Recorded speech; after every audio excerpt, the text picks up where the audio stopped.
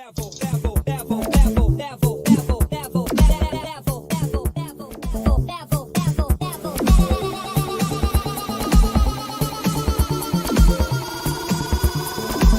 it to the next level.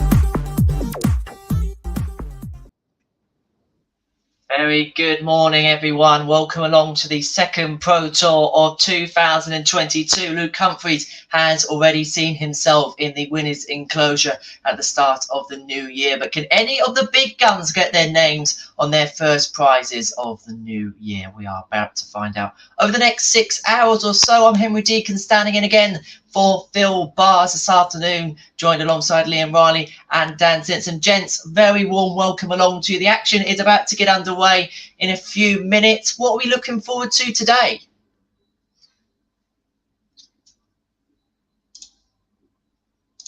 Forward to Peter Wright against Alan Suta, which I think there'll be a lot of other players in the tournament. We're happy to see at least one of them go out in the first match. That they're gonna, one of them's gonna do the job on the other one. Draw's really interesting. I think there was some seeds that from yesterday we'll fancy coming back and hitting things a little bit harder. I think that we saw some of the new guys, new tour card holders, playing really well yesterday and build up a bit of confidence. So really difficult to sort of predict what we're going to see today. But I think we're in for a bit of fun anyway. I think it's going to be an interesting day all round.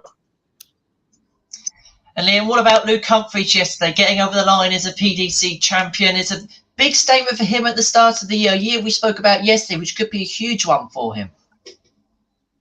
Yeah, I mean, we see what he done at the beginning of last year, reaching the UK Open final. I mean, he's really set a high standard for himself over the last year or so, and he's really a massive contender now going into these tournaments, not only on the floor but on the TV tournaments as well. So he's going to be a massive danger. That will give him a confidence boost going forward for the rest of the year.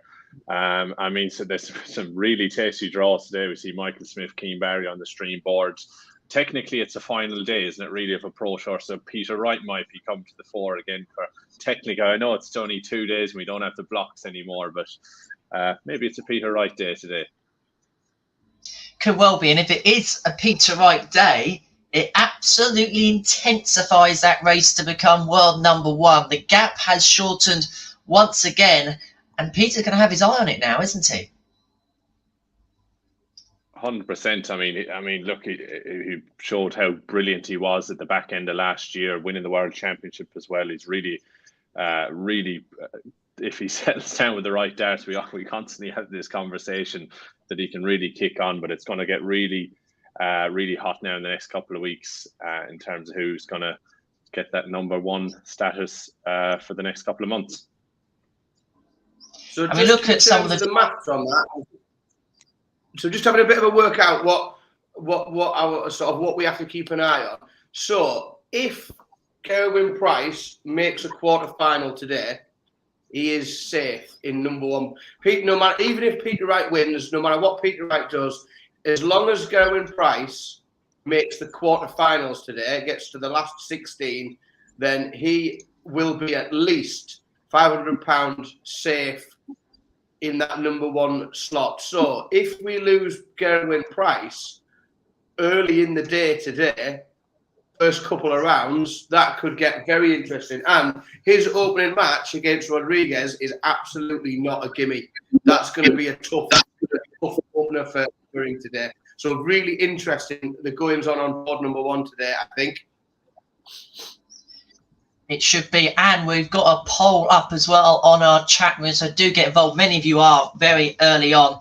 Which game should we have as our first on the featured game stream? It's Peter Wright against Alan Suter and Michael Smith against King Barry option. Do get involved in the chat room. Send us a like. Don't forget to subscribe as well. Got plenty going on today with the finals of the World Seniors Championship and, of course, the return of the live league tomorrow. So do stick with us there. We are moments away then from the action getting underway at Pro Tour 2. I'm going to ask the toughest question we can ask all day, because 128 players in the field is always a bit difficult. But who's going to be the champion come the end of it? I'll leave you go first, Dan. I was having. It's sometimes you find yourself going with your heart rather than your brain, don't you? I'll tell you what I'll do, because I talked yesterday that no one had done it. No one's done it for ages, but I'm going to. Michael van Gerwen. That the body's on, other than a potential meeting with Barney, which you'd favour him. Even when you look at how the draw might open up potentially, you'd make Michael the favourite in pretty much every game he might end up playing until at least the quarters. And by then, I think he's built up a bit of a head of steam, and he knows he's in with a chance. And and we haven't talked about him enough lately. So let's talk about MVG. So we have got some darts underway. We are underway now in Barnsley for the start of Pro Tour 2. And look who is in action. The man you've just tipped, Michael van Gerwen, up against Danny Baggish. Now, that's not a gimme as well for the last 128 game. Also underway, Luke Humphries, the champion yesterday, looking to go back-to-back against Jules van Dongen, the Dutch-American. Callan Ridge, John O'Shea's tasted. Damon Hetta, the number 15 seed, takes on John Brown. And, of course, we have got our vote on the stream. We'll give you a couple minutes to make your mind up. It looks at the minute we'll be streaming Wright against Suta as our first streaming game. But let's have a look then at the chat room. Roy thinks Steve Beaton's going to win today. Could the Bronze Adonis roll back the years? That's a tasty old game we see there. You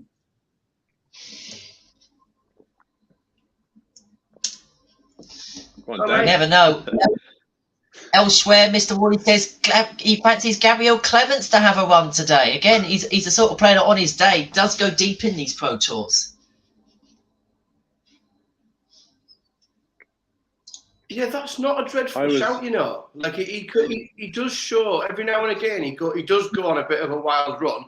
Like his board's not, you know, he's capable of beating everyone. Which as I say, just gives. Sometimes it's just that opportunity to put 2 or 3 wins together, keeping your average high and getting some confidence up. And he, you know, he does look like he's probably in with a chance today. Looking at the board he's going to work his way through. Could well happen. The games are underway, and we are going to close our poll, our first poll there. We'll do a couple more of these as the afternoon goes on. So then, we are going to stream Wright against Suta as our first match when they go live. Let's have a look elsewhere in the chat room. Lee Boyce is with us in the chat room. He says, good afternoon all. We are watching from the press room at the Circus Tavern. Keep up the great work. And everyone in the chat room, happy Sunday. Happy Sunday to you as well. Just a quiet one over the Circus Tavern. Just the finals of the inaugural World Seniors Championship. But I don't know what that's all about. Brilliant tournament, though. In fairness, we spoke about it, didn't we, before coming on today. It's been a fantastic tournament. And I think we've seen in that event the players who played most frequently coming to the fore. Yeah, and we had a discussion about that earlier, Henry. And I mean, the capabilities of some of the players that are still playing on the seniors tour, I mean, they wouldn't look out of place if we'd seen them today on the Pro Tour. We looked at the likes of Kev Painter, Robert Thornton, the exhibition of finishing we've seen from Martin Adams in the first night. We've seen some good matches in that. Obviously, you can expect a few low averages. A couple of the players haven't played for a while. Age isn't exactly on their side for some of them either, but overall, I think it's just been a fantastic spectacle and a real great addition to the calendar. Absolutely. And our first feature game is underway between Peter Wright and Alan Suter. Let's move that around a little bit. So we're in the opening leg of that one. Wright on a finish very quickly against Alan Suter, the Scot. And of course, plenty of action elsewhere, gents. We are underway, aren't we? And there's some. What other games, apart from the ones we've spoken about, have taken your fancy thus far? Well, we've got our first break of the day, and again, you know, a lot of people talked about him lately. He's been on the rise, but first break of the day, Callan Ridge goes 2-0 up against John O'Shea. And again, I think we talk a lot about, well, lots of people talk a lot about Callum Ridge at these events because we know he's got the potential to go on a bit of a run, still a bit of a player for the future, but he's off to a cracking start. Another game we haven't mentioned that I really fancied when we saw the draw was Ryan Searle and Ted Everts. And it's justified because Ted Everts breaks early, averaging 100 and goes 2-0 up against Ryan Searle. Ryan Searle had a tremendous day yesterday, but is already on the back foot and up against it against Super Ted. Can Super Ted be the Superman today? We will, of course, find out as the afternoon goes on, and we will have all the action as it happens on our Pro Tour screen. There we go, sorted out the screen there. Alan Suter then 1-0 up on Peter Snakebite Wright in our feature game. Elsewhere, Damon Heta has taken an early 2-0 lead against John Brown. Callum Ridge 2 up on John O'Shea, the world number 1, taking on Rusty Jake Rodriguez. He's taken an early 2-0 lead. Ryan Meikle is averaging 115 against Dimitri Vandenberg thus far. And the other one of our games we're going to keep an eye on, Michael Smith, 115.6, leading King Barry by a leg to nil. And of course, we'll keep you updated on all those games and plenty more, of course, warming up as the afternoon goes on.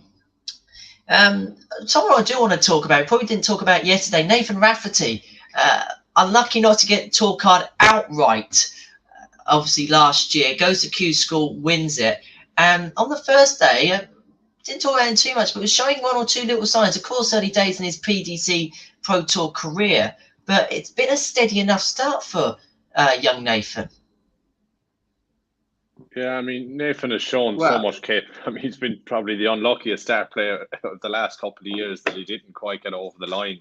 It's getting the tour card. But look, I'm not saying the pressure is off in a way, but now that he's got the tour card, we know how capable he is. We've seen him on TV in some of these tournaments.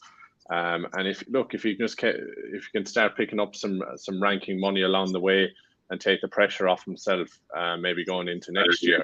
I mean, we know that there's no limit for Rafferty and some of these younger players like Bradley Brooks and the like. And I'm really looking forward to seeing how he does this year. Indeed. Let's have a look then elsewhere. What other games have you been keeping an eye on then, lads? So Luke Humphreys, again, what a day yesterday, but hasn't let up. He seems to be maintaining his charge and has gone early 3-0 up, playing really well against Van Dongen.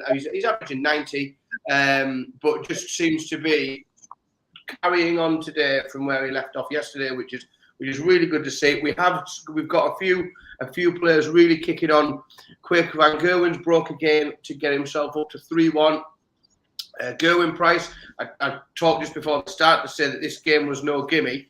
There's a huge gulf in class at the minute in that game, and the current world number 1 is looking very comfortable. But I think probably the highlight is if we go back to the feature game, Alan Suter takes an early break and goes 2-0 up on Peter Wright, which some may think is a bit of a shock. Nothing with Alan Suter shocks you. How good a first year he has had on the Pro. So let's have a little look at the chat room then.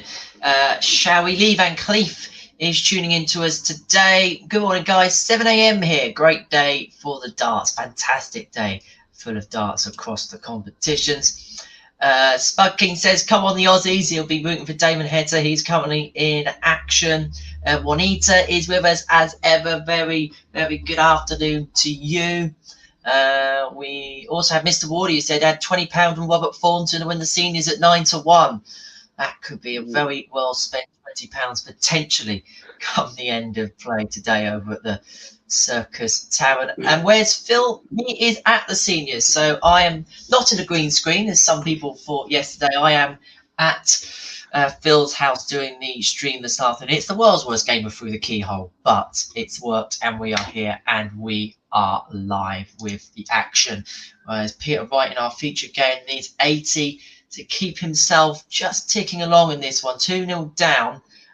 Elsewhere, Rob Cross, I've just had a look here.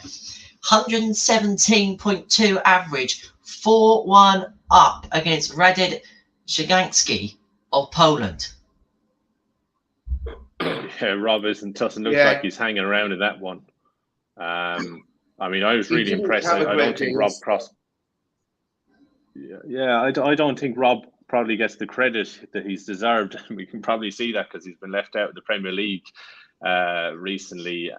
He'll be really out to prove a point again that he is one of the very best in the world this year. Criminally underrated in my eyes is Rob Cross.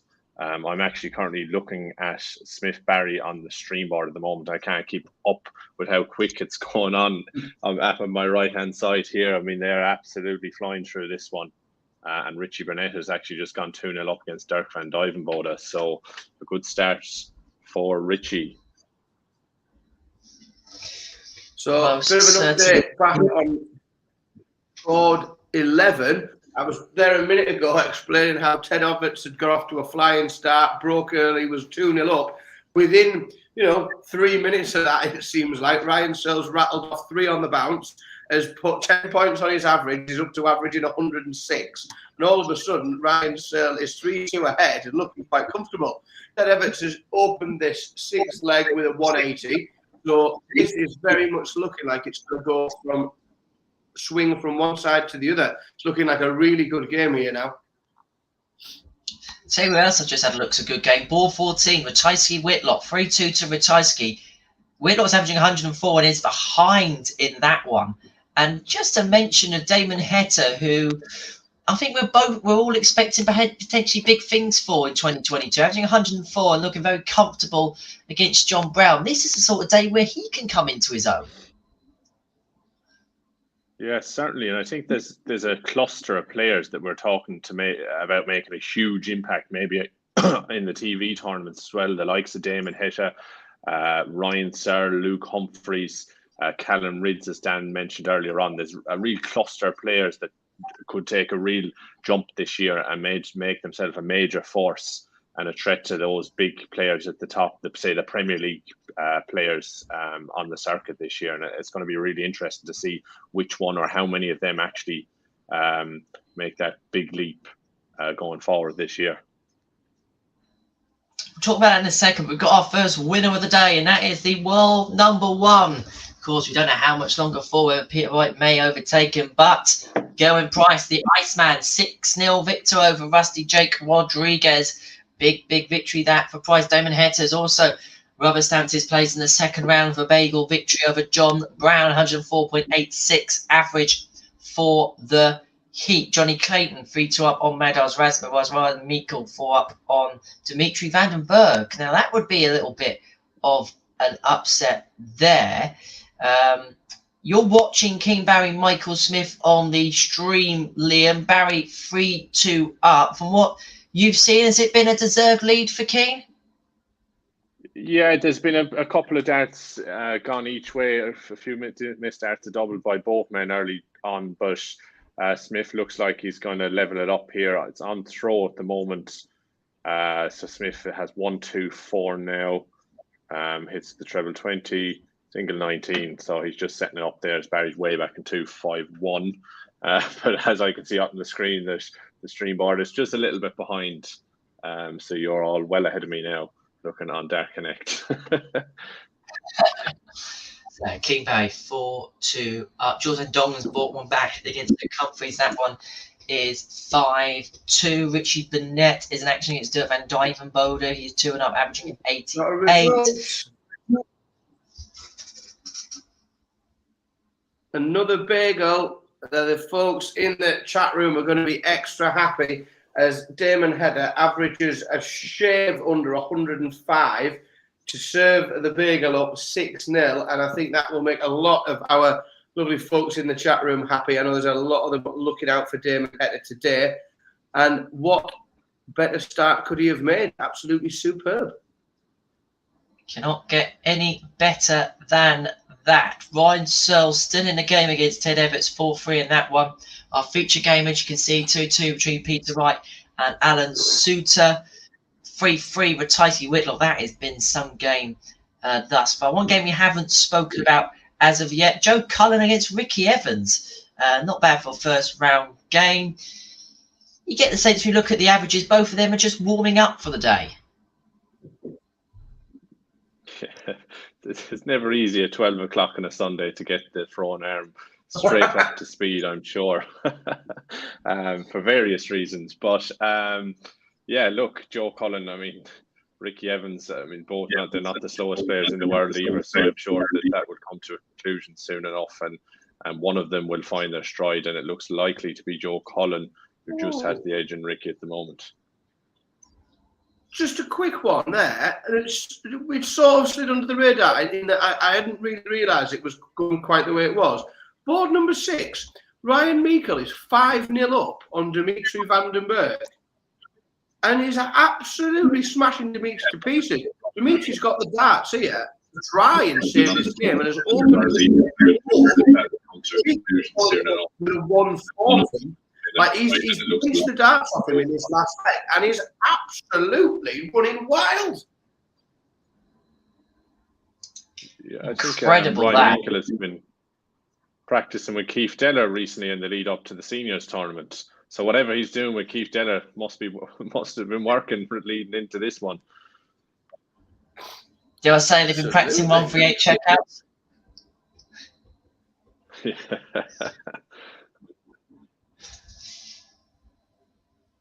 So let's have a recap then on what is currently live. Rob Cross looks as if he's edging in towards victory against Radek Shignatsky, averaging 118, 5-1 victory. 5-1 in front, looking as if he's going to come towards victory. And on the game that's on the stream board, Liam, we have a result.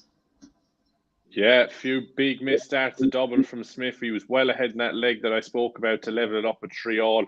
Barry has taken the initiative now, just a little bit behind here on the stream board, but it looks as if he leaves 1-2-4 for the match. Smith just looks a little bit edgy, going snatching at a few darts here. We'll just have a look to see if that was the 1-2-4 that Keane Barry took out for the match. No, it was not. So he just comes back and he tidies that up for a comprehensive 6-2 win. And that's a good start to the day for Keane Barry. I know Dan mentioned earlier on that he's got a couple of nasty draws recently, but he'll certainly be pleased with taking out the world finalist in Michael Smith.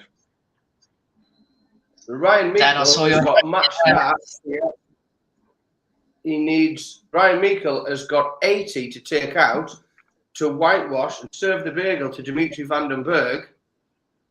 He's had this 80 for a white. Oh, he's took it out in 3 darts. He's took the 80 out and wins 6-0. What a performance from Ryan Meikle there. Dimitri van den Berg has not. I don't even know if he's turned up. I don't know what. I think he must have only been throwing 2 darts, looking at some of the scores he's posted. 6-0. Bagel served up. Well done, Ryan Meikle. Top lad. That is a big statement to the rest of the field. Dimitri out. Michael Smith out. The seeds are beginning to tumble very, very early on here. Peter Wright is involved in a game himself. He is in a bit of bother against Alan Suta. Ted Evans is leading the number 7 seed in yesterday's finals, Ryan Searle. And look at Connor Scott go on board 4, 5-1 to the good against number 9 seed Brendan Dolan. Scott, someone who I tipped before the Lakeside began to win that and do very well. Doing well on the Pro Tour circuit as well. 5-1 to the good against Brendan Dolan. Yes, Dolan's only averaging 84, but that's some scalp early on in your PDC career. Yeah, I mean, look how dominant Brendan Dolan is. Go on, Dan. Ted Evans just had match starts. He needed 90 to win the match. Couldn't get rid of it. Only threw 50. Ryan Searle's just levelled it and forced a no. I don't know how he's done that. Ryan Searle has just broken Ted Evans when Ted Evans had match darts. And now Ryan Searle has got the darts in hand in the noble leg. So this is really going to work. Searle can only open with an 89. If Evans can pick up a couple of trebles his first visit here, then this is going to go right down to the wire. Yeah, and just as you say that, Dan. Sorry, Henry. Go on, Liam. Go for it. Just going to say that John O'Shea has completed a 6-4 win over Callan Ridds. Only an 86 average from John there, but another win to his tally there. Richie Burnett 4-1 up against Dirk Van Duivenbode as well, only averaging 84. So there's a couple of slow starters in terms of averages early on today. but it's just about getting over the line and getting them wins. They won't really care about the averages. And as he's just, as I say, that moved into a 5-1 lead, and De Souza has just got over the line against Nathan Rafferty, 6-2. Right, Yes, folks, my focus now is going to be exclusively, I'll be focusing on board number 10, because the greatest darts player of all time is now underway.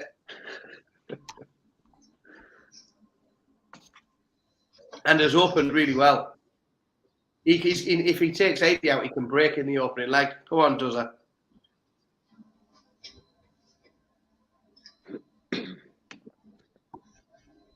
So the Ted Everts Ryan Searle needs 110 for the match.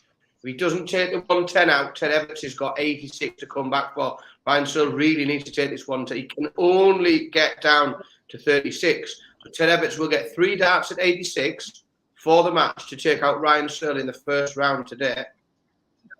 If he doesn't take this 86, Searle is going to have 3 darts at 36. And you've got to fancy him to do that. Everts misses the bull. Misses the bull for the match, which means Ryan Searle has got 3 darts to get rid of 36 to move through into the second round. Only needs 2 to do it. Ryan Searle wins 6-5. A good effort there from Ted Everts. Just edged out right at the end. So Super Ted departs Barnsley. Ryan Searle survives the scare. He is through. The feature game. Peter Wright is in a bit of trouble here. Suta wants 76 to make it 4-4. And that will be anyone's game from there on in. Best of 3 to get themselves through to the second round. Leaves himself on double 18. We'll have a look and see whether Peter Wright can take out this 80. Well, there's a whole host of games elsewhere get underway here on Pro Tour 2 here on the Online Darts YouTube channel. Leaves himself tops. Shumi probably had at least a dart for and missed.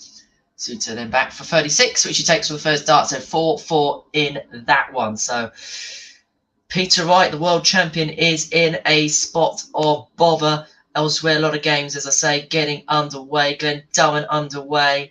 Joe Mernon getting underway. Matt Campbell is someone we're looking forward to seeing this year. He's getting underway against Martin Lukeman. Bradley Brooks, Andy Bolton is an evenly weighted game. And we've got a noble, haven't we, between Ratajski and Whitlock. 5-5 in that one. Clayton, Johnny Clayton and Meadows Razma, that's going all the way.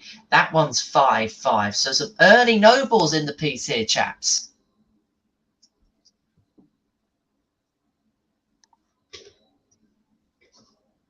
Yeah, that Ratajski and Whitlock has gone back and forth all the way. They've been really, really level, matched each other all the way through the match. You can see there's less than 1% different, or less than 1 point different in the average. Really, really tight game, that. Really tight game. Absolutely. To be fair, it is 1% difference. The average is 199 as well, so even better with the statistics. Jim Williams, you spoke about yesterday, what we want to see from him on the Pro Tour this year. He's underway against Boris Kretschmer. Also warming up, Cameron Menzies against Gert de Vos, Josh Rock against Christoph Kachuk, and Ricardo Pietrezco. I hope I've got that right. He takes on Jason Lowe. Scott Williams also underway. There's just one name I've just seen there gone 1-0 up against Jamie Hughes, is Scott Waits. I mean, there's someone who I watched quite a bit in my early days watching darts in the BDO. And I was really kind of disappointed with the way I just thought he performed better over the course of the 2 years he's torqued out. I know he went back to Q school and won it straight away. But I really feel that maybe it could be a last chance saloon, maybe not to go that far for Scott Waits, because I'd hope that he can hopefully kick on now in the next 2 years and show us what he is capable of, and try and get back to some of that form that's seen him win the Grand Slam all those years ago. He's certainly an interesting proposition. We'll get back to that in a second, because there is a result in that Ratajski-Whitlock game now, chaps. Yeah. And sorry, my screen's frozen. Why have you done that? That's irritating. A result flashed up and then my screen immediately just binned me off. I can't see it now. Ratajski left What's happened? Who's 48 won? after 12. Ratajski left 48 after 12 and then takes it out in 2 darts for 14 darts leg to seal the match. So really high contest there. That was actually on string board 2, so I managed to get the back end of the action there as he nailed it for a 6-5 win. Elsewhere, Connor Scott has knocked Brendan Dolan out of today's competition. 6 legs to 3. Scott, the winner there. So the sniper is through. The history maker heads home. Boris Kotsov won up on Scott. And big results elsewhere. Madars Razma has knocked Johnny Clayton out of the tournament in the opening round. 95 average for Razma was enough. The number 5 seed departs. What a strange day. Yeah, and with these results, there's a massive opportunity then for some of the players. I mean, we've seen Michael Smith fall early. We've seen Johnny Clayton now. I mean, it could really open it up for a surprise winner today. And there could be some big ranking money won, important ranking money so early on in the year. Out of the unseeded players, when they have a look at the draw, and they'll say they don't look at draws. Of course they look at the draw. Out of those that will have a look at the seeds tumbling, of those unseeded players, who do you think perhaps would fancy the job the most? Let's have a look. Let's see how that has affected things. You've got to assume that everyone else on Michael Smith's board is over the moon, because Michael Smith is a dangerous player, top player, and frightens everyone inside the top 10. Never mind everybody else. But I'll tell you what. I'll tell you who would fancy that. So you look at that board, and there is someone who could go deep now. Adrian Lewis on board 5. Adrian Lewis could be the man, because so board 5 into board 6, Adrian Lewis is going to benefit from Michael Smith going out and Dimitri Vandenberg going out. And there's some good players in there, but this could be, we could see a bit from Eddie today. Looking at the way that draw's opened up with those seeds, he could be the man to benefit. You spoke about how big he is at ADS. Let's focus in on our feature game, because have a look at that. It's gone all the way, 5-5 between Peter Wright and Alan Suter. Wright kicking off with a 140, but can only back that up with a 45. Suter kicking off with an 81 himself. This visit could be absolutely crucial in the complexion of this game. 125 leads on 295. This leg is up in the offing. Big noble leg in our first feature game of the day. Peter Wright, the world number 2, wanting to become world number 1. A spot of bother here. 140 leaves him on 176. Suter in this battle of the Scots needs a big visit here to keep himself in touch with Snakebite. 139 leaves him on a finish. It's a big one though, 156. Peter Wright looking to set things up.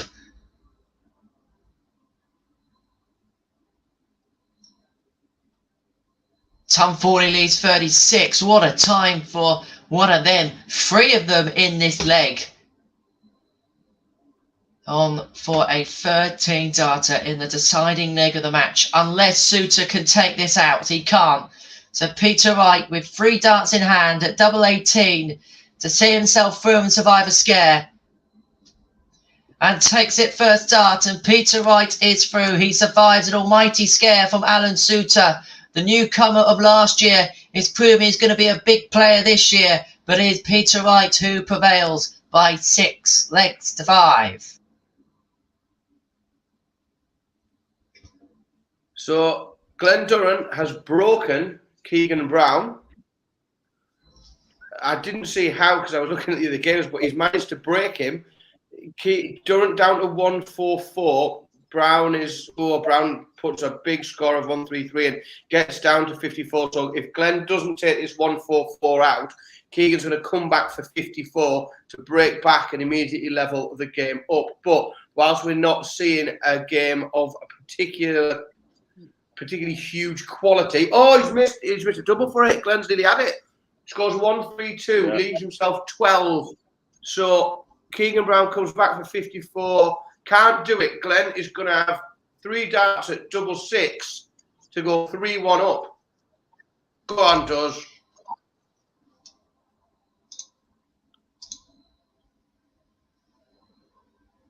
Get it. 3-1. Not that we have favourites on this stream, by the way.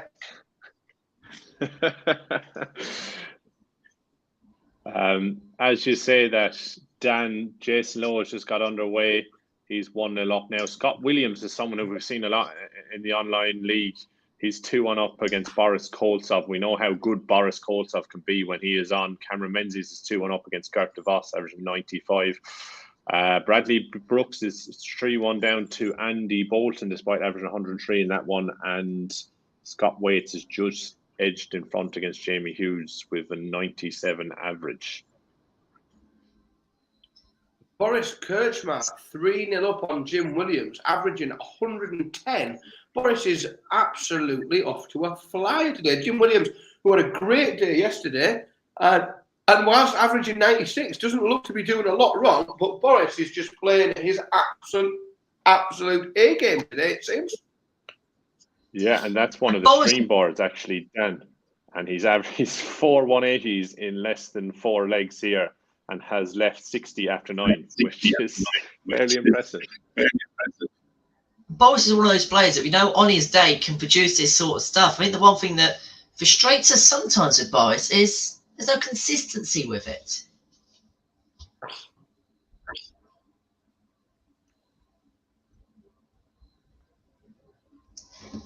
I'd agree, and there's a couple of players in tour that kind of need to find that B game in order to be competitive constantly. Boris has actually missed starts there, and Jim Williams looks like he's going to take out a 155. Oh, and he misses the double 19. So Boris is coming back for a 4-0 lead in that one. Let's have a little look then at the chat room. Madhouse Ed House v Michael Van Gerwen will be a good game. How is he doing? Van Gerwen won his first game against Danny Baggish. Gary Anderson, I haven't seen Gary yet, but we will see him in due course. Where is Phil? Phil is over at the Circus Tavern for the World Seniors Championship. So I'm sitting in his place in the host chair this weekend, aptly with some great company as well. Let's have a look then. Peteris says, "I told you Rasmo was going to win against Clayton. He's one of those players that can put off those results on his day." And what site are we using? We are using Dark Connect TV. So all the results, everything, you get live updates on there. And of course, you can tune into that whilst watching us at the same time. So you can get the best of both worlds. And it feels like a sort of day where 2 free screens might be necessary. But make sure whichever screen you've got us on one.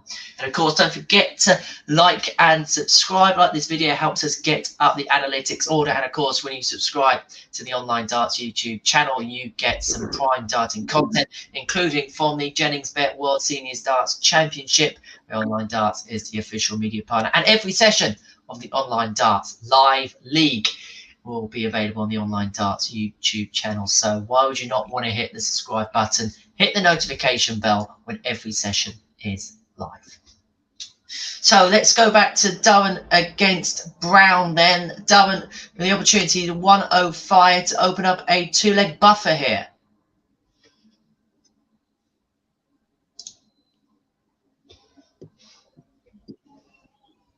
Come on, Ben. Yes! Brilliant. Get in!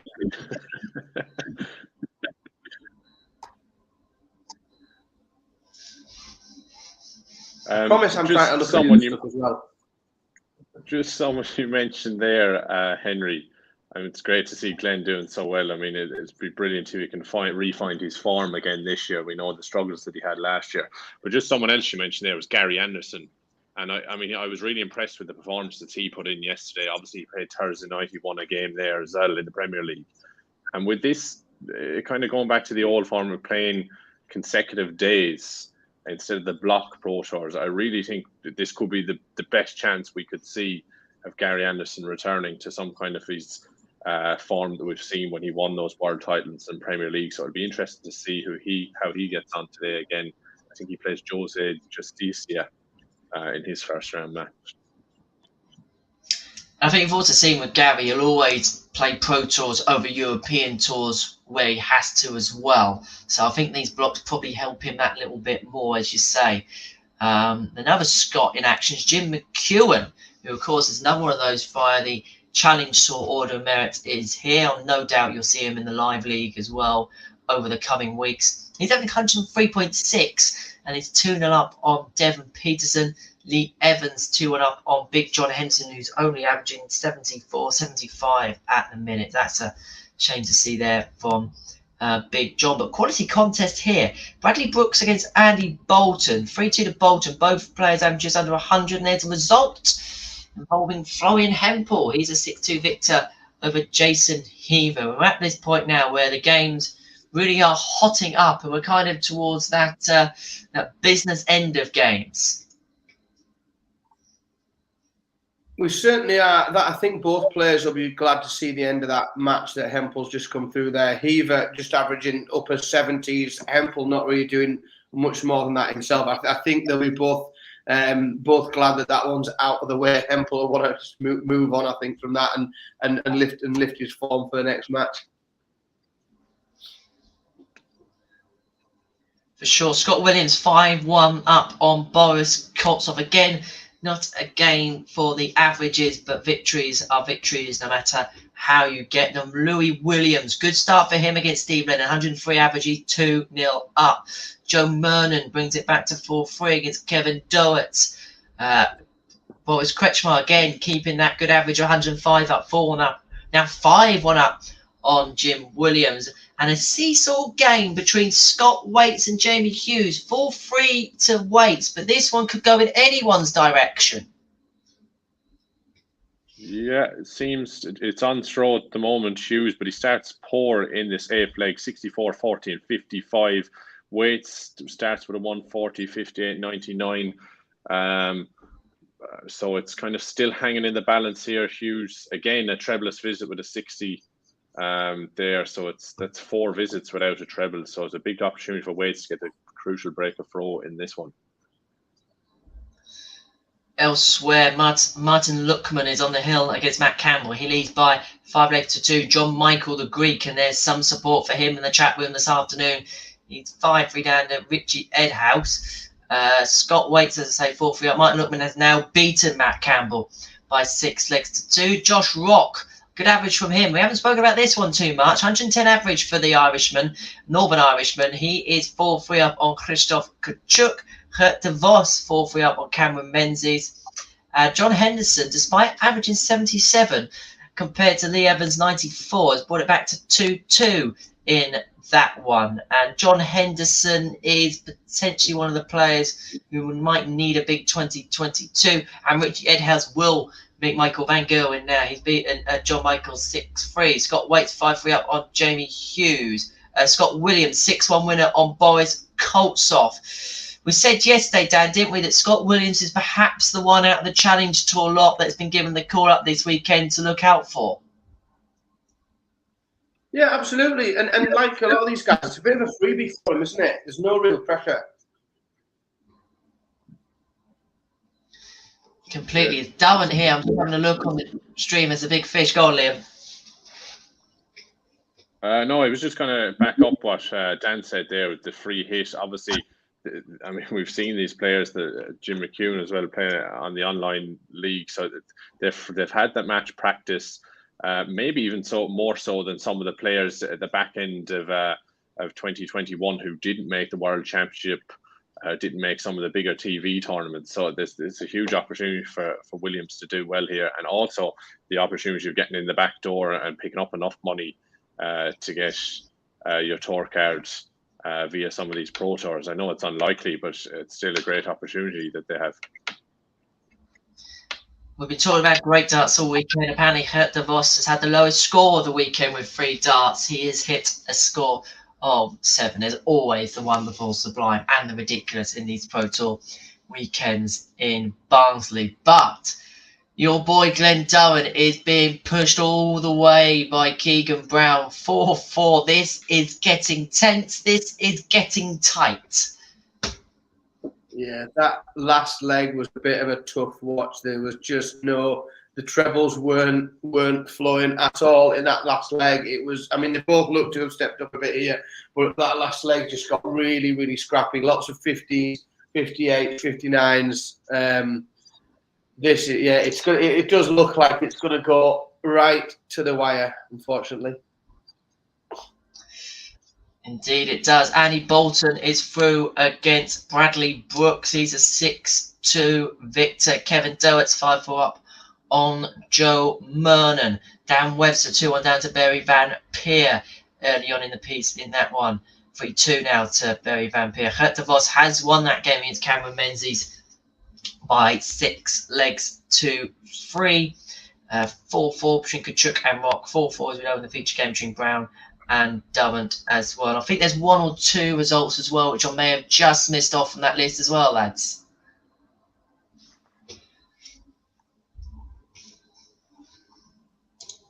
Yeah, but I won't be able to help you with that one. They're going too fast for my eyes between the stream board. Actually, coming up on this stream board, we have Adrian Lewis and Steve Beaton, so that's going to be really interesting. Like Dan said, with that board, it's really opened up now, and massive chance for AD and of course Steve and the other players on that board to really have a good run. Indeed it is, and we will see how that develops. Brown 5-4 up on Durrant, 4-4 in that one. Jim McEwen 3-1 up on Devon Peterson. Louis Williams going comfortably against Steve Lennon. Some interesting games a bit further down. I like the look of Jeff Smith against Vincent van der Voort. That looks like a cracker for a first round match. Absolutely. Definitely looks like a good game. Yeah, I agree. That could really go either way. Jeff has been a bit lacking in form as well. For a player as good as he is, he hasn't really found his best. Hasn't really found his best form of late. But you do feel like he only needs a few, a couple of decent wins, and that's the sort of match. A win against Big Vincent could light a bit of a fire and get him going a little bit, really. So that could be a really interesting one, like you said. Yeah, and Dan, he's probably one of the players who's been affected most by COVID and the pandemic in terms of isolation and travelling over. I mean, it must be tough enough for most of the players that it is for, let alone Jeff Smith. I mean, the travelling that he has to do just to make a weekend or at a Pro Tour, and he'll be happy that some of the restrictions have been lifted in order for him to travel over a little bit freer now this year. Absolutely. I was lucky enough to get a chance in November to have a chat with Jeff. I met him at Martin Minehead, and I think the year he'd had was ridiculous in terms of what he could do and the hoops he'd had to jump through in order to play. Let's be honest, not really particularly major tournaments. Just general, just keeping to being a full-time darts player was really tough for Jeff last year. So hopefully things are a little bit simpler for him this year. There we go. Right. It's time. He's warming up on 3. It is time. You know what time it is.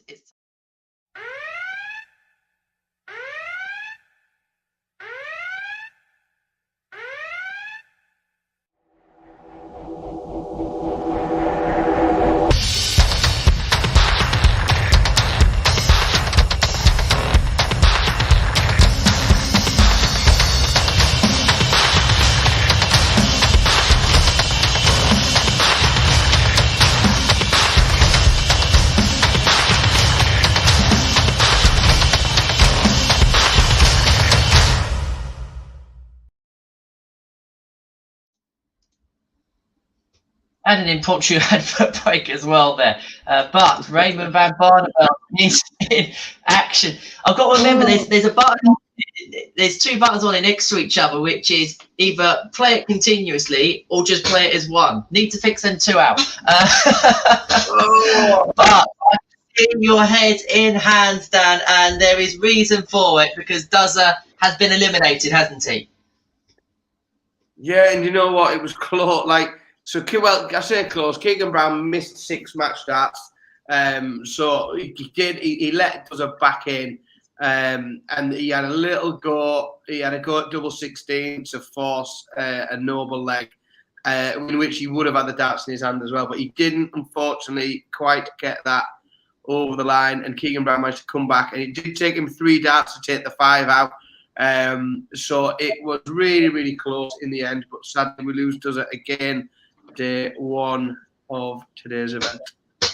Although I am slightly more encouraged than previous Pro Tour events, in that his average was a lot better in the last 2 days than we'd seen from him in a lot of the events towards the end of last year. So I'm very encouraged that he is finding some form, and I'm hopeful that we get to see some more from him soon. I've just seen a couple of the games that are warming up. Now I've just found which one our next feature match is going to be, because this is a horror first round draw for both. Adrian Lewis against Steve Beaton. Neither would have wanted to have played each other today. The machine is in action. He's taken on Darius Labinauskas. He's behind 1-0 in that one. Chris Dobie's also on the way against James Wilson, as is Dave Chisnell against Adam Gavlas.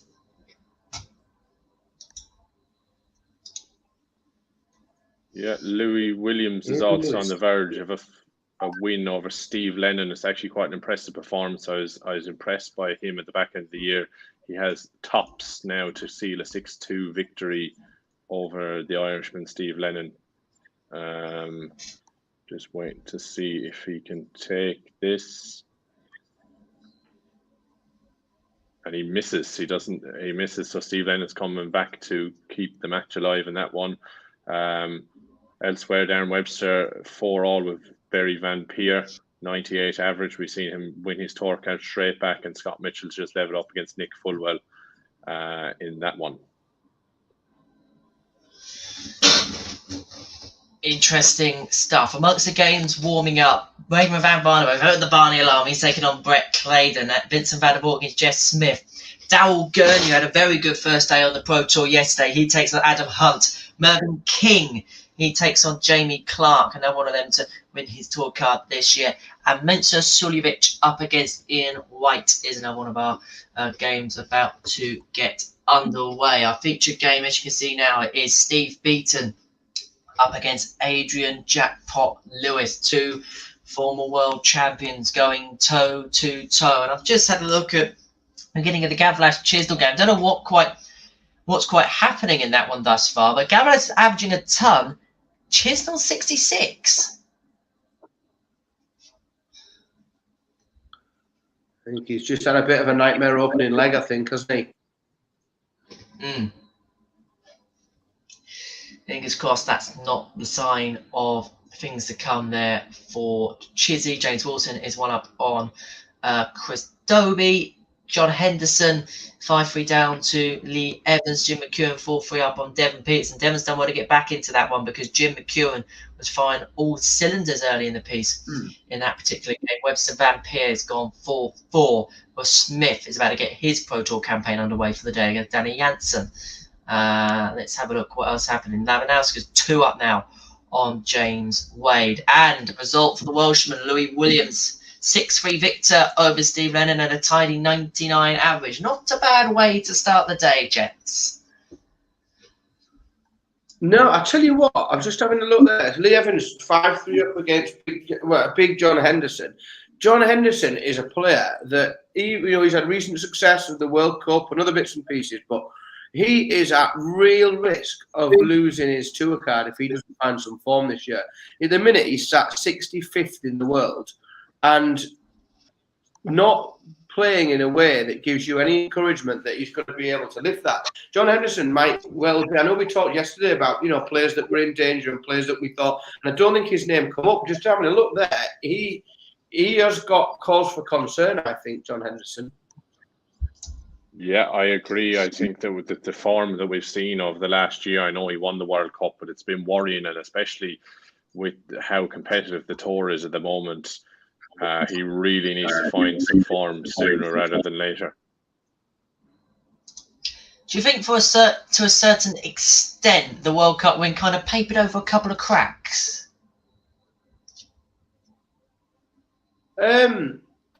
Yes and no, in that It's a bit of a unique event, isn't it? It's a bit of a strange event. I don't think it's an event that it gives a really fair reflection on where any particular player is, just because of the way it's structured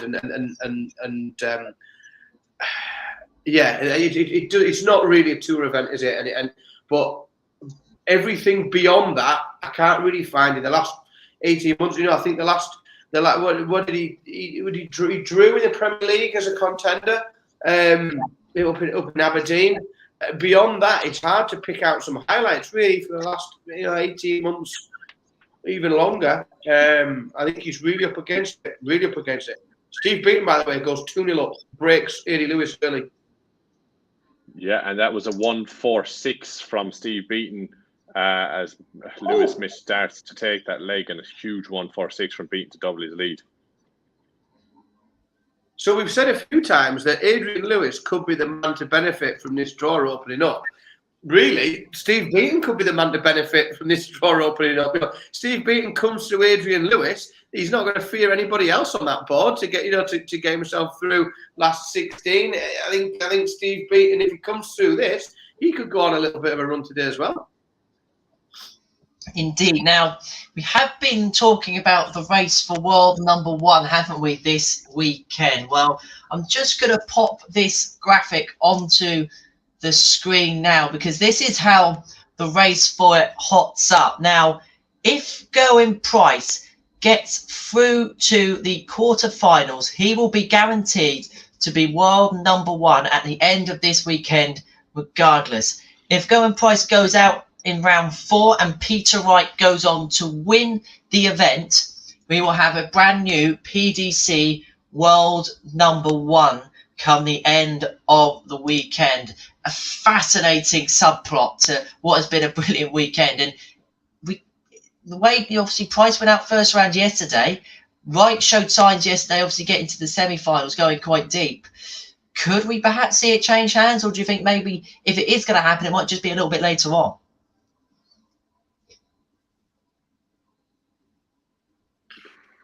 I don't think it changes. I don't think so. I just think it's not quite. I think that we need Price to do, or Price would need to do. I'll have a bit of an upset, and I don't think it'll happen. I just can't see it there. Yeah, I don't think we see it today either. I do think it will happen at some stage this year. I think Wright will overtake him. If he I know we keep going back to the darts all the time that he's using, but I do think it will happen at some stage, but just not today. With the fact that Gerwin went out relatively early yesterday as well, I don't think he'll make the same mistake twice today. And he'll change darts when he becomes world number 1 as well. That's the thing with Peter Wright. He'll have a commemorative set he'll use for one game only and bin him off. So that is the race for world number 1. But the race we're interested in today is the race to the Pro Tour champion, and Jason Lowe is still in that mix. He beats Ricardo Petrescu 6-5. Ross Smith and Danny Jansen 1-1. Kim Heinbrett's getting underway. Gabriel Clements, 1 or 2 of you in the chat room have been fencing him today. He's getting underway. James Wade is 3-0 down to Darius Labanauskas. Literally another big seed falling by the wayside. Daryl Gurney 2-0 up, now 3-0 up on Adam Hunt. Raymond van Barneveld is Brett Clayton 1-1. Him and MVG could meet early on today, the way the draw has panned out, although Clayton now has opened up a 2-0 lead, as a Jamie Clark over Mervyn King. And just having a look, Webster Van Peer, that one's going to an oval. Yeah, that's been a bit back and forth as well, hasn't it? Van Peer looked brilliant yesterday. He really did put in some great performances, and he's just got beat. He's out. Curse of the commentator. Absolutely. Chris Dobie, I tell you what, the lads from the northeast, my boys from up here, are not having the best of days today. Chris Dobie 4-0 down now. That is not good. James Wilson, new 2-card holder. We've talked loads about how these lads that have just picked their cards up have had a really good weekend. And James Wilson was one of the guys that didn't have so much of a good day yesterday, but certainly looks to be making up for that today. 2-day weekend, and he's making the most of the second day of that. Daryl Gurney have fallen up at Adam Hunt. James Way's pulling back against Labanauskas in our feature game. Steve Beaton 3-1 up on Adrian Lewis. Now, someone did say in the chat room they fancy Steve Beaton for the win today. Well, he's getting himself off to a very good start, and that's where we're going to delve into now. Anyone watching the stream know what version of target barrels Lewis is using? Liam, you're our man on the stream this afternoon. Have you had the opportunity to see what AD's throwing? I've just been trying to work that out. I think that they are, and I'm not sure, but I don't think what he's got in his hand, I don't think they're on sale. I think they're a prototype. They look a lot like his Gen 2s. They look like his Gen 2s with some black rings in them. But they don't look like anything he's got on sale, if that makes sense. They look like he's having a bit of a tinker. So that might be a bit of an insight as to something we're going to see soon from Target. Might have a 9 darter. Look, just hearing on the chat room, potentially Ian White may have hit a 9 darter in his game against Mcewen Sulevic. We'll dig into that one and make sure and confirm that, should that be the case. We're always due a 9 darter on a Pro Tour weekend. Well, it's highly conceivable because he's averaging 116.13 against Sulevic. We'll have a quick look at that come through when it does indeed come through. We'll double check. Obviously, we'll look at all the feeds and that, make sure it's all 100%. But it looks like we may have had our first 9 darter of 2022. Absolutely, and I don't think I would have backed Ian White. Well done, Ian. Yeah, and he's another player that really, he's been unfortunate with the Euro Tours over the last couple of years, but another player that's been on a little bit of a slide recently, and he'll be trying to look to get his form back on track this year. There's quite a number of players that really need big years this year in 2022. Most certainly. Raymond Van Barneveld will be wanting a big 2022. He is 3-2 up on Brett Clayton, and Jeff Smith 3-2 up on Vincent van der Voort is the Canadian. Kim Hybrex and Eddie Lovely. This is some game at the top of the screen. 112, 108 average, 1 apiece in that. And Gabriel Clemens 2-1 up on Martine Clearmack. I can hear an ooh in the background somewhere. Board, I've just wanted a quick look, catch up there. Board 2, Darius Labanauskas 5-1 up on James Wade.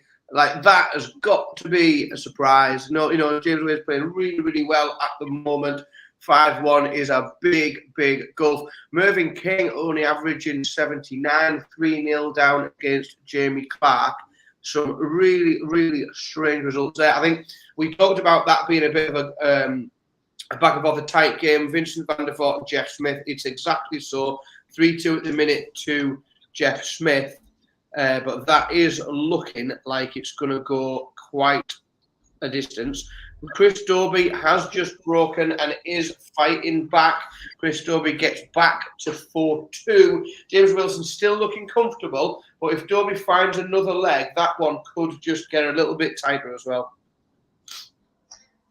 Ian White hit a 9 darter in the second leg of his match with Mcewen Sulevic this morning or this afternoon. So congratulations to Ian White with the first 9 darter of the 2022 season. Of course, we can't forget Gerwin Price hit a 9 darter on January the 1st, 2022 in the World Championship quarterfinals. So already 2 9 darters and we're into February. That is the standard that we have got this year in the PDC. Aaron Cox says, come on, Adrian. Well, he has fought his way back into this one, hasn't he, at 3-3. Beaton looked as if in the early stages he was in a bit of control, wasn't he? But Lewis has brought it back, and actually in this leg is in seemingly control against the darts. Yeah, actually, just on that Adrian Lewis, it was a 21 dart hold of throw in that one, and I don't know how he managed to sneak the double tops in because one of the darts was actually lying across the bed. So he done well to squeeze that in. Elsewhere, I just noticed that Daryl Gurney did he get the victory there? It's just disappeared from my screen as I was speaking there, but another player who done really well yesterday. Yeah, he got Daryl off to an absolute flyer against Hunt. I keep look, obviously another one of the Northeast lads are not having a good day today. Adam Hunt, another one of our lads from up in the Northeast, but absolutely smashed today, 6-0, Daryl Gurney. And again, there are a couple of players that had a really, really good day yesterday, looking to carry on that form. Daryl Gurney, once he starts putting 2 or 3 wins together today, you're going to have to fancy him to go deep again, because he is looking like he's really hitting some form this year. I know we talked a lot about him yesterday, but he's a really interesting prospect, certainly for playing like that at this time of the year. And I know how much we love a good stat, don't we, around here? And Andy Scott on Twitter, obviously one of the PDC guys, has just pulled this one out. This is the 600 PDC Pro Tour event in history. That's a staggering fact when you think about it. That really is, isn't it? It really is. 600. Yeah. Massive. And I mean, today alone, I mean, look, if we just have a little look around the boards again, I mean, 600 is really staggering. I mean, how it's progressed probably since the early days of them events to now, where we can see so many seeds falling so early because of the competitiveness and openness of each tournament that we see these days. I mean, they just have a look through and see the players that have fallen early doors, and the capabilities of the lower ranked players these days is just phenomenal. And I'll tell you what, just on that matter of seeds falling, we've got 2 seeds on the cusp of going out here. There's Nick Fulwell sits 5-3 ahead of Scotty Dog, and Adam Gowlas 5-2 up on Dave Chisno. Chisno had a slow start and doesn't seem to have been able to really build up much of a head of steam. So we do have 2 more seeds there on both ends of the tournament, board 1 and board 16, that look like they are within a leg of going home. Another seed in trouble up on board 10, Ross Smith, who has some of the best dart shirt logos in the entire game. He is 4-3 behind against Danny Hansen. Again, Danny Hansen only averaging every 86, but managing just to stay ahead. So we've still got another Mervyn King still behind, fought back a little bit from 3-0 down. James Wade, we've got here, we could potentially lose another 5 or 6 seeds here in the next 5 or 6 minutes. James Wade has gone 6-3 to Darius Labanauskas. That is a big upset there. So Darius Labanauskas knocking James Wade out. And another man who is in a bit of trouble is Steve Beaton. He was in control of this match against Adrian Lewis, but Jackpot has fought back and then some, and he is on the hill against Beaton, although it is the Bronze Adonis who has the darts in this leg, but Adrian will have a chance, even if he loses this one, to throw for the match. So Adrian Lewis closing in on victory there. Eddie Lovely is 3-2 up on Kim Hybridge, averaging 103. Schindler is 1 up on Mike DeDecker early stage in that one. Ryan Joyce 2 up on William O'Connor. Janssen now 1 away from knocking out Ross Smith. Stephen Bunting 3-0 up on Jermaine Watamina. And Chris Dobie is on the ropes against James Wilson. He's 5-3 down.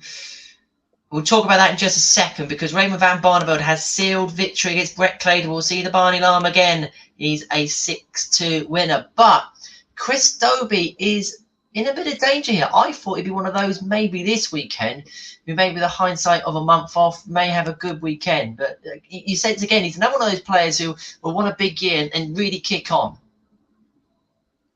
Yeah, and I think we have seen that this weekend. I think so. There was a batch of let's say 10 players in the top 32 that if we're honest could probably have gone either way in terms of their sort of kicking off the year and what we've seen is some really strong signs from players like Daryl Gurney, who really seems to be sort of embracing the new season, so to speak, and really come out all guns blazing. And then there's been a few others who stuttered, let's say, in on the beginning of this year. Now, if Dobie can break, so Wilson's got the darts in hand for the match now. Dobie can only open with a 57.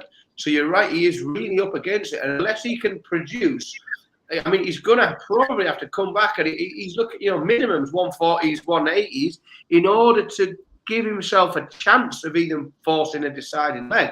Chris Dobie is really very much on the ropes, as you say. So then we will watch that one with bated breath. As you can see, our feature game has finished. Adrian Lewis has beaten Steve Beaton by 6 legs to 3. Some comeback in that one. And we've got a couple of games warming up, but some games coming towards the end. So let's have a look. What else can we have as our featured match for the next few minutes? I'll tell you what, we're going to delve into this one because this looks like a quality affair between Kim Hybrecht and Eddie Lovely, 2 players you may not always see on our main feature board, so always good to get some different names up on our stream. Let's delve into this one. We're midway through. Eddie Lovely leads by 3 legs to 2, but as you can see, go for the result. Well, we got some Nick Fulwell. We did say he was looking like he was going to get the job done. And he certainly does. Nick Fulwell takes out Scott Mitchell, another seed slipping by the wayside. And that, it's making for a really interesting day. Dave Chisno, on the other hand, though, is mounting a fight back and is now back to 5-4 with the darts in hand. So Dave Chisno breaks and he opens with a 180. I'm going to keep this on my screen in case he bangs another one in. So Dave Chisno, you've probably got 5-4 behind. Like, he is looking dangerous now. He's looking like he's in with the chance when Gaal looked to be home and dry. Just on that, Chris Dobie has just leveled up against James Wilson, so that's going all the way there. Mervyn King, Jamie Clark is level at the moment. So a couple of tight matches here. The same with Gabriel Clemens, Martin Tyne, Claremacher, and Ryan Joyce and William O'Connor are level as well. So it looks like we're going to have a few very tight matches here in the next couple of minutes. Chris Dobie, with the darts in hand in this noble leg, can only find a 57 to open up. So Wilson finds 100. So whilst not the end of the world, Dobie needs to get his scoring shoes on, and he does. Dobie slips in a 180 at exactly the right moment in this noble leg and gives himself a real opportunity here. See what Wilson can do to respond. I'm going to stay with this one because it is right on. Wilson can only find 57. So Dobie very much looking in the driver's seat here. See if he can get himself down to a finish. He can't quite get there, only a 60. Speaking of fireworks, we've seen 2 180s in the opening leg of the World Seniors between Payneton and Fortin. Just a little bit off topic, but I can't lie and say I'm not keeping an eye on that one. Yeah. I've run out of screens to keep an eye on different things. I've commandeered the kids' iPads and got everything. Like I've run out of screens to watch more things.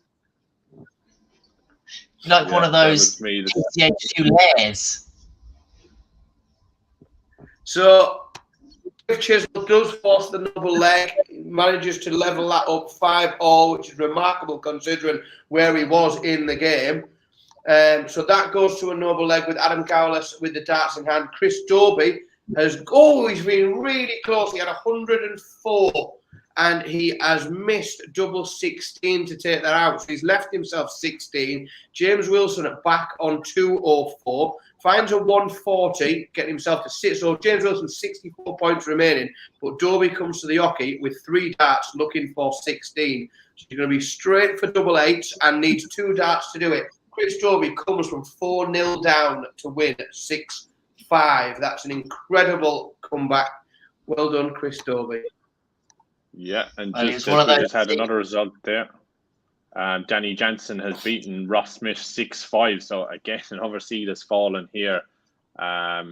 So the seeds are tumbling on this.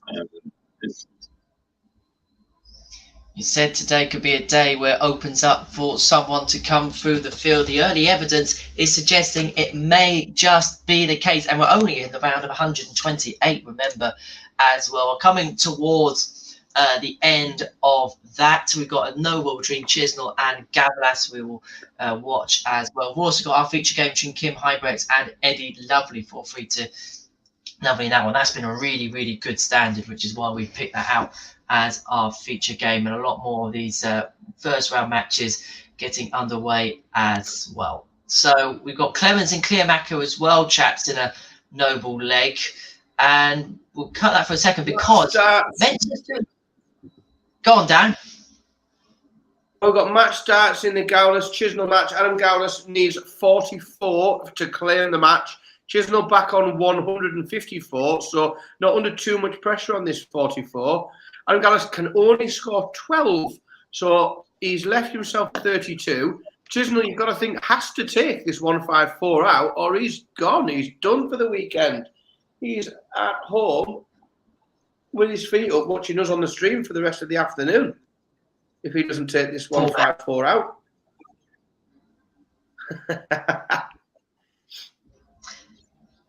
What are you going to do? Oh, he only scores 47. So Adam Gowlas remains under very little pressure on this 32.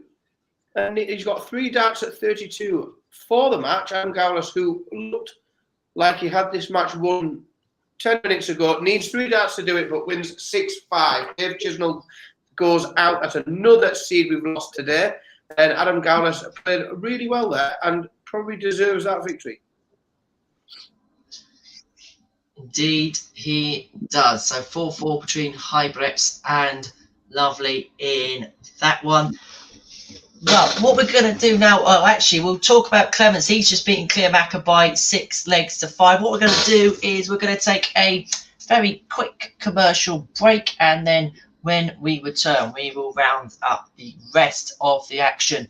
And the first round of action in the PDC Pro Tour. So do not go away. We will be back very shortly indeed. You are watching coverage of Pro Tour 1 here on Online Darts. Henry Deacon, Liam Riley and Dan Simpson with you all the way until we see a winner crowned here at the Barnsley Metrodome. We shall see you very shortly indeed.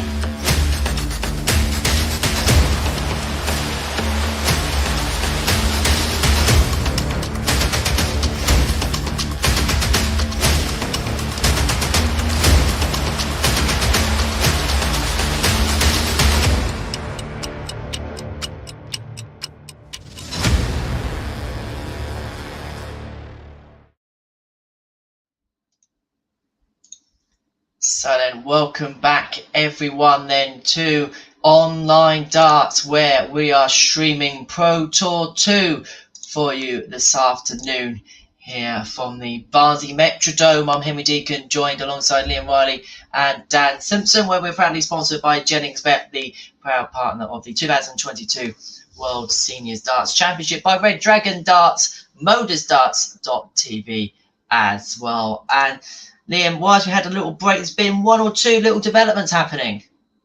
Yeah, Jamie Clark has got over the line against Marvin King in a 6-5 win in that one.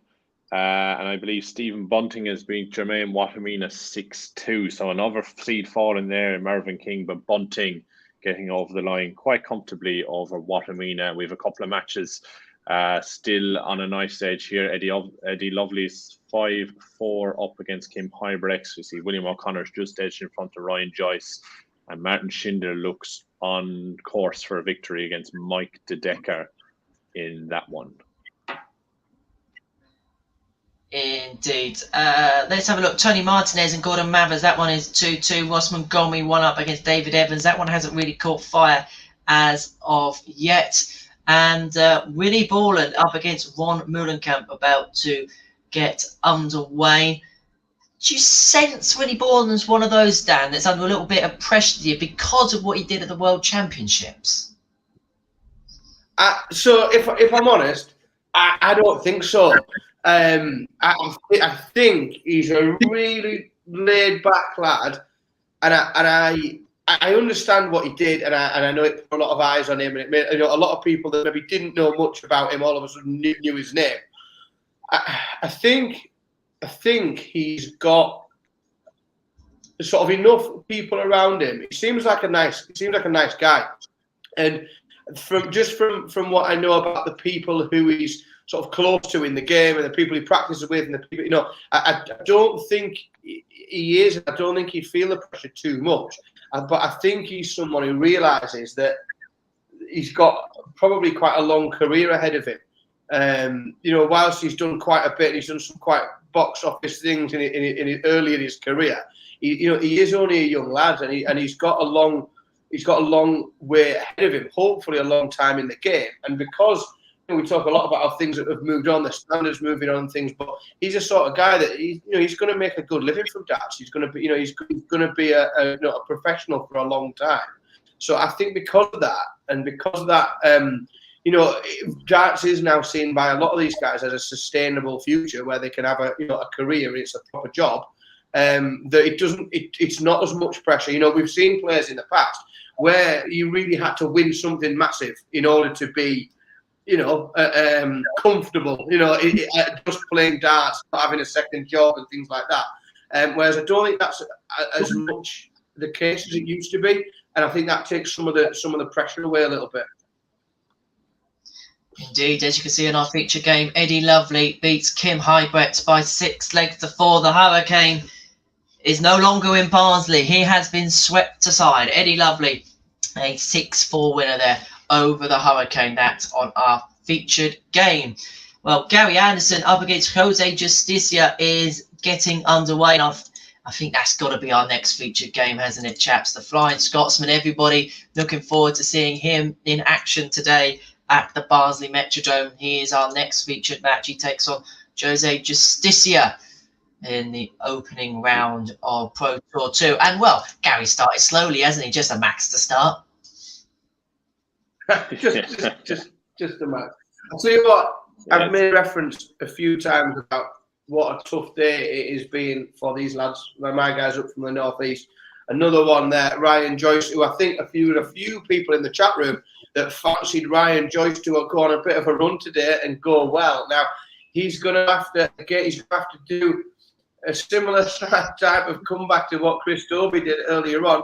Ryan Joyce 5-3 down. He's got 40 to take out here to pull it back to 5-4. But William O'Connor, with that break and with the darts in his hand, no matter what happens here, if he doesn't win this match in this leg, he will then throw for the match. Oh, Ryan Joyce busts 40. Oh, Ryan. Wow. Must have missed the 20, hasn't he? That's the only way I can think he would have bust it. Unless he's gone inside the 20. Yeah. Oh, that's wow. Tough. William O'Connor can only get... William O'Connor scores 80, so he gets himself down to 20.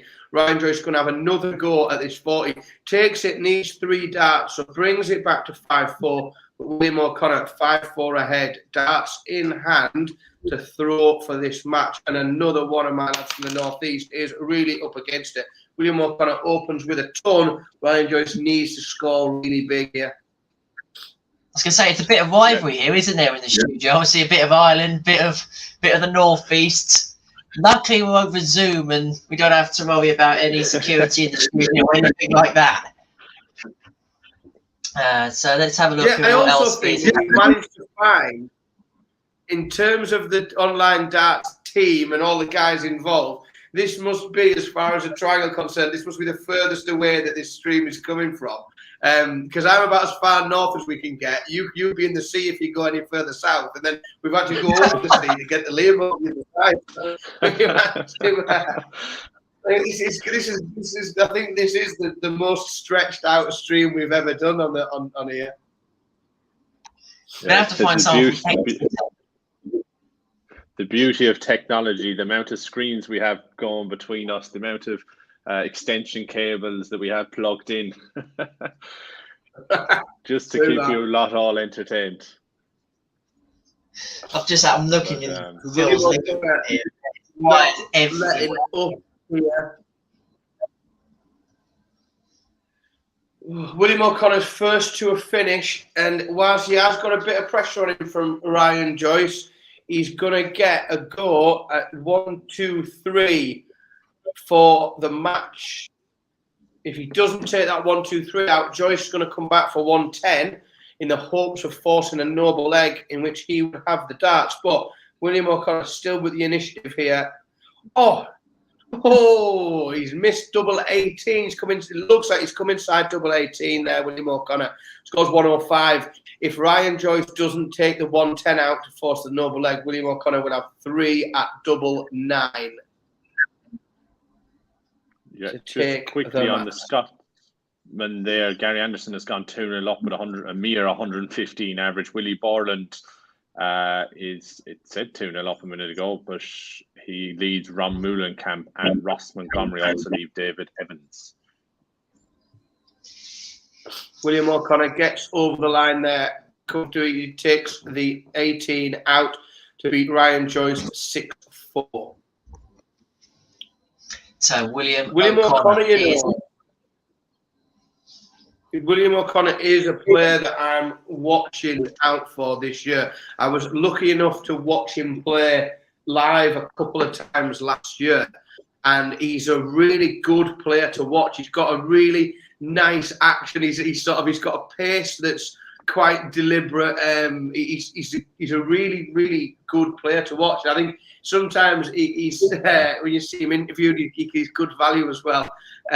He's a player I really will be keeping my eye on this year in the hopes of him having a good season.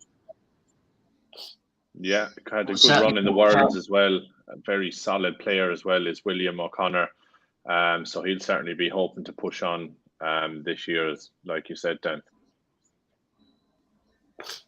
Most certainly. Tony Martinez's Gordon Mathers. There's 10 points in the averages between these two, but 4-4 most importantly in that match. Ross Montgomery 4-1 up against David Evans, a game which will put down to it being the start of a Dabo players averaging in the 80s. They will improve. Well, the winner will certainly improve as the day goes on. George Killington 2-0 up on Luke Woodhouse. Mike Kyvenhoven's 2-1 down to Steve Haggerty. Jack Main 2-1 up against Jimi Hendrix. Stu Wilson, another one of those that have been coming in through the charity toys, one up on Gert Netjes. Andrew Gilding and Jonathan Worsley's got underway in a battle of the Belgians between Brian Raman and Mario van den Bechade is getting underway on board 4. Let's have a look then at what is also taking place, what we have seen already today on the Pro Tour stream. You have just joined us. The world number 1, Gerwin Price, he's comfortably through. Peter Wright had to battle his way through to the next one. Michael Van Gerwen is through, but there's some big names that have been eliminated. Callum Ridds has gone. Michael Smith has gone. Johnny Clayton has gone. We've seen Steve Smith on the main game be defeated by Adrian Lewis. So that is what we have seen before. But plenty currently, chaps, happening. Yeah, it is starting to hot up. Gary Anderson is averaging. Go on, Liam. Sorry, Ben. Go on. I was just twittering. I was just saying that we are in the draw is now coming to a point where we're coming towards the end of these final 1-2-8 matches, and we're close to seeing the first of those round 64s, and it's at this point where we do get to start almost fantasy matchmaking. They get looking at the games that we're likely and possibly going to see through the rest of the afternoon, which is always an exciting time in the day for me. Most certainly, for sure. And of course, we will be with you throughout the course of this afternoon and this evening until a winner is crowned at the Barnsley Metrodome. Let's have a little look then at the chat room. We haven't been there for a while. We haven't been ignoring you, trust us. We have been looking at what is going on. Robert Thornton has taken the first set in the World Seniors. Is Hector still in? Yes, he is. He was a 6-0 winner in his opening game. Juanita said Gob has missed another 9-darter. When Gob's not here, 9-darters reign. It's as simple as that. Who is Barney playing next? We will have a look for you there. There's Joyce been a huge roar Barney from Kevin Painter in the World Seniors. He takes out 78 and 2 darts. And I didn't have the volume up, but I can just tell that you probably have heard it from here, the roar that is made at the Circus Tavern. The local boy is doing So very Raymond Van well. Barneveld will play Stephen Burton in the next round. Ooh. It's not a bad little And game, if he that. comes through that, no, and if he comes through it, his prize will be a meeting with the winner of Michael van Gerwen and Richie Ed House, which is another. That one is warming up, and that I think could be a really fun game for MVG and Richie Ed House.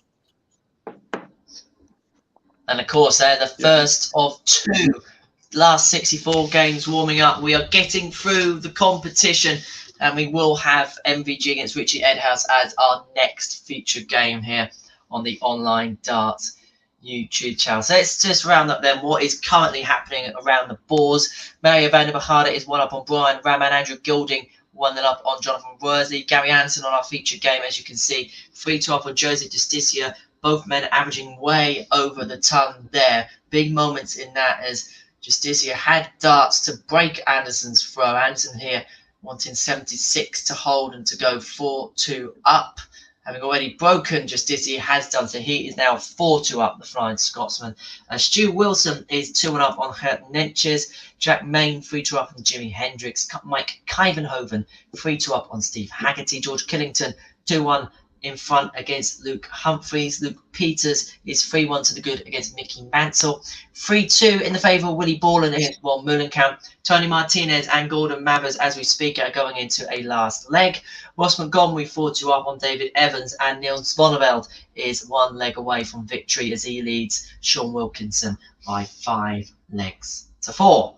So that is what is happening as things standing across the Pro Tour. Let's have a little look then at our featured game.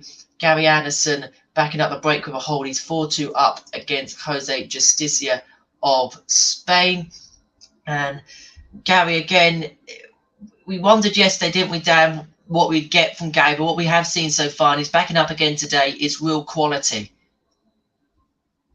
Yeah, he was playing absolutely superbly yesterday. And again, we're just seeing which we don't see a lot, and it's a shame because I wish we saw it more. Just Gary Anderson on a Pro Tour, just turning up at an event and just throwing 140s all day. Like he's averaging over 100 again.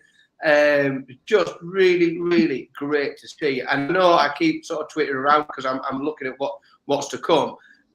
We've got potential. The winner here of this Gary Anderson and Justicia game plays Stephen Bunting, which means the last 4 on board 8 playing each other is Richie Burnett, Jason Lowe, Stephen Bunting and Gary Anderson. Like, that is the board from hell. Those 4 players left on there. And that sets up again that there's some unbelievable potential board finals there. A potential combination of Gary Anderson against Richie Burnett, Stephen Bunting, Jason Lowe. Some really good matches to come on that board 8. Yeah, and just as you say that, Dan, and we talk about certain boards opening up. I mean, board 2, John O'Shea, Scott Williams, Darius Labanauskas, and now Gordon Mavericks, who's just got over the line against Tony Martinez. A huge opportunity for one of them lads to go on a run today. And I mean, one of these boys is going to grasp this with 2 hands, I'm sure.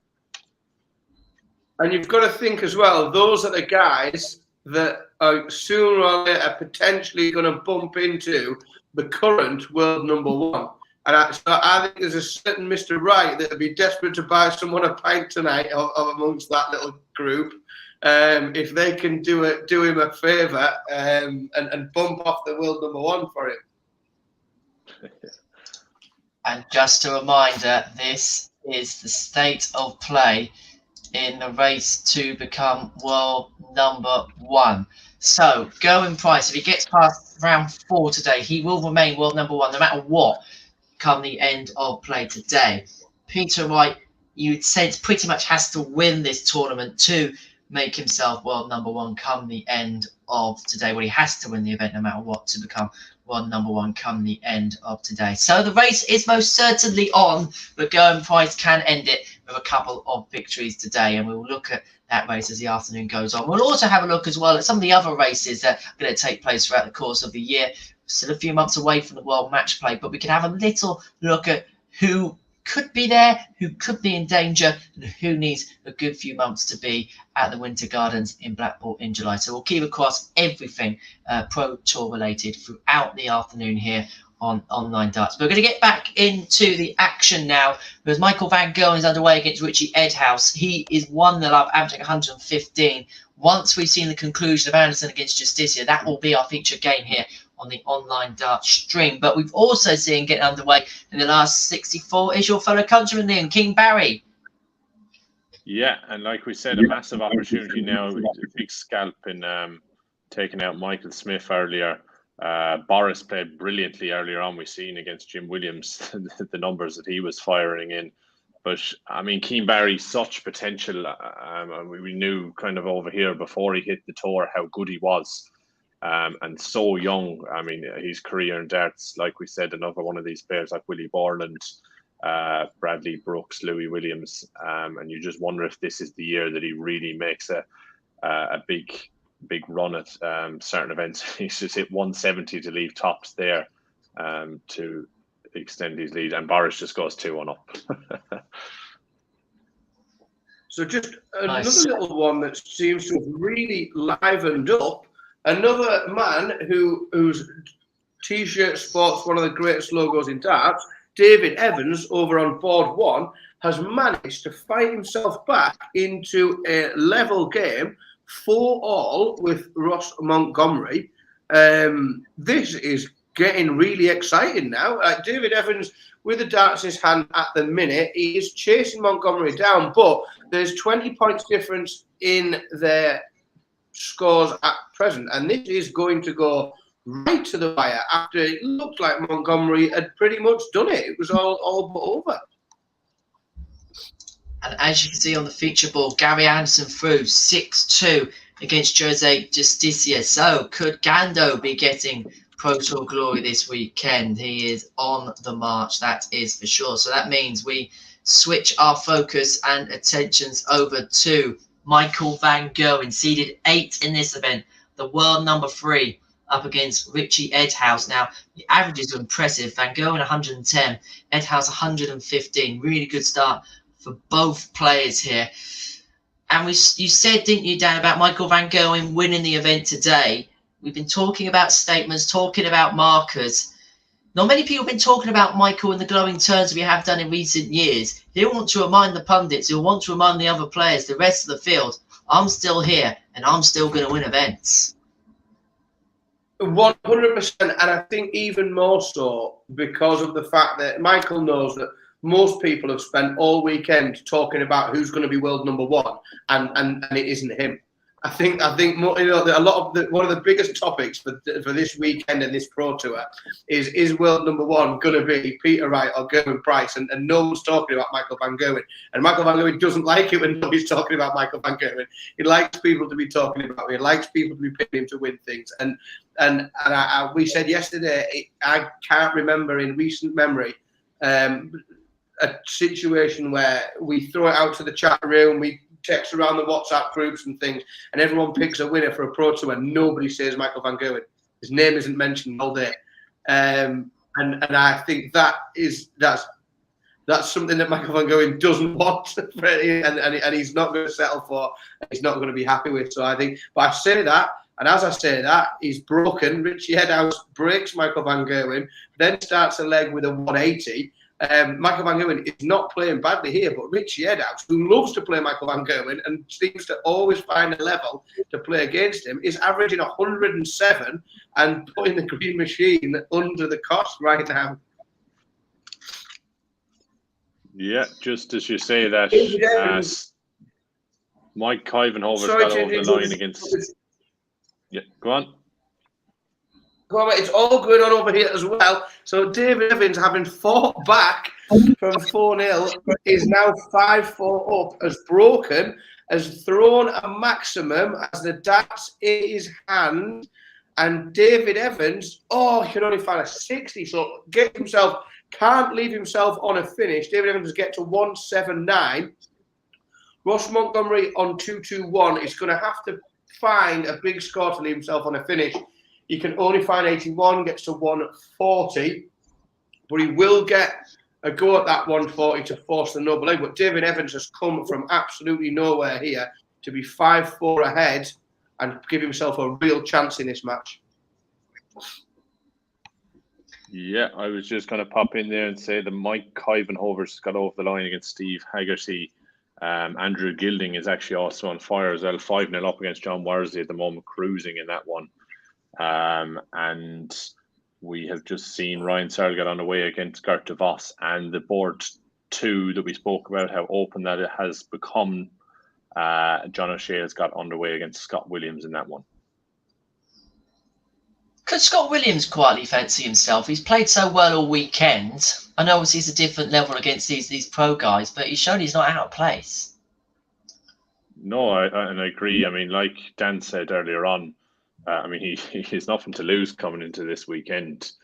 We've seen the levels, a brilliant scorer on the online league. If he can find them doubles, consistency with them doubles over today, he could fancy himself certainly to win the board. We just see Michael van Gerwen. Go on, Dan, after you, mate. David Evans has just had 3 match starts at double 10 and bust them. How, I don't know, but he's had 3 match starts at double 10. He's gone bust, and it's now 5-all. Noble leg, Ross Montgomery with the darts. Having been 4-0 up, David Evans has missed multiple match starts and now looks to be on the back foot here. Meanwhile, in our feature game, Michael van Gerwen is taking out a 1-3-8 checkout to leave Richie Ed House by 3 legs to 2. MVG is trying to get himself on the march, but Richie Ed House always raises his game for the big occasion against Michael and is doing so again here. 161 left after 9, and van Gerwen responds in kind of a maximum. So Ed House here with the throw, with the dart in this 6th leg. Under a little bit of pressure, but is certainly serving up some game against the green machine, averaging 107. Van Gerwen averaging 106 himself. Real quality affair in our feature game here at Pro Tour 2 on the Online Darts YouTube channel. We've just seen the result there. Willie Borland has just got over the line against Ron Meulenkamp 6-4. So that's just another result there in that one. Richie Ed House takes out the 68 to make it 3-3 in that one. Also warming up is Rob Cross, the European champion, against Martin Luckman.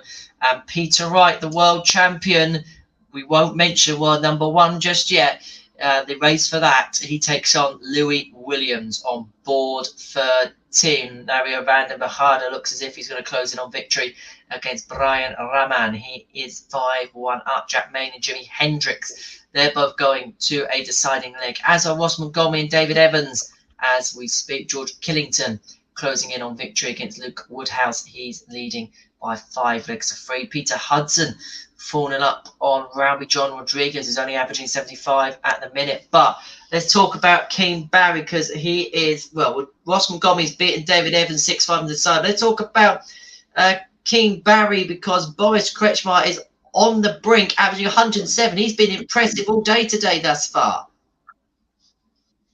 Yeah, ridiculous standard from Boris so far today. 107. King Barry's not done much wrong.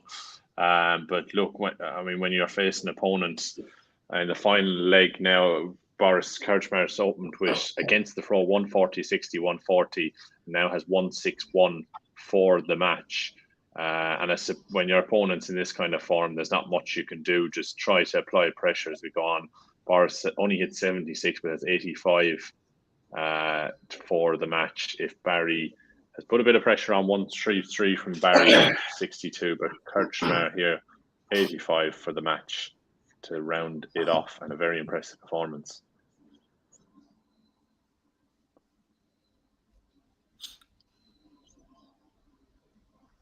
Doesn't go, so Barry will come back from the 62 to keep that one alive.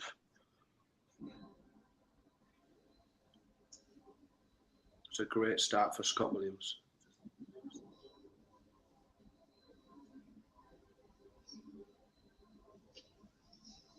And Boris gets over the line in that one.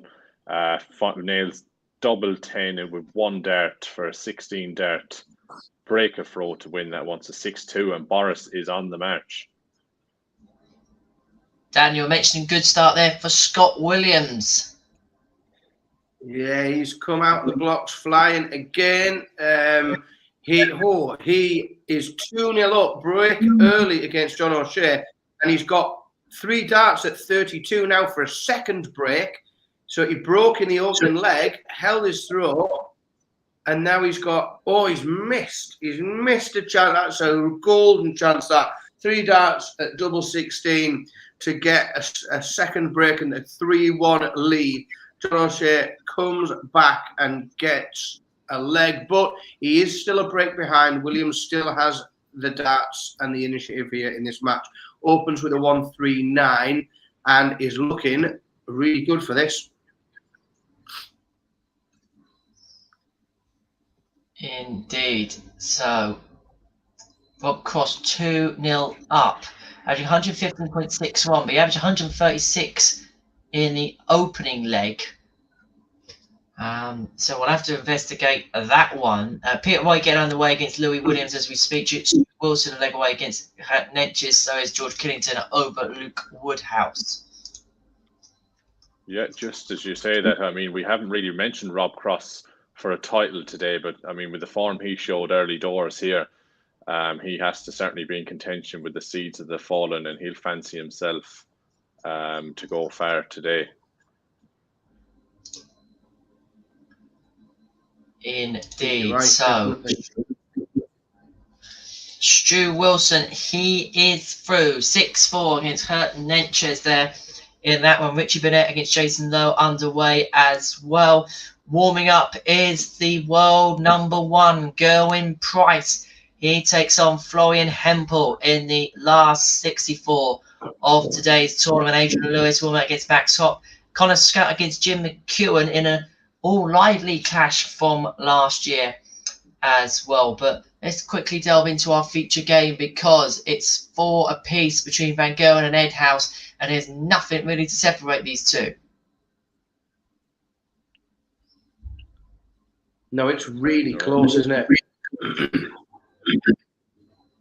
The pressure moments are coming up here. I mean, it's really getting to the crunch time in the match here. Ed House has been brilliant in this match, but Van Gerwen has been victim of so many huge averages against him in some of these Pro Tours over the last year and a half or so. But I just reckon if he holds throw here, he could edge ever close, and he does. So brilliant. Checks out 80 to move within one of the match. Does Michael Van Gerwen. So it's not a good day. Shabir Rodriguez, brother, is it today? They are struggling today, those lads. Yeah, Robbie John only averaging 77, 78 against Peter Hudson. He is 5-1 down. No good there then for the Austrian brothers. Well, Cross is firing all cylinders, 102 average, 3-0 up on Martin Luckman. Scott Williams, 3-1 up on John O'Shea. Ryan Serhert DeVos, haven't spoken about that one too much yet in the last 64. That is tied at 2 apiece. Gerwin Price is getting underway now against Florian Hempel. Ryan Meeker, Andy Bolton also getting underway over on board 6. Jose de Souza warming up, as is Joe Cullen, and Damon Hetter. He takes on Keegan Brown. That is some second round match, that's for sure. And Peter Wright 2-0 up already on the Welshman Louis Williams. Yeah, just something I noticed there that needs a big year. Sorry, Henry. Is Max Hopp against Adrian Lewis. I mean, just about kept his tour card last year, I think. So he's gonna be. He needs a really big year this year from him in order to kick on, and plays Adrian Lewis as well. So that's a big match for Max Hopp in that one. Luke Woodhouse could be a big year for him as well. He beats George Killington by 6 legs to 5 in that one in the noble leg. Luke Woodhouse, another one of those players who will need a run at a couple of Players' Championship events in 2022. John O'Shea's pulled one back in Scott Williams. That one's now 3-2. Ryan Meeker has taken the lead against Andy Bolton by a leg 2-0. Burnett against Lowe is 1-1. Hetter, De Souza, Price and Scott now all underway as Adrian Lewis and Joe Cullen prepared to do a battle on their respective boards. They play Max Hopp and Kevin Dewitt respectively. So let's have a quick commercial break whilst things start to quiet down a little bit. Well, actually, we'll do that after Van Gerwen against Ed House goes to the Noble. My apologies about that. Getting a bit too excited here. Peter Hudson, 6-2 winner over Robbie John Rodriguez. Let's watch then together this side between Michael Van Gerwen and Richie Ed House. It's tied at 5 apiece between the pair.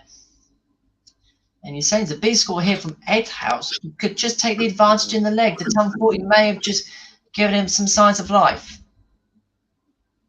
Yeah, I mean, this really nervy one here from Van Gerwen. Clutch starts to, and a huge, I mean, what's he done there? 42. I saw that there's a massive opportunity for Ed House now to steal victory from Van Gerwen. Oh, he's not took advantage of it enough, has he? No. Even a ton would have done. Even a ton they would have done. Oh my. Michael. Right things at the right time. Phenomenal.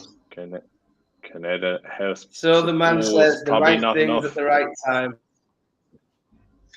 So this 88 to get himself out of jail and does so. Clean to 2 darts. Ed House Ruthless that. put it in the dog's house for a few moments, but Michael Van Gerwen is through. He's into the last 32. But my word, did he had to battle to do so. So MVG is through against Richie Ed House then on the stream. What we're going to do now is, whilst things begin to kind of get underway, no game's kind of coming towards its conclusion, we are going to take a quick commercial break, but when we return, we will have all the action from Pro Tour 2 here at the Barnsley Metrodome. You are watching Online Darts with myself, Henry Deacon, Liam Wiley and Dan Simpson, and we will be back with all the rest of the Pro Tour action after this very quick break.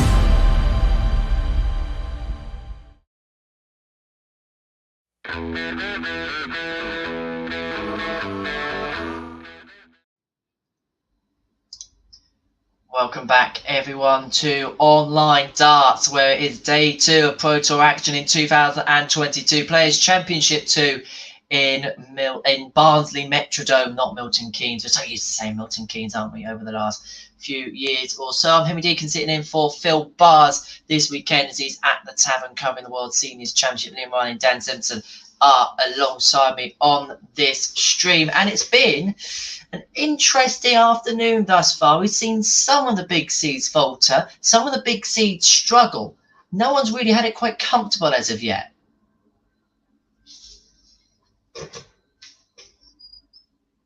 So we're in danger of losing another seed here early on in the day, I suppose. So it's kind of hanging in the balance. We haven't seen anyone. We've seen Michael Van Gerwen scrape through as well. Gerwin Price averaging only 75, but leads Florian Hempel in that one. So you never know. It could be we could have an unexpected winner at the end of today's action. Could most definitely happen. And well, have a look at this. This is Gerwin Price against Florian Hempel in our feature game, and the averages, I've got to say, are not the best. The world number one averaging 76, Hempel himself only averaging 80. So a bit of a slow start to that one between them two. Yeah, and Hempel's average in the last round wasn't great either, if I can remember rightly. But elsewhere, then we can see Peter Wright 4-0 up against Louis Williams. He's really dominating that one. And again, Rob Cross 5-2, Martin Lukeman 103 average there. Richie Burnett has actually gone about his business quite tidily today. He leads Jason Oates 3-2. Scott Williams and John O'Shea is hanging, or is going down to the wire by the looks of things in that one too. For sure, although that maximum from Gerwin Price will certainly help his average. Let's have a look then what's happening elsewhere. Scott Waits and Luke Humphries getting underway.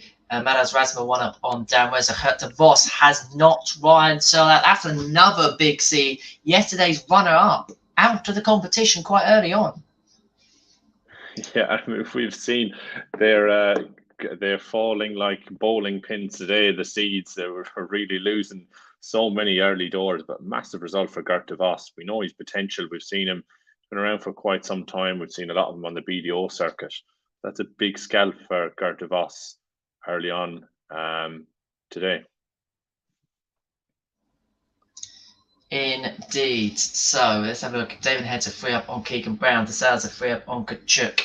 Kevin Dewitt's 1 up on Cullen. You can see the feature gain there. Max Hopp leading Adrian Lewis by 2 legs to 1. We've said how big a year it could be for both of these men. How important is it, especially for Max Hopp, who he knows is in a race to keep his tour card, to get off to as good a start as possible so he's not chasing things at the end of the year?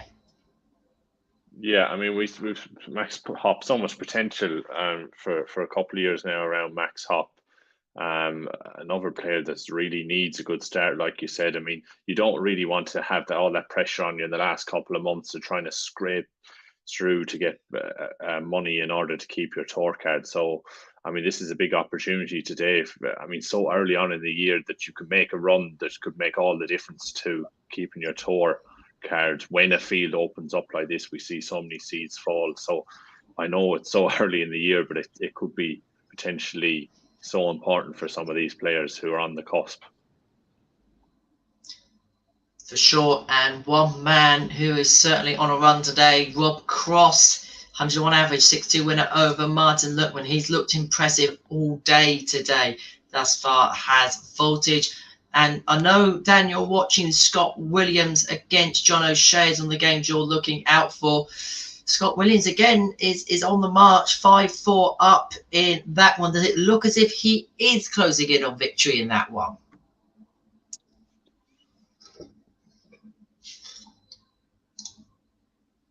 Like swings roundabout. So he got the darts in hand, throwing for the match against John O'Shea. He can only open with a 60, and then he struggled after. Oh my word, John O'Shea, that's amazing.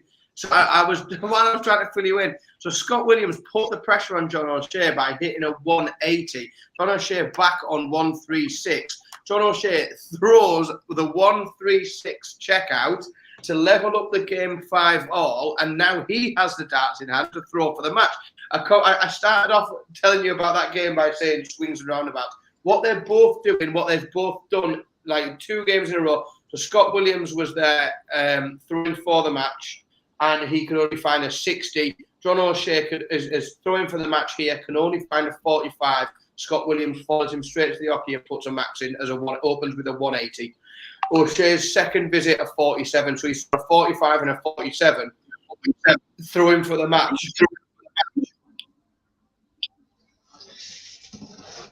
Indeed. So let's have a look then at what else is happening. And well, Jesper gets Neil Zonneveld is warming up. Darren Webster on the brink of a second consecutive 6-0 victory against Keegan Brown. As you can see, the world number 1 is in trouble. Peter Wright has won 6-0. I'm not saying anything, but Peter Wright will be watching this with a little bit of interest.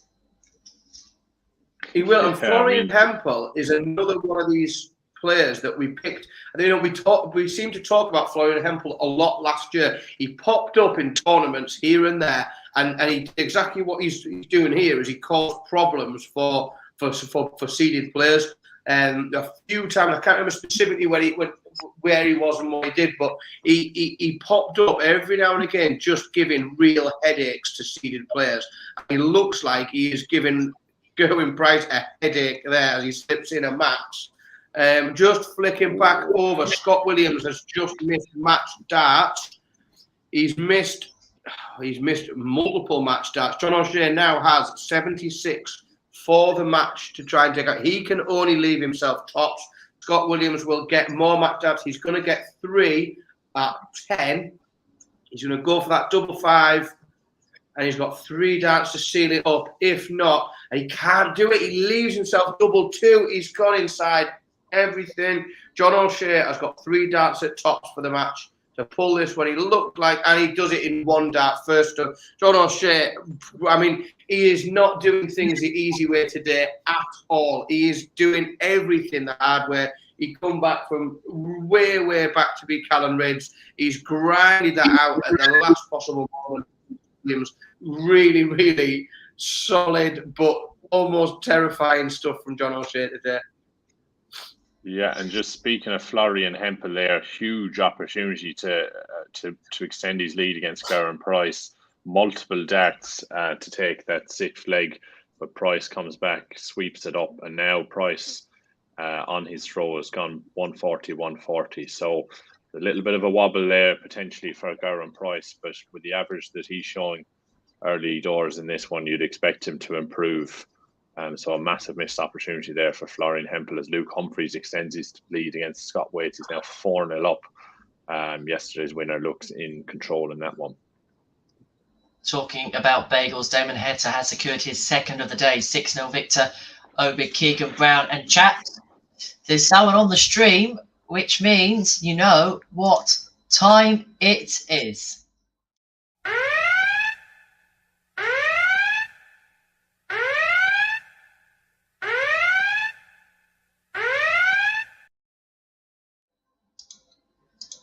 Yes, the Barney alarm has sounded. He is in action and he is taking on Stephen Burton, but is 1-0 down, chaps. He is. Now, just having a quick look into that game, that also was a Raymond Barneveld throw. He's won the bull, so Stephen Burton has broken Barney in the first leg. He's then found a 1-2-1 and a 1-2-3 in his second visits in this leg. Barney only found a 44. So Stephen Burton already in this second leg down to 160 with Barney back on 358 coming to the hockey. Stephen Burton is not giving Barney a chance to breathe. He's all over him. And Raymond Barneveld is really struggling to get going here. Another 44 visits. 2 44 visits while Burton has put in 3 ton-plus visits. Some we haven't spoken about yet, but it's going about his business serenely. Jose de Souza, 5-1 up.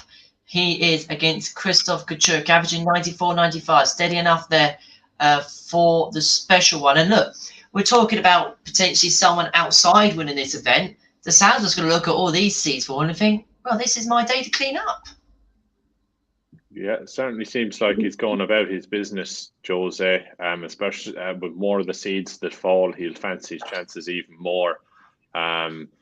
Just as I say that, Luke Humphries is steamrolling Scott Wade's here 5-0.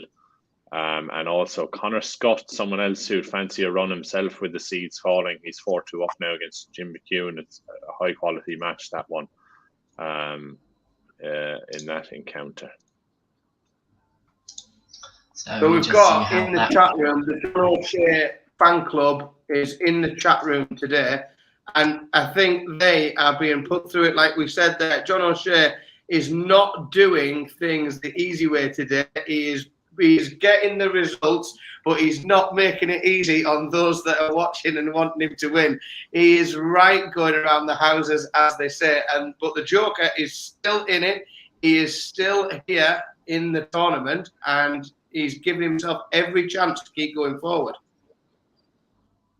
Talking about round the houses, Florian Hempel had to take out double one there to level things up against Gerwin Price. 4-4. The world number one is being pushed to the brink here against the German, who, as things stand, is division in the field for match play. Another game, or another player that we've had loads of interest in the chat room today on is Darren Webster. We've had lots of people in the chat room asking about Darren Webster, who he's playing, how he's getting on. At the moment, over on board 7, Darren Webster is not getting on particularly well. And he looks like he's about to be served up a bagel from Madas Razma, who is 5-0 up. Darren Webster is going to need the most remarkable of comebacks if he's to give himself any chance at all here. So Darren Webster in a bit of trouble. I know some of you are keeping up to date with the seniors. Robert Thornton is 3-1 up on Kevin Painter in the first semi-finals of the fall. Could be a finalist over at the Circus Tavern, but our focus is very much on the Pro Tour. And another big seed who's in a little bit of trouble here, Joe Cullen. He's 5-2 down against Kevin Dowitz. That could be another big seed to fall. And look who's around in that kind of section. Has kind of been the one that's been obliterated with the seeds. Yeah, really is. Go on, mate. Come on, Dan. Yeah, I just think we're looking at the way things are panning out. We're in for some matches that we wouldn't have maybe predicted or picked earlier on. I think we'll get some. We could get some really, really cool late games in the tournament, and there will be some. We laugh. They don't look at it. They do. They all look at the draw. They're looking at it. They've done more work than we have working out who we might play next. And I think there's going to be some guys rubbing their hands together there that they're going to think that this could be the biggest chance they get potentially certainly on the front half of this year to have a bit of a deep run. And for some of these guys, we've talked a lot all day about that number one spot and how interchangeable it is between Peter Wright and Gerwin Price. When you look at these guys who are having to play for a tour card in the second year of their tour, so the top 64 are going to keep their cards. At the minute, Jeff Smith is sat in number 65. So Jeff Smith today is sat outside of keeping his tour card. But he's sat outside by £500. And that £500 he will get if he wins this game against Neil Zonneveld. So where we will see constantly that, or potentially that 1 and 2 switch around for the next few months or so, more activity what we're going to see is around that. It's always worth keeping a look and keeping an eye on that 64 spot in the tour card race, because these are the days where that is very much decided. And speaking of the battle for number one spot, Peter Wright may just have to wait that little bit longer, guys. Yeah, I would agree. I think maybe we won't see Gerwin Price averaging. I think he finished just in the low 90s there, but he was poor for long periods of that match. That could have been the opportunity that Hempel could have had to take him out early doors. But Gerwin Price gets over the line, much to his relief and to the disappointment of Peter Wright, I'm sure. for certain. I'll tell you what, for our next feature game, let's have a look at a couple of players perhaps we don't always see on the featured game. So we're going to have a look at Darius Labanauskas against Gordon Mathers, whilst some of the other big names warm up. And one big name that is out, the 95 world champ, has gone. Yeah, Jason Lowe, that has taken him out 6-4 there, 94. Someone else who would fancy a run, Jason Lowe potentially in that section, very capable player. Richie goes out in the last 64. Both very similar averages in that one, a tight affair. As Jim Mcewen has just pegged one back against Connor Scott, so that one's not done yet either. So a couple of interesting matchups still to play for in this round of the draw. Indeed, and the averages there, Mcewen averaging 97, Scott 92. Good quality contest, that one, and Mcewen still with plenty of opportunities. Jess Smith and Neil Zollevel still 1-1. Kyvan Hoban 2 up on Adam Gavlas. Andrew Gilding leading only lovely by a leg to nil. Jimi Hendricks 1, Danny Jansen 1 in that all Dutch battle. Warming up is Mensur Suljovic, number 31 seed against Luke Peters, William O'Connor against Peter Hudson, Nick Fulwell against Ross Montgomery, and Jamie Clark up against Stu Wilson there in the last 64. But go on. Just a little bit of an observation there, Henry. I'm fairly sure Luke Humphries was 5-0 up against Scott Waits. I could be wrong. Waits seems to have had a little bit of a fight back here. So yesterday's winner, it seemed to be going all his way a couple of minutes ago. I've just noticed that Waits is still hanging in there. Now Humphries does have the throw and has gone 100, 100, 180, at least 1-2-1 after 9 with Waits back on 308. So the little Waits revival might just come to an end in this leg. So Scott Waits, two-time BDO champion, could be departing the scene. Ratajski is 4-2 up on Lee Evans, and Ryan Meek called Andy Bolton. That looks like that might be going all the way. That's 4-4 now. In our featured game, I'm glad we picked this one. Look at the average, 125, 102. Labanauskas leads Gordon Mathers by 2 legs to nil. But in the game between Hop and Lewis, Max Hop is a leg away from victory. Goodness me. I mean, there's been a couple of times over the last year or so that opportunities have presented themselves to Adrian Lewis, and he hasn't taken them, which is kind of worrying in a way when you think the revival is on and we're going to see more of the old Adrian Lewis. I mean, this is a big opportunity for Max Hop. It was an opportunity for Lewis with the draw opening up when you can go on a little bit of a run in these tournaments, but a big scalp for Max Hop if he can get over the line in that one. For Luke certain, Jimi Humphries. Hendricks. Go on, Henry. No, after you, I was going to talk about a game which didn't have a result. So Luke Humphries does get over the line. As I said, that short fight back from Waits has been put to bed. Humphries takes out double tops.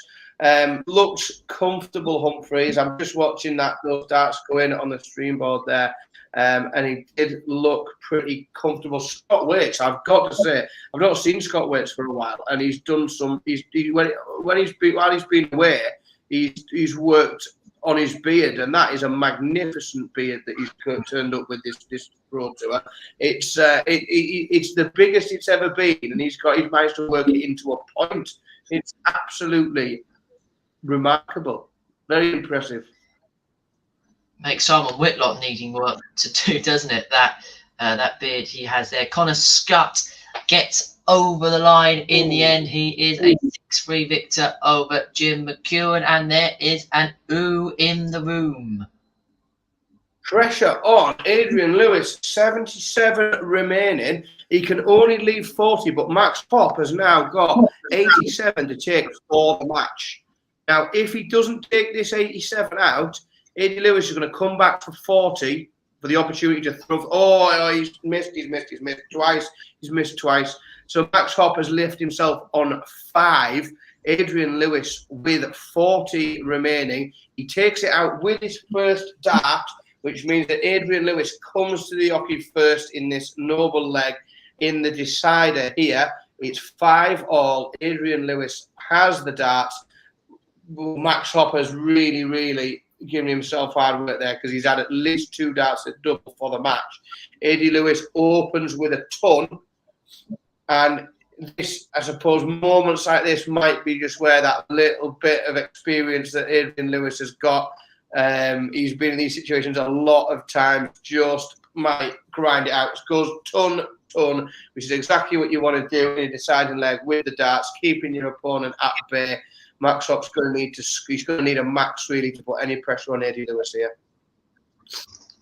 What a game that is about to kick off on board 8. Stephen Bunting up against Gary Anderson. That is a horror last 64 match.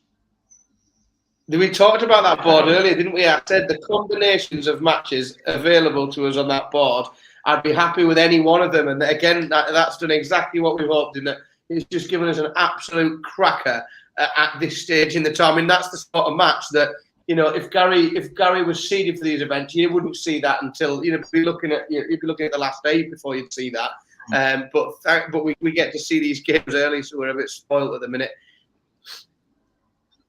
They're not hanging around either in this one. No, to be fair, they're not hanging around today altogether. We saw it quite quick yesterday, didn't we? The games kind of rattled through fairly fast, didn't we? And we kind of got off air just before 6 o'clock yesterday. And it's kind of the same here. I don't know whether they kind of changed the systems or something a little bit, or they're giving players less time between matches. But it certainly feels this year that they're certainly racking through the matches. Yeah, Bunting has just kicked off an 11 darter against Gary Anderson just to pop in there quickly. So that sets the tone for that one. Oh, Max Hop misses the ball for the match. He's missed the ball for the match. Adrian Lewis has got 3 darts to take out 66. If he doesn't take it, he doesn't take it out, he leaves top. Max Hop has got 25 remaining and 3 darts at which to dispatch Adrian Lewis and send him on his way. What's he going to? He's going to get the 25. It's taking a long time to update, which is normally a good sign. He does it, takes him 3 darts. Max Hop takes the 25 out, beats Adrian Lewis 6-5. Adrian Lewis is done for the day, so he's going to spend the rest of the day with his feet up, watching us on the stream. And Max Hop moves to the next round. So Max Hop through the maximizer into the last 32 of this event. We said he needed a good weekend, a good start to the season. That's exactly what we're getting. We're going to change the feature game. No offence to Darius or Gordon. 11 House was 4-0, averaging 111 in that one. But we are going to have a look at the game between Stephen Bunting and Gary Anderson, because Bunting, my word, has he got off to a good start. Yeah, absolutely fine. Gary's not done too bad himself. 111 he's averaging. Kicks off with a 96 in this one. So does Bunting. So this is going to be a tasty one. I presume that it's not done yet. It could go all the way, this one. So very, very tasty result. A quick result. And he's having a brilliant day. Ryan Meikle putting in another very, very solid performance to beat Andy Bolton 6-4 over on board 6, averaging the 90 again. Ryan Meikle's having a cracking day today. He's having a right good go. Doing well, but one man who's on the ropes is RVB, Raymond Van Barneveld, 5-4 down against Stephen Bunting. Will Barney depart? We'll find out in the next few minutes or so. Adam Gavlas and Mike Cavenhoven locked it 3 apiece. Jeff Smith. Well, he might have pinched the darts there, Henry, in that match. Barney.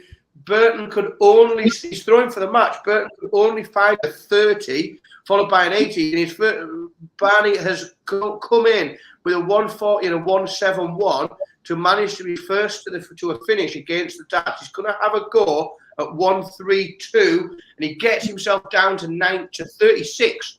So Burton back on 167. He can only get himself to a ton 10. Barney's got 3 darts at 36 to force a noble leg in which he will have the darts. We've seen loads of noble legs today. He's busted. Barney busts 36. No score, so he hasn't busted it. He's got no score. He's gone outside 3 times. Burton's only on 110. He takes the 110 out in 3 darts. Burton takes out 110 to dispatch Raymond van Barneveld. What a finish from Stephen Burton. Up against it, really, really under pressure. And cool as you like, takes out the 110. Barney is done for the day. Move on, Stephen Burton. Yeah, and just as we speak about last leg deciders, Lee Evans has gone all the way with Christoph Ratajski. He opens up with a 140 and a ton. So Lee Evans looking strong in that one. If Ratajski fires back with a 99, but Lee Evans with throw and in command in that last leg decider. So a good day from him so far if he can get over the line.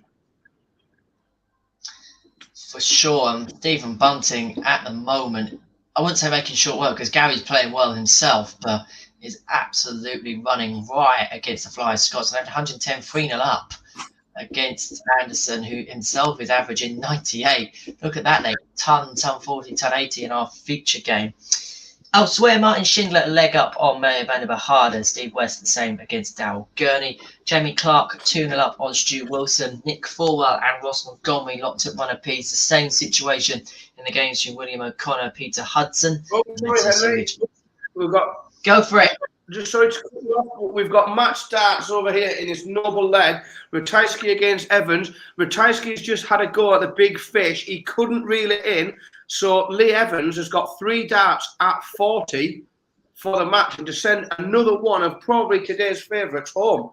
He's going to get 3 darts. Ratajski back on 77. What can Lee Evans do with this 40? This could be another shock result. And he only needs 2 darts to take it. Lee Evans beats Krzysztof Ratajski 6-5. And the Polish Eagle is done. After he's played great today, he's averaged really well. But we have another top seed, 5 seed player who is not even going to make a board final. Like this is... this could be we could get some really obscure winner today. You know, we could have the strangest last 4 of all time. It could be really bizarre. I hope we do. Yeah, same here. Elsewhere, just having a glance at the seniors, it looks like Kev Painter's day or race has run. Robert Thornton looks like he's about to take the 6th set there to seal the match. In the Pro Tour here, we can see that Gary Anderson looks like he's clawed his way back into this one a little bit against Stephen Bunting now. Looks like he's going to take that 5th leg and it's come from 3-0 down. So it's not all Bunting's way now at the moment.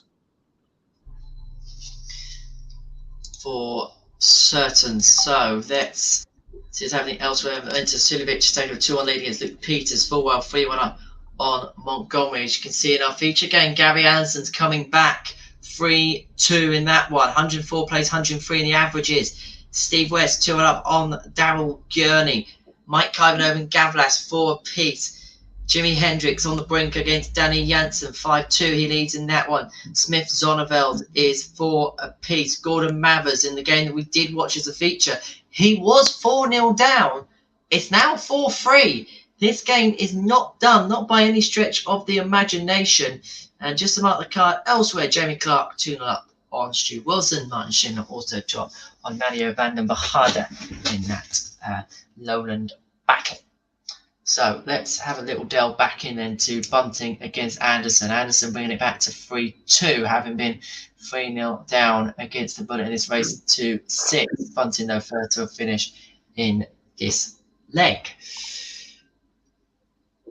Oh, kind of at that point. The seniors, Rob Thornton's just gone over the line. Sorry about that, Henry.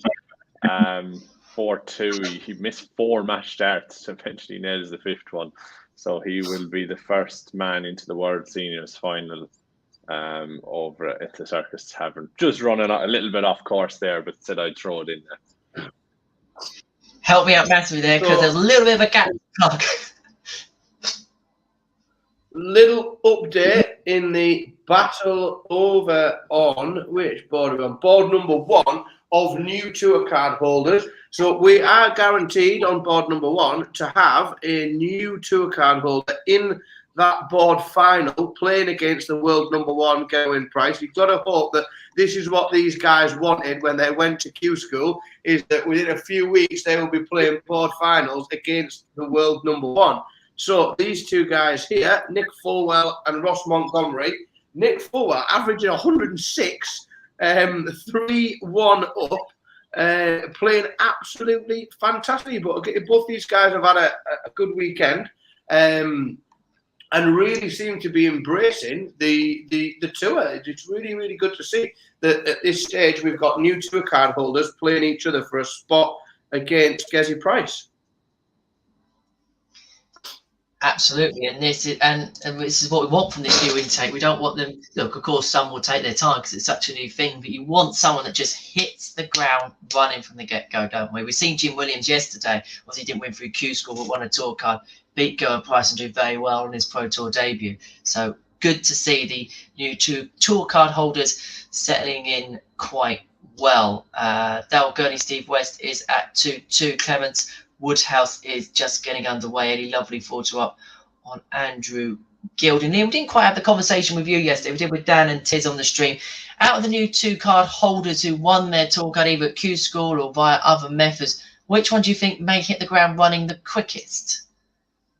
I think I've really been impressed by the signs we've seen in Connor Scott. I think we've seen him at the end of the online live league last year, how capable he was when he hits top form, and I think really looks like a capable player. And I would say early doors that probably him. Jamie Clark is another one that's impressed me. Really comfortable coming through Q School there, and he's doing well today in the last 64. Currently leads Stu Wilson there, we can see. But if I was pushed, I'd probably say Connor Scott. I think he's really capable and someone that we're going to see a lot of in the future. Indeed. Couple of questions. What about Ross Montgomery? He is in action. To answer the question in the chat room, he leads he's behind.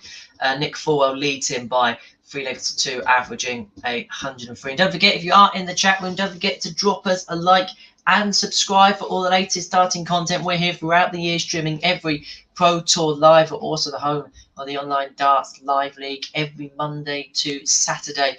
When you subscribe to us, hit the notification bell. You'll find out every single time we go live, and you will not miss a single dart with us. So don't forget to click that subscribe button. Back then to the feature game, because Stephen Bunting could be closing in on victory against Gary Anderson. Result. Quick one on board number 11. Niels Zonneveld takes out Jeff Smith 6-4. We've talked quite a bit about Jeff Smith today. I haven't spoken much about Niels Zonneveld, which we'll probably get the opportunity to, because he is going to play again today. But is out, and Zonneveld progresses through to the next round to set up a clash with Gate DeVos, who is the man that took out Ryan Searle. I know there's been some chat in the chat room about where is Ryan Searle. Ryan Searle got beat 6-2 by Gate DeVos, and now DeVos plays Niels Zonneveld in the next round, which we talked about that board early on today with Searle, Ted Everett, Cameron Menzies, Vincent van der Voort, Sean Wilkinson. I'll be really honest and put my hands up. I did not pick that board final and wouldn't have done in a million years. But this is what we've got today.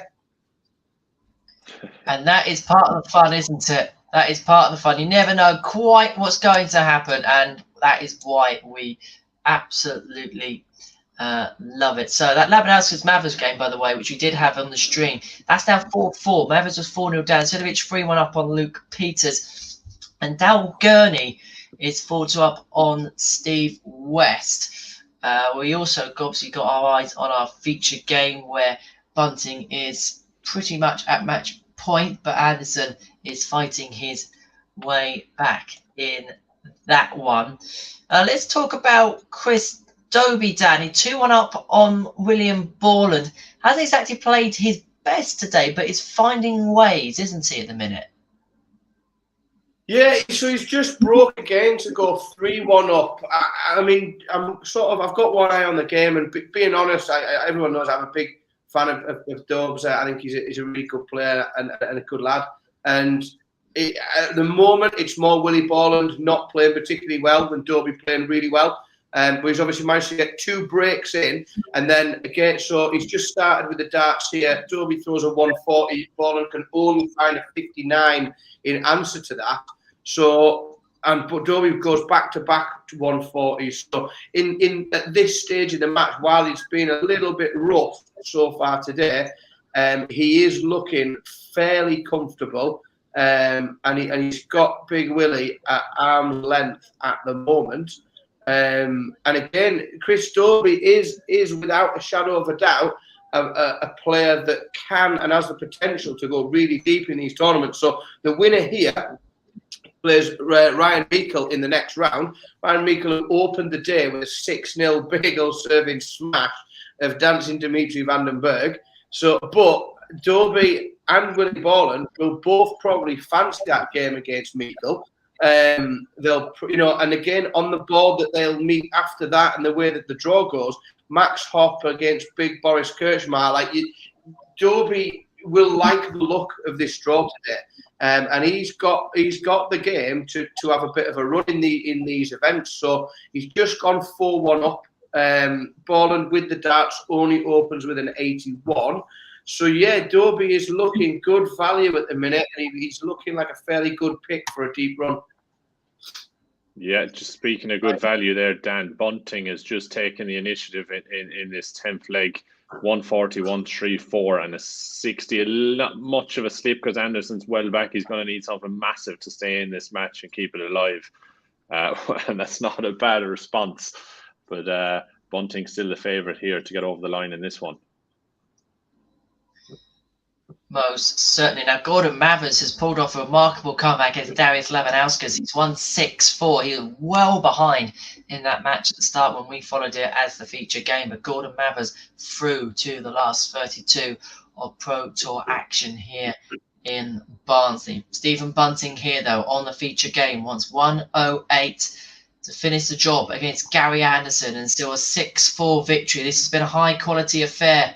Bunting came steaming out of the traps, then Anderson came flowing back, but it's had a chance and it's gone. So Anderson is 70 to break and to take us to a decider where the Flying Scotsman will have the throw. Oh, he's missed a dart, I'm going to say.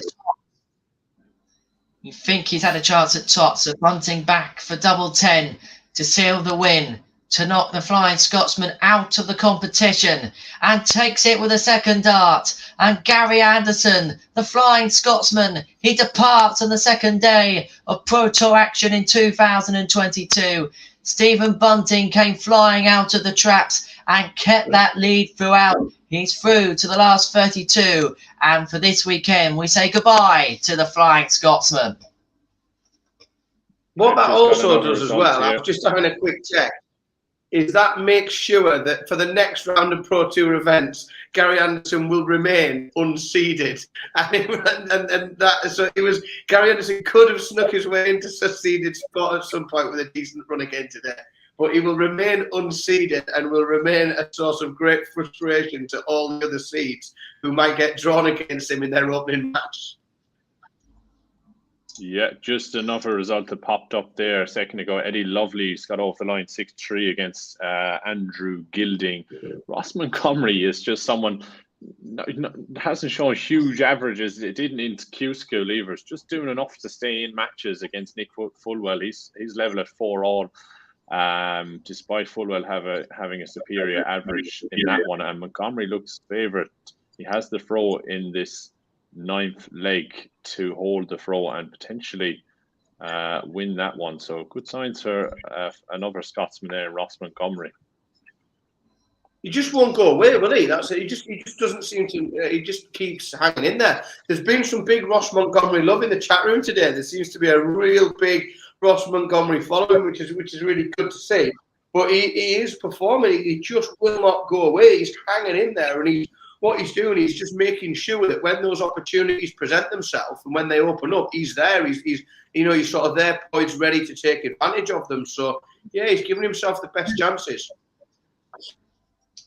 Chris Dobie, you can see on the feature game, hit a 150 to win the match against Willie Borland. He is a 6-1 victor in that one. Got some games coming up to the boil, but what we are going to do first here on Online Darts is we're going to take a very quick break, but when we return, we will have all the rest of the action on a dramatic day here in Barnsley. You are watching our Pro Tour live coverage, which is brought to you in association with Jennings Bets, MODUS Darts and Red Dragon Darts. We shall see you very, very shortly.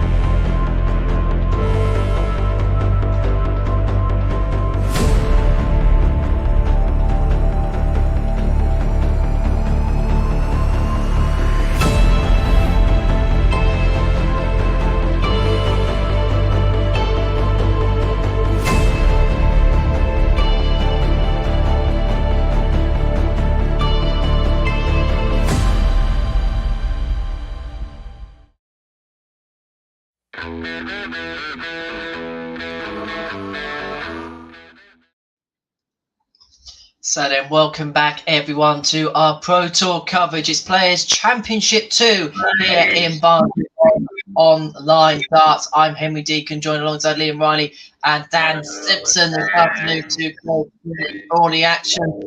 Chat, we're coming towards the end of the top 64 round. In the last few minutes, we've had a few results. Yes, there 6-2 the Schindler, Connor Scott, Suta and Jamie. That one was Will Hudson at the 4 and less.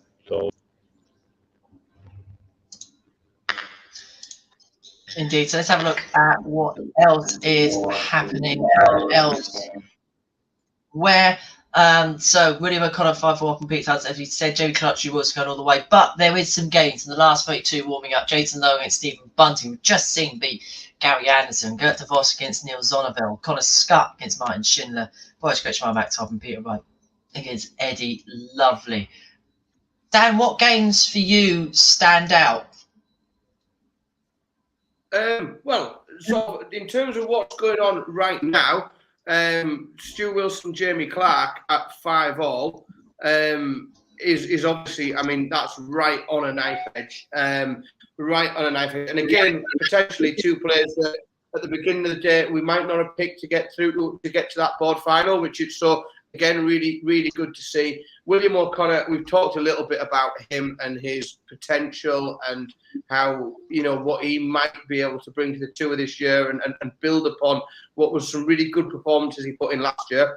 He looks to be just getting sort of in a position to get over the line in that he's Peter Hudson's got the throw here to try and force the noble, but William O'Connor's put the pressure on him with 2 180s in a row, got himself down to 41 with Hudson back on 217. So Willie O'Connor's going to get at least 3 darts to get rid of 41 for the match. So obviously there's some interesting things going on in the later stage, but we are now underway in our first couple of board finals, our first couple of 32s.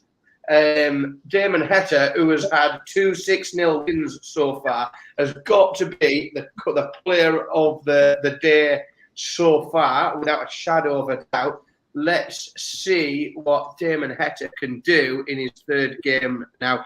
William O'Connor, as we were just talking about, got over the line, managed to get rid of that 41. He found those two. That last, against the darts in the last leg there, he went ton 180, 180, and then got rid of that 41. So he's really picked the right moments to play well. He really has had a good day so far, William O'Connor, and the draw is looking quite nice for him. Jamie Clark has come through. We talked a moment ago about that other game that was going right to the wire. He has managed to come through that, and we're now warming up a load of these board finals, these last 32 games, and we've got some games that we probably wouldn't have picked at the beginning of the day, but also some absolute crackers in there as well. Peter Wright, Eddie Lovely, we've got that to look forward to. We know we've got the John O'Shea fan club in the chat room. John O'Shea is warming up against Gordon Mathers. That looks like it could be a really interesting game. John O'Shea, the Joker, has not gone the easy way around today, but has got over the line. But I think the highlight so far, probably the highlight last 32 game has probably got to be Stephen Bunting against Jason Lowe. Both good performances throughout the day today. So really, really good set of matches on the way now. Indeed, Liam. I think we've got you back from the land of the Daleks. So let's go into the chat room. Kai Hughes says, how do you compare this new windmill boards to the unicorn one? Someone said the trebles are a tad smaller on these on these windmill boards compared to the unicorn ones. What we saw in the Premier League on Thursday night was a board which could keep its weight no matter how long the distance the game was and no matter what kind of darts people use. Of course, still early days, but promising signs. Yeah, and I certainly think, I mean, I've had a Blade 5 for quite some time, and the reviews of this Blade 6 have just been absolutely fantastic. It really, Winma seem to be out on their own in terms of the quality that they produce, and it really came all of a sudden, didn't it, the change between the unicorn boards and the Winma ones. But look, I think you have to go with the best boards, and seemingly that it seems that the Winma Blade 6 is the best one on the market at the moment. They seem to as if they're going to have some kind of authority or monopoly over the dartboard TV market as well. Obviously, PDC, the ADC are using them, WDF will be using them as well. So it looks like it's going to be an era where we're going to see a heck of a lot of Winma over the next few years. Yeah, I mean, I know the seniors are using the Target boards, but other than that, I can't think of any others. Televised events that are using anything other than the Winmar boards. So it'd be interesting to see how far that evolution of Winmar boards goes in the next couple of years. Most certainly. So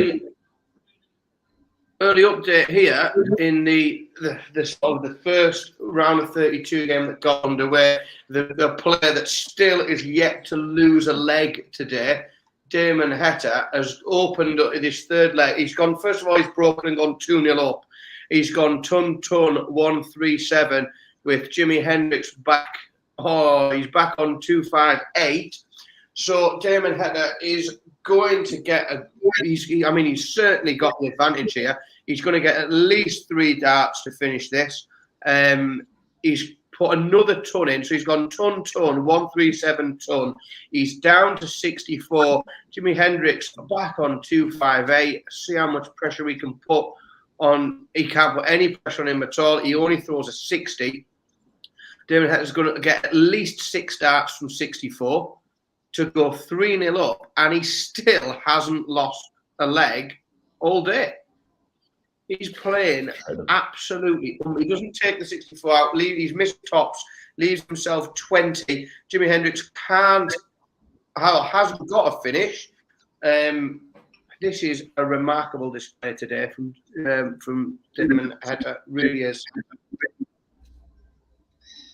Indeed, it is. Not losing a leg at this point of the competition. That is special. And he's been playing some really good darts to get there as well. Peter Wright is underway in his last 32 game against Eddie Lovely. John O'Shea and Gordon Mathers are underway. Chris Dobie, Ryan Meikle, who's had a good day himself so far, 1 up against the number 20 seed. And Gerwin 1 down against Stephen Burton. Rob Cross and Mike Kivenhoven have just got underway. I think we might delve into that one as well very shortly as our featured game on the online darts stream for Pro Tour 2. And of course, don't forget to get in touch with us on the chat room. And of course, don't forget to give us a like and subscribe. The more subscribers, of course, the more content we'll be able to bring you around the 20,000 mark. So do get in contact with us. Dan, you've got some oohing and ahhing going on. Well, we've just got an early break in this game. My pick for the day is on the back foot, and Michael van Gerwen has been broken early in the game by Stephen Burton, who looks absolutely up for this and doesn't really seem to be phased in the slightest about who he's playing. Comes very casually and takes out tops to go 2-0 up, and now has the initiative and a break in this match. Yeah, it certainly hasn't been an easy day for the seeds. We've seen many fallen, and the likes of Gerwin Price and Michael van Gerwen really been put under pressure from Richie Ed House. We've seen Florian Hempel push Gerwin Price as well. So you just wonder, maybe before the end of the day, we'll see a few more seeds fall and maybe someone from the outside win a title today. It's a massive opportunity for some of these players. Certainly opening up that way, isn't it? So on our main string board, you see Rob Cross 1-0 up against Mike Kivenhoven. Van Gerwen is now 2-0 down. Bring it back. Let's board it back to 2-1. Dobie 2 down to Meikle. Mathers 1 up on John O'Shea. Peter Wright 1 up on Eddie Lovely. Kretschmar 3 up on Hop. Heta 3 up on Hendrix. And DeVos Zonneveld 1-1. Let's have a look at some of the games. Well, Heta's made it 4-0. He can't win 3 consecutive games.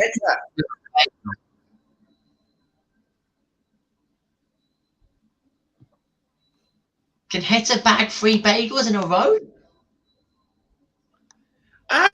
I mean, in being completely honest, looking at, so he's just opened with a 1-3-4 in this 5th leg. I mean, he's averaging 104 against Hendrix 88. The short answer in Canny is, I mean, absolutely. Yeah, you look, and at the minute, you'd really fancy him for it. You know, if he holds his throw here, which he looks for all the world that he's about to do, then, you know, Jimi Hendrix is going to have to lift his game. I know he'll have the darts, but he's not playing at the minute at the same level as Damon Heta. And Heta is looking very much like he could go 6-0, 6-0, 6-0. And I can't remember. We might have seen it. I don't think I've seen it before. Somebody else might have done, but I can't remember 3 consecutive 6-0 whitewashes at a Pro Tour event. Yeah, it's been interesting to see what the record actually is. of consecutive legs won on the Pro Tour. Well, at the moment, Damon Heta is making all of his opponents legless. So let's see what is warming up then. Connor Scott, Martin Schindler. That could be a really good game, that. Lee Evans, Gabriel Clemens, Meadows, Rasma, William O'Connor, Gerwin, Price, world number 1. He takes on Ross Montgomery, wins this. He's virtually assured of his place as that come the end of the weekend. Luke Humphreys takes on Daryl Gurney. That one's now just got underway. And the number 2 seed for this event, Jose de Souza, takes on Mcewen Suljovic. And what is interesting to see as the seeds are told throughout the day is the lack of matches between 2 seeds at the last 32 stage. Yeah, but look at what we've got warming up. Sorry, not warming up, just to know it is that Luke Humphries, Daryl Gurney is a barnstormer. That's a proper match, that Luke Humphries against Daryl Gurney. We've got Jose de Souza and Mcewen Suljovic. That could be interesting, depending on what Mcewen brings to the table. But you are right, with a lot of these seeds are not going to start meeting until very late in the tournament. We get the occasional, we've got a couple of seeds meeting each other here, but not many at all. Absolutely not. And one of the big names in trouble, Michael van Gerwen. He's 3-1 down against Stephen Burton and only averaging 84 as well. That's going to be probably the bigger concern than the deficit he currently faces. Yeah, it doesn't look Yeah, like it's really gone Michael's way early doors. An 84 average. I mean, Stephen's not particularly performing to his best either, only 82. So some big worry or some worries there for Michael van Gerwen. And Burton sits on the big fish now. If he can take that out and further extend his lead to break the van Gerwen throw, he can. So van Gerwen's coming back for 1-3-2. It's not a gimme either, as Burton has left 70. So worrying times for Michael van Gerwen. And some breaking news. Damon Heta has finally lost a leg. Yeah, the biggest upset of the day. Damon Heta has lost a leg. And do you know what? He had his chances there. He was he missed at least 4 darts at double, maybe 5 there, in order to make that 5-0. He come really, as I say, he went outside double 10, I think, at least 3 times. Although Jimi Hendrix has come back and started this leg with a max. So Jimi Hendrix doesn't think that this is over. He's just got away with being 5-0 down. Damon Heta can only open with a 58, and we might go from looking at almost a guaranteed triple 6-0 to Damon Heta having to fight off a fight back here. Hendrix was 180, 140. Stephen Burton is also in command here against Michael van Gerwen. He now leads 4-1. He has the throw in this 6th leg. Currently sits on 220. Michael van Gerwen has failed to find a treble with his last 6 starts. So big worrying signs here for Michael van Gerwen. So on board number 2, we'll have some frustrated and nervous people in the chat room. Gordon Mathers takes a 3-1 lead against John O'Shea. It does look, to be honest, a relatively tight match. John O'Shea is going to have to up his game. He's throwing against the darts at the moment. So he is looking at, if he can't find a break here, he's looking at being 4-1 back. But he has done things the hard way all day today. So maybe this is the sort of game he might come through. Juanita says that we have just jinxed Damon Heta. He's still in a commanding position, so we'll wait and see. It doesn't look worrying for him at the minute. He's just open with another 180, so I think Damo's doing just fine at the minute. He's all right. I just don't want to take any responsibility for anything going wrong. A massive lifeline for Michael van Gerwen. Burton misses darts to move 5-1 ahead, and van Gerwen comes back for 4-2. He's trying now to reduce the deficit. So big moments in that match. Peter Wright goes behind. 2-1 down to Eddie Lovely. Luke Humphreys 3 up on Daryl Gurney. Go and price 1 up on Montgomery. Boris Kirchmar 6-1. What a day he's having as well. Like, he's played outrageously well today. Just knocking people aside. And he's had to beat some half-decent players as well with those big averages and those big scores. Yeah, he's really up for it today, isn't he? Let's take a little look at our feature game then. It's Rob Cross against Mike Kivenhoven. It's 2-2 in this one. Rob Cross, I've got to say, from the get-go, has been mightily impressive. Probably been, along with Damon Heta, player of the day so far. Yeah, and he's kind of gone under the radar again a little bit. Rob Cross, he'll certainly fancy it now with the way the draw has opened up. In that one, Kivenhoven might be more of a challenge that he's faced than some of the other players earlier in the day. But as Kivenhoven has a chance to break throw and he doesn't take it, so Rob Cross coming back for 140, still no easy task in that one to hold his throw. So a chance maybe for Kivenhoven to get a break. Or certain Daryl Gurney's pull one back against Luke Humphreys 3-1. Manos Rasmus taking the first against William O'Connor. Let's have a look then at all the scores in chronological order. Kevin Doetz is 1 down against Jamie Clark. De Souza, Sulivic 1 apiece. Price 2-0 up on Ross Montgomery. Mike Kivenhoven's taking the 5th in our feature game against Rob Cross. Lee Evans 1-0 up early on against Gabriel Clement. Stephen Burton on match point against Michael Van Gerwen. We'll come to that in a second.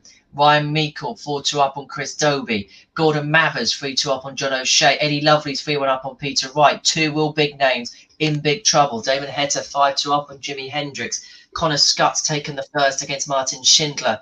Kurt De Vos 2, Niels Zonneveld 4, and Stephen Bunting 2-1 up on Jason Lowe. But let's go straight to Van Gerwen against Burton because the green machine is in heaps of trouble.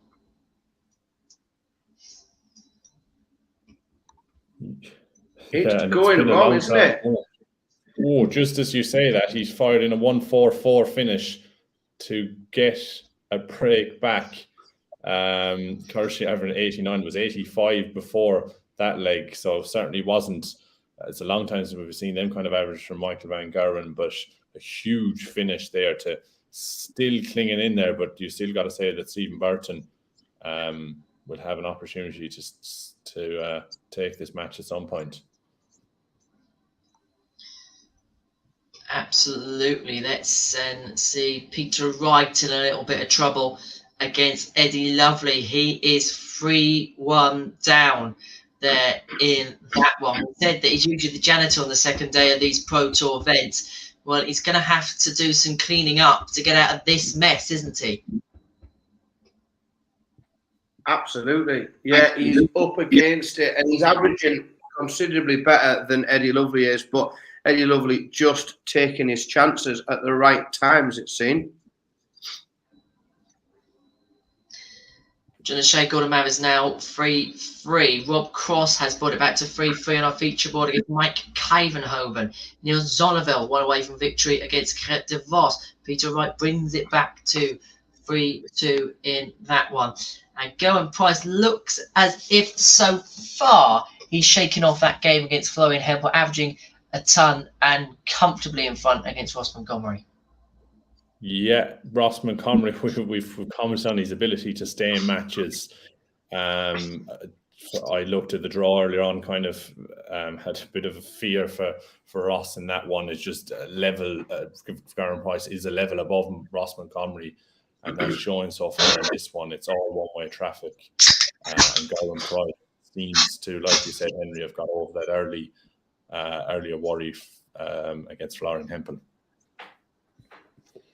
But Michael Van Gerwen has pulled 2 legs back. It's now 5-4 against Stephen Burton. So MVG was right up against it, but it's clawing his way back. Mensah Sulivic has made it 2-2 against Jose De Souza.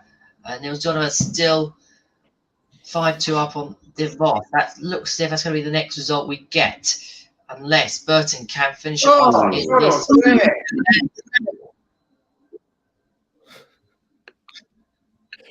John O'Shea, like we keep saying, he is not doing things the easy way today at all, but he is getting results. John O'Shea has now somehow gone 4-3 ahead and opened his next leg with a max, with a 180. Mathers can only find a 60. So John O'Shea has broken, gone ahead, and then opened with a max, and has gone again from looking like he didn't have a hope of coming through this game to being now in the driving seat and looks to be the favourite. This is amazing that John O'Shea is having. It's class. Yeah, just as Dan was oohing and on there as well, I had let out a bit of a noise as well, because we were just writing off Montgomery's chances. He broke against Gowan Price to get one on the board, so he has an opportunity now to close the gap even further on his throw. And just as I say that, Gowan Price fires in a 180 first to a finish, so he's on 154. Montgomery back on 265. So a bit of work to do for Montgomery to stay in this one. But let's go to the big news, because Michael van Gerwen is out of the event. Stephen Burton, 6-4 victor. So MVG will have to wait for his first title of 2022. He departs the scene. Another massive seed to fall.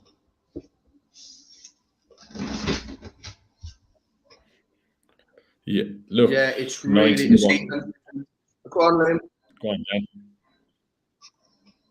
Well, I was just going to highlight another, just a game going backwards and forwards. Guy we spoke about a lot today, Chris Dobie, has managed to just find some form at the right time here. He's gone 5-4 ahead against Ryan Mickle. There's a lot of players today winning from behind. We've seen, yesterday, we seemed to have a massive raft of people just smashing through games. We had loads of 6-1s, 6-2s.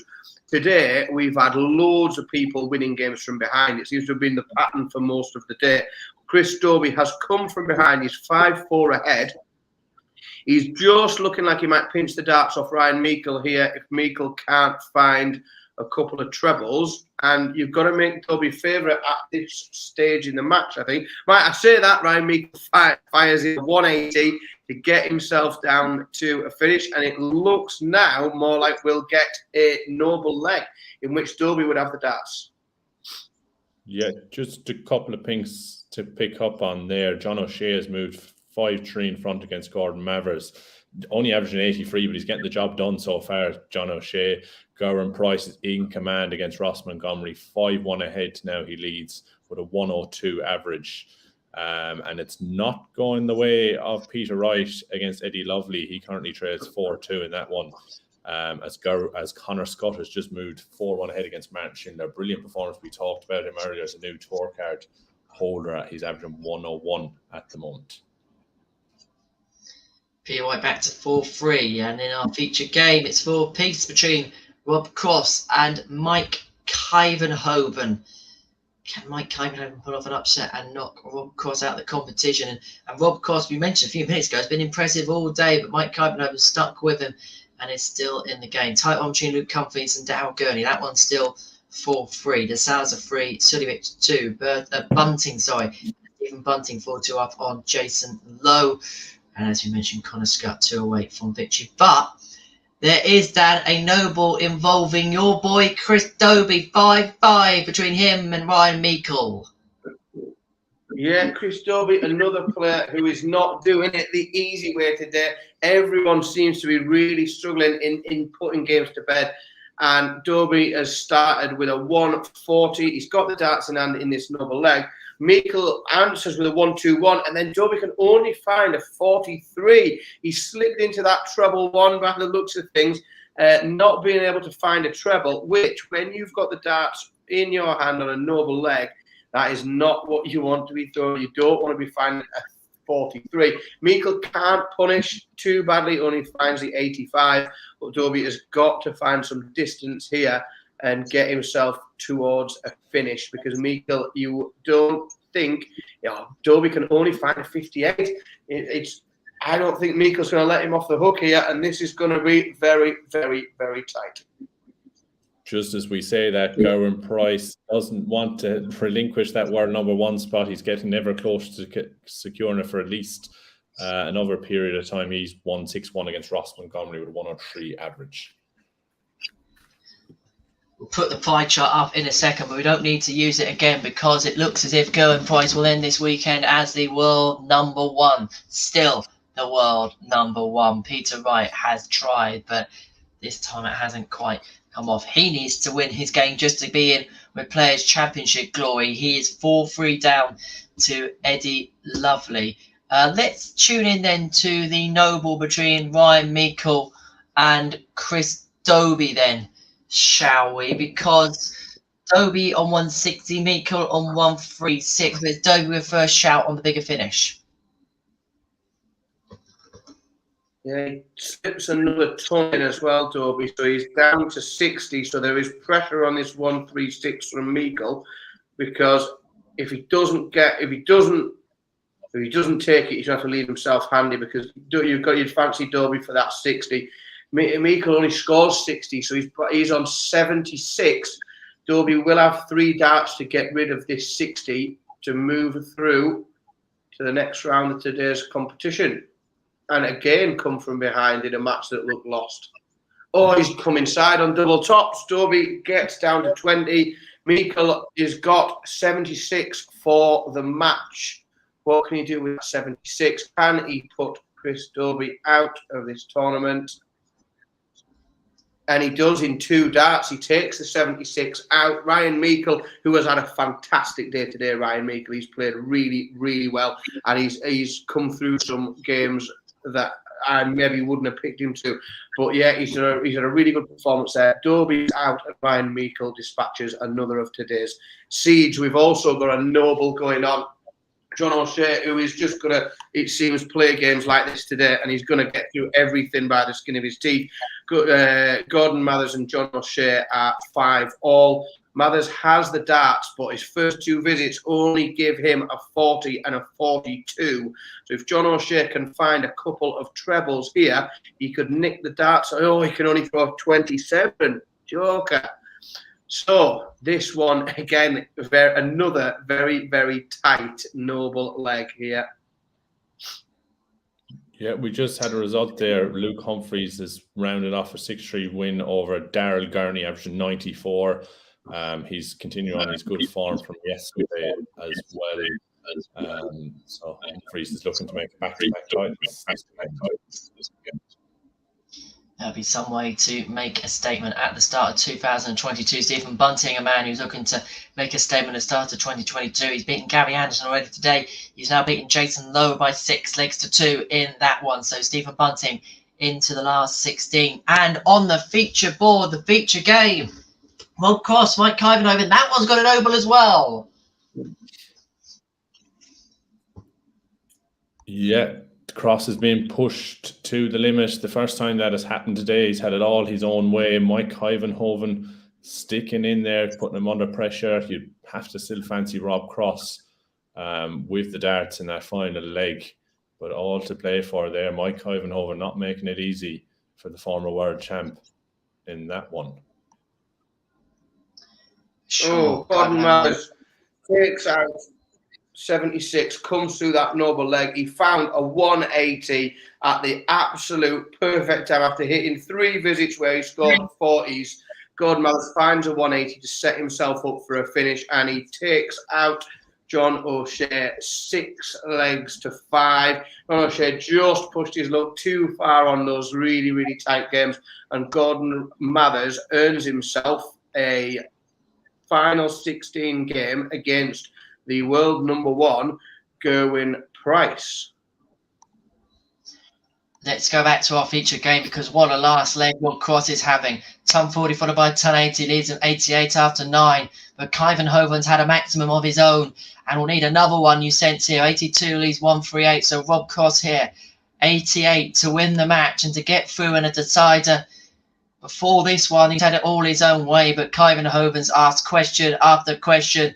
But Cross hasn't yet found an answer. So can Mike Kivenhoven hit 138 to seal victory and to spring a surprise on Rob Cross? We wait and see for the screen to reload. 78 leaves 60, so Rob Cross has double 14 for the victory and to get over the line in the end, and does so first start. So Rob Cross is still alive in the hunt for Players' Championship 2 glory in Barnsley. He was made to work for it against Mike Kyvenhoven. It went all the way to a deciding leg, but it is Voltage who is through by 6 legs to 5.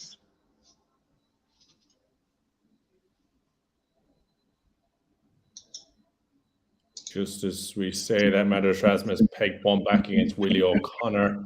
He trails only 4-3 now in that one. Peter Wright looks in command against Eddie Lovely, 5-4. So he's still in contention for today's title, as is Jose de Souza. And it's good to see a run here from Mensur Sulovic. Didn't see much of him last year, but he's first to finish in that one, and that's for a break of throw against Jose de Souza. So good signs from Mensur Sulovic in that one. Which we have now moved to our feature game on the stream. De Souza 4, Sulovic 4. Who will budge? What will give? Sulovic has 6 starts here to break the De Souza throw. 133, 50 leaves 83. So De Souza can put heaps of pressure on this. Back on 206. Match starts. Peter Wright has got match starts. He's got 3 at 40 to beat Eddie Lovely. And he needs 2 darts to do it. Peter Wright comes from behind to move past Eddie Lovely. And we do still have a very good chance of seeing world number 1 against world number 2 in the final here today. There is a really good chance that we could see those 2 guys play each other. By the way, Gerwin Price and Gordon Mathers aren't messing about. They're already warming up for their last 16-time. Mathers only won a couple of minutes ago. On the feature game, De Souza now 5-4 up on Sulovic. He hit a 174 to leave. Hold on. Sulovic has hit a 170 at the start of the leg.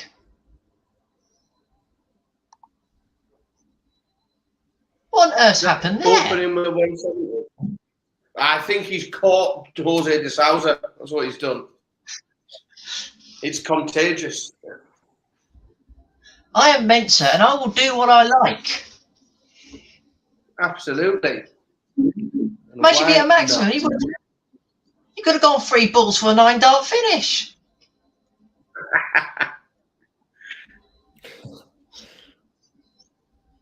Incidentally, Martin Schindler had.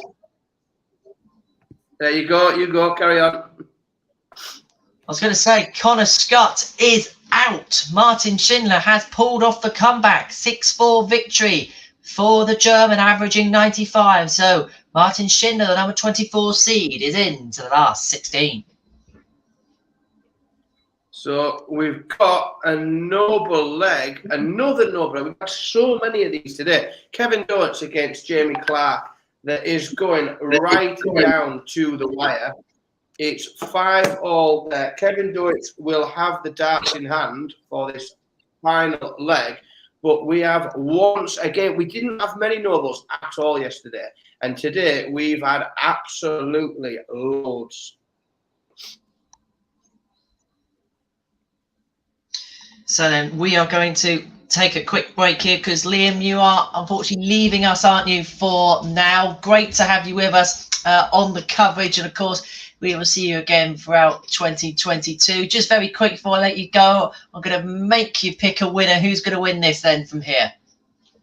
I avoided that question earlier on, but now I'm put to the sword. I think Peter Wright comes through. He loves the final day, and I know we've only had 2 days of Pro Tour action, but why not? Peter Wright.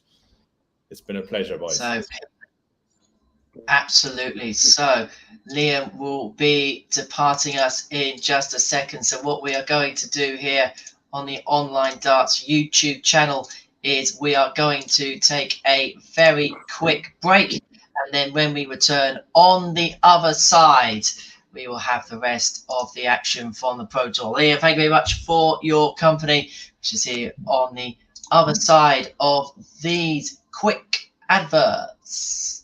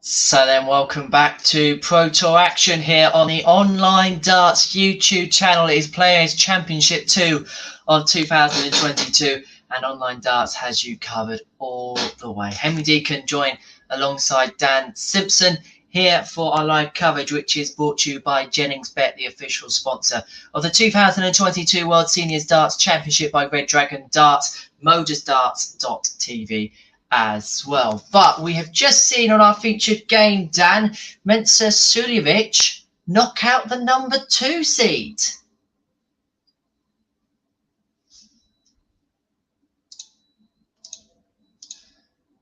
Around that top level for a long time now, and sometimes there's a case for him to be, right up there, top 10 Premier League. He's been right up there at that level, and then the last couple of years he's sort of looked like one of these that is going to hang around and drift about in the top 32. But he's got that game.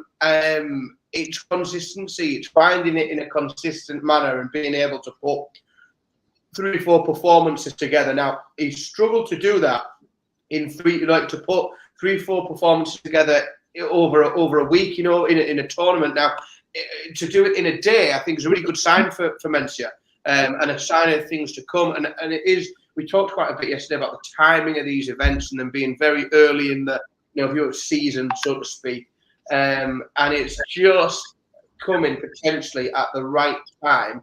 For Mensah, but also what it also does again, and rightly or wrongly, there are players that will think of Mensah as being more beatable than Jose de Sousa, and the case for this being quite an open competition, which I know it sounds ridiculous saying it's open when we've still got Price and Wright in there. Because they are still, without a shadow of a doubt, the players to beat today, the best 2 players in the world, and they're still there on each side of the draw. So, if all goes to plan and how it should be, then that should be our final. But that is not how darts works. It's certainly not how darts has worked today. So we could be in for some more twists and turns over the next couple of hours. Now, we do have And no, we've only got one game on the go at the moment, and it is a noble leg. And my word, William O'Connor has gone against the darts in that noble leg, gone ton 140, 180, got better and better as the game. He's hit that 180, followed it up, taking 81 out in 2 darts. And William O'Connor, who we've talked a lot about being really solid today and how much we thought he was going to go on and do well, continues on the march today. William O'Connor dispatches Madas Razma, and on William O'Connor goes to the next round. And that is a really good performance because he was up against it there and he was behind, and then he was against the darts in the final.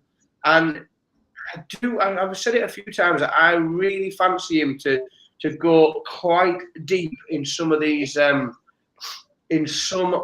tournaments this year.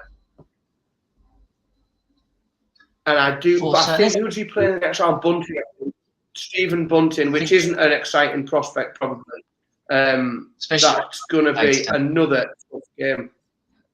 That's it. Yeah, it's a tough game for William O'Connor. But he's come through some tough games so far. Michael is just asking in the chat room how Raymond van Barneveld got on today, and Raymond van Barneveld is, unfortunately for his fans, no longer in today's tournament. He was beaten. Where was he beaten? Who beat him? I can't remember now.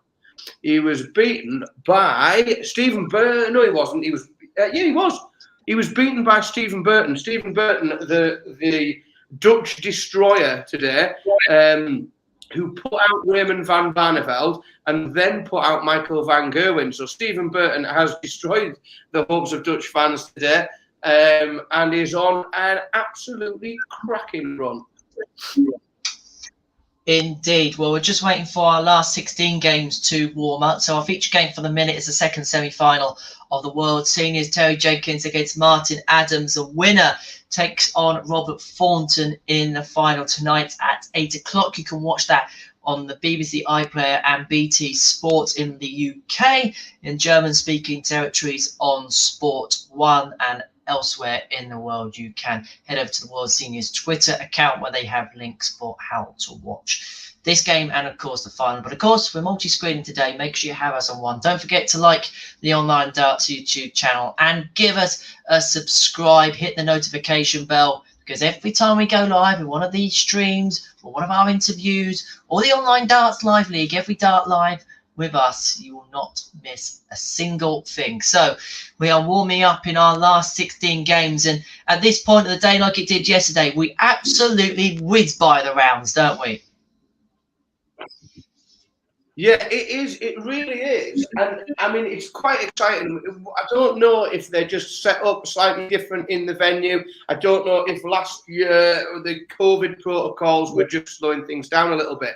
But we definitely seem to be working through at a better pace, a more exciting pace than we were for these events last year, where we did seem to have a lot longer of warming up time and time between games. I appreciate at this end, you know, games go on different lengths and we need to give players a bit of time between games, but the pace has allowed it to really maintain some excitement on the way through, hasn't it?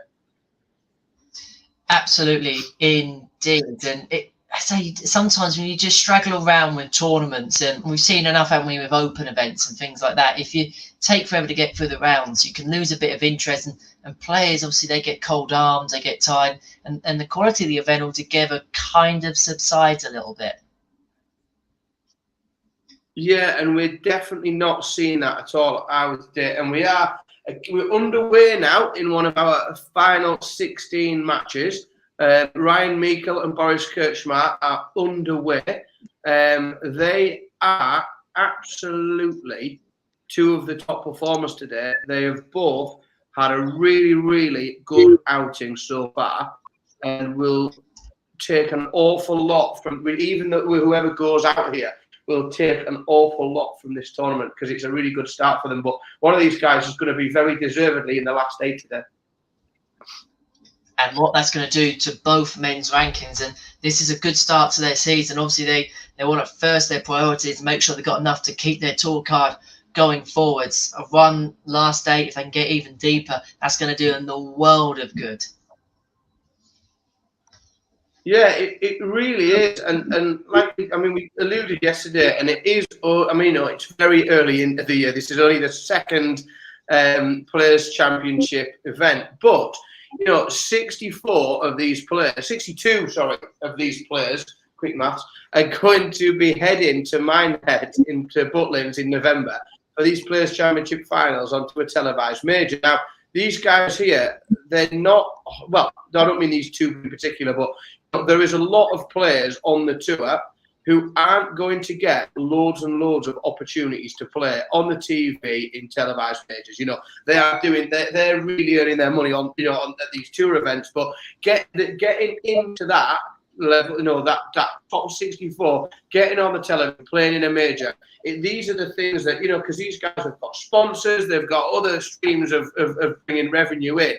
And this is what it's all about. It's getting these runs in these events and doing it earlier in the year to establish that ranking in that Players Championship order of merit, solidifying yourself in the top 62, and not having the pressure on you for the rest of the year, not knowing that you're up against it and you're having to fight for it. I don't know if it was Mark West or Paul Nicholson who made the point, but for any player, the first two priorities you've got to have is make sure you have enough Pro Tour money to get into the Players' Championship and qualify for the World Championships. If one or neither of them two happen, you're in grave danger, especially if you're a second-year tour card holder, of losing that card.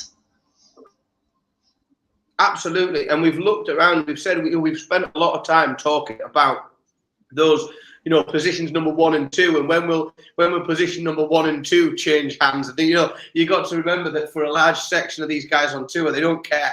They're not bothered about who's number 1, who's number 2, and there's £1,000 difference between the two of them. Some of these guys are going to be £500 away from being a professional darts player. Some of them are going to be £500 off being a tour card holder, and that's the part of the order of merit. That race for a tour card that I constantly find myself drawn to during these events, because it's constantly changing up and down all the time over the course of a weekend like this. That's where the excitement is for me, and that's where these games really matter. Indeed, it's so fascinating to see. But we are up and running in our last 16 games. Our feature match is Gerwin Price, who will be world number 1.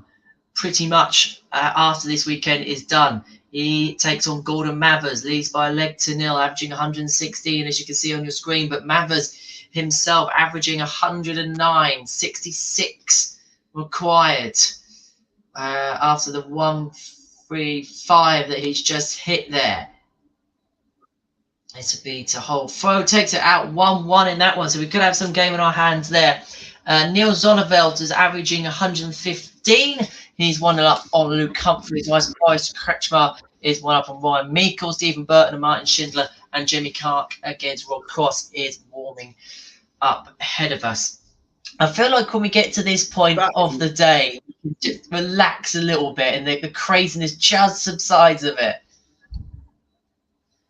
Yeah, it's certainly easier to keep a track of what's happening, because you've got at least it narrows down in what's going on at any one time. But it is, it's a bit calmer, which we like, which we both definitely. Although the chaos is fun, don't get me wrong, the chaos is fun. But it's nice that we can now, obviously, in the chat room, get in touch with us. Any thoughts, opinions, questions, get in, and we'll answer them. We just miss less. That's all it is. We don't miss as much at this stage. When there's sometimes when there's a lot going on, it's hard to keep track of everything. But we do have our first break of this round. Boris has found a break early against Ryan Meikle. Boris already averaging 104. He started off this third leg on throw with a ton, followed by a 1-2-1, followed by a ton 40. So he's really, really today, Boris, showing exactly what he's all about and what he's got to play. So his first 9 average today, Boris Kirchmar, is 113, and his checkout average for this is 50%. So stats-wise, Boris is having an absolute tear-up today. He's playing superb stuff. And already, down to 82 with Meikle back on 235. Meikle's been playing really good today, but Boyce just looks to be playing at an outstanding level today. Indeed, it looks like a breakathon between Neil Zonneveld and Luke Humphries. Zonneveld broke in the first, Humphries turned the favourite in the second, so 1-1 in that one. A mind of our other 4 games that are warming up. Stephen Burton, who beat Michael van Gerwen and Raymond van Barneveld today. He takes on Martin Schindler. They have just started. Jamie Clark, he takes on Rob Cross, the number 11 seed. Comfortable in his first 2 games, but was made to work for it in the last 32. The world champion Peter Wright, he takes on Lee Evans. William O'Connor against Stephen Bunting, who's played very well, has deposed the Flying Scotsman today. And Damon Heta, who won his first 2 games of a bagel and was comfortable in his third, takes on Mensur Suljovic. Heta, along with Cross, have probably been the best 2 players consistently over the 3 games today. But Gordon Mathers is having some day today. Let's have a quick look at the screen. 2-1 up against Gerwin Price. Has 80 to extend the lead to 3-1. Broken the last leg. This is for a hold, averaging 114 compared to Price's 105. And has taken it out. And the world number 1's under a bit of pressure here. Gordon Mathers is now temporarily Peter Wright's favourite darts player on the planet. Peter Wright prefers Gordon Mathers to Peter Wright at the moment. Indeed, he does. I wonder whether the system has updated with the money. Indeed, it has. It's our favourite graphic of the day. But this is the race for world number 1. It's getting a little bit exciting now. So what Peter Wright needs to do, if he's going to do it today, Gerwin Price has to lose to Gordon Mathers in this match. Has to lose in this match to Gordon Mathers. And then Peter Wright will have to win the entire event. Then he would be top of the rankings by £500. He'd be top of the rankings by a meagre £500. So Price is currently behind against Mathers. Wright has to win the thing if he is to become world number 1. It's not dead in the water yet for Peter Wright, but a lot of things is going to have to go his way, including this match on our featured stream. This could get, if Gordon Mathers can win this match, this could be a very, very exciting afternoon of darts. Could be one of the most well. Gerwin Price.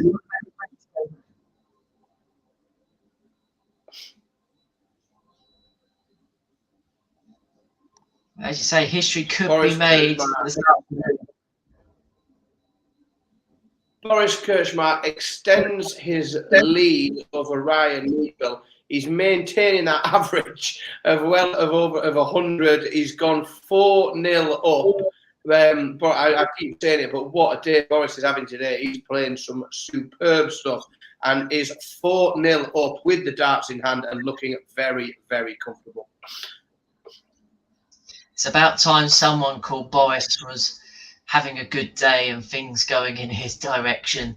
But Boris Kirchberg falling up on Ryan Meikle. Someone's had a good day today too. So underway between Jamie Clark, Rob Cross, Peter Wright, Lee Evans, William O'Connor, Stephen Bunting and Mensur Suljovic against Damon Heta. Those games just getting started. So all 8 last 16 ties are currently underway. Gerwin Price is battling his way back from 3-1 down. 84 to break the throw and to bring it back to 3 apiece. There's not about against Humphreys. It's gone from break on to hold on.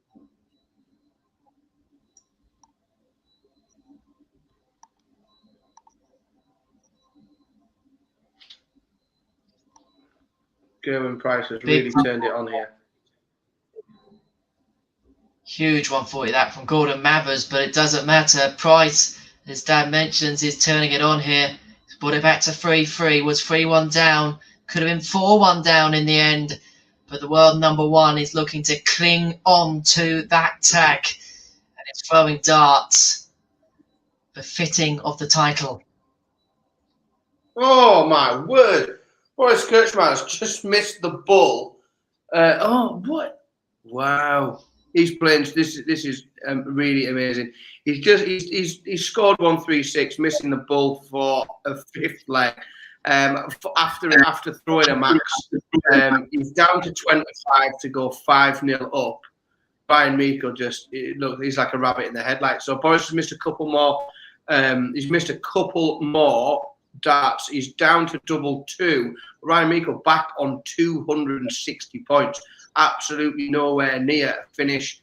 Boris he's coming back for these 4 points he's got remaining for 5-0. He takes them out. Boris Kirchman 5-0 up here against Ryan Meikle and looking very, very comfortable. By the way, what a leg this is in the featured game. Ton 40 ton, ton 40 62. Ton 40 ton 40 ton. How is that going away here? The man who does some letting him off the hook. He's spotting an upset. He's not letting him off the hook. Look at the averages. Price, oh, goodness me. We thought yesterday was good. Price averaging 106, Mathers 104. God, Mathers, I don't think we've talked enough about how good he's been today. He's every time he's been up against it, every time I've thought he wasn't going to come through, he's just plodded straight through everybody. He's played superb. Going Price just lifting his game, isn't he, at the right moment here. Doing the right things at the right time. It's what the best players in the world do. Damon Hetter. Oh my word. Oh my word. Just quickly, Damon Hetter's was double 14 for breaker throw against Suljevic. Here we go then. Gerwin, Price. Call it in, Dan. Call it in. 1-4-1. Now this not only to throw a 9, but in the match where he's going to say to Peter Wright, not today, Peter. Not today, Peter. Oh! 101. You have got to think, though, not today, Peter. This is the world number 1 has come to play this second half of this game. Gordon Mathers got out of the blocks quickly. Gezi Price has really elevated his game, and mind you, he misses 3 darts at tops, and he goes for 9 dart attempts and not being able to get it done in 12.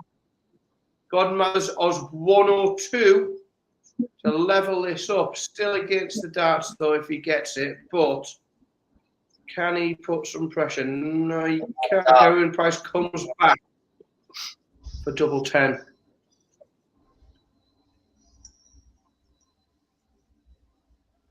Takes him 3, but he takes it. Gerwin Price now 5-3 up with the darts in hand, and you have got to think, not today, Peter.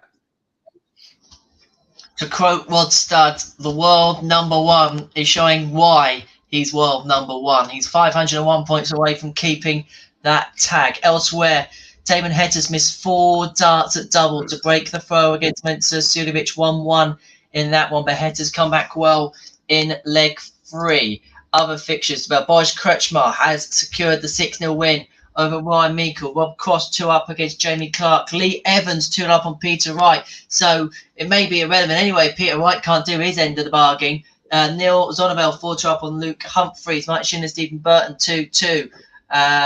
Willie O'Connor, Stephen Bunting 1-1. And we mentioned the Suljevic Hetter game. But let's keep eyes then on the featured game for now, because Gerwin Price is closing in on keeping his world number 1 status. And from there, he'll try and concentrate on winning Players' Championship 2 and then put the hammer down as a statement of intent for the rest of the field for 2022. Yeah, that's it. I mean, it's close. It's close at the moment. But, you know, if Gerwin Price wins today and he puts another 12 grand on his on his total, he's finding extra little bits of distance, isn't he? And that's so whilst he's still here and he doesn't lose that place, if he gets beyond Peter Wright, he's putting more distance again. Peter Wright's got to come again. You're forcing him to win matches, win titles, pretty much. Absolutely. Gordon Mathers needs the big fish to stay in this match. He can't reel it in. Gerwin Price comes back. He'll have 3 darts at 40. He only needs one after missing a few at tops earlier. He needs 1 dart to take out double tops. He wins that match 6-3 over Gordon Mathers. And Gerwin Price guarantees that he will, for now, continue to be the world's #1 dart player. The Welshman's reign is not over yet. He is still the world #1. So let's turn our attentions on the man who wants to be #1, Peter Snakebite Wright, who himself is in a spot of bother in his game against Lee Evans, 2-1 down. But look at this in the 4th. He is more than fighting back. More than fighting back. Yeah, he is not beaten, is he? He doesn't know when he's beaten. Let's have a look then elsewhere. We will focus our eyes on Wright against Evans, but elsewhere, Heta 2-1 up on Suljevic. Stephen Bunting 2-1 up on William O'Connor. Rob Cross 3-0 up on Jamie Clark. Neil Zonnevel 5-3 up on Luke Humphries. Yesterday's champion has got it all to do there. And Stephen Burton's having the day of his life so far against Martin Schindler. He leads 4-2. We're kind of bringing it back to 2-2 against Bunting, which is the same score in our feature game between Wright and Evans. Yeah, Stephen Burton really is having an absolutely fantastic day today. To have dispatched 2 of the sport's biggest names, let's say, for the sake of not wanting to get into an argument, in MVG and Van Barneveld, but to have dispatched two of the biggest names in the sport, then to be 4-2 ahead of a Martin Schindler that's averaging just a shade under 103. Stephen Burton is having an unbelievable day today. Unbelievable, Jeff, and it's unbelievable. Rob Cross, he's now 4-0 up on Jamie Clark. He is romping through the field today. He's had an unbelievable day thus far. Had to survive a little bit of a scare in his last game, didn't he, in the last 32? But he could absolutely gate crash this field towards the title. I'll tell you about a gate crash. Oh, and that's so. Yesterday's winner, Luke Humphries, has just won a leg back. But Neil Sonneveld, who has, we said in the last, we haven't spoken about him much today, quietly gone about his business today in a very professional manner, is 5-4 up with the darts in hand on throw, opens with a 140. Humphries only finds a ton. And Sonneveld is looking absolutely the favourite here to come through another match. Yeah, there he follows the 140 up with a 180. Sonneveld down to 181 after 6 darts. Humphries open with a ton, can only find another ton. Sonneveld is looking absolutely superb. What can he get? He's going to leave himself a finish. What? Oh, he's gone 140, 180, 121. Sonneveld's down to 60 after 9. Humphries back on 301. He finds himself a 180. What a leg this is. Humphries ton 180 to get down to 121. But Sonneveld is going to get 3 darts at 60. What's he done there? He scores 20. He's left himself 40. Humphries is going to have to take out the 121 to force a noble leg. He misses the bull, leaves himself 25. Sonneveld 3 match darts at double top to dispatch yesterday's winner, Luke Humphries, and move through to be probably the second name that we wouldn't have picked to be in the last 8. And he takes it, needs 3 darts to do that. Neil Sonneveld dispatches yesterday's winner, moves past Luke Humphries in a 6-4 result, and books his place in the quarterfinals. So the champion from right. So let's have a look then at Damon Heta against Mensur Suljevic, because this 5th leg's up in the offing. Heta had the throw, broken the last leg to open up a 3-1 lead, but Suljevic here with a 123 checkout with Heta back on 68 can only hit 45 to leave 78. So header here, 68 to go 4-1 up. Consolidate the break with a hold. Go 3 up with 5 to play. I nearly got a bit excited there with the format. Takes it out last start. So Damon Heta is 2 legs away from the quarterfinals, and he's been dominant throughout the day today. Yeah, he's been really, really good. And I know he started out ridiculously strong, just whitewashing everybody. But, you know, and that isn't really sustainable for anybody throughout the day. But again, he's just finding the level that you know, Mcewen, arguably one of the stronger players that Heta's faced so far today on paper. And he's just comfortable keeping him at bay. Really keeping him at arm's length, which is, as I say, it's brilliant. And Damon Heta, it would not surprise, I think, anybody if he went on to win here. We've got a break on board for William O'Connor. We've talked about all day, and I'm glad we did, because he's backed up all of the conversation that we've had about him. As he extends his lead over Stephen Bunting to 4-2 with that break. And he is giving himself a really good chance of being there right at the end. Martin Schindler has missed a dart, a double to pull one back. He's going to get a go at 20. If he doesn't take out this 20, Martin Schindler, Stephen Burton is going to have match darts at 43. Martin Schindler can't do it. Stephen Burton has got 43 left and 3 darts to take them out to win this match. And he does it. He does it in 2 darts. And Stephen Burton wins 6-3 over Martin Schindler. And this is a final place that I would never have picked. Interesting goings on then. Damon Heta would have been someone you would have picked to get to the last 8. He's 5 up on Mensah Suljevic. William O'Connor now 4-2 up on Stephen Bunting. Feature games sees Peter Wright and Lee Evans locked in the battle at 3-2. Rob Cross 4-2 up on Jamie Clark. The tournament bracket starting to take shape. The other last 16 results: Gerwin Price 6-3 win over Gordon Mathers. That secures his world #1 status for now. Stephen Burton 6-3 victor, as we've just spoken about, against Martin Schindler. Boris Kretschmar 6-0 winner over Ryan Meikle. And Neil Zonneville beats Luke Humphreys by 6 legs to 4. Well, Peter Wright's made a little bit of a mess of this leg on the feature board. He has.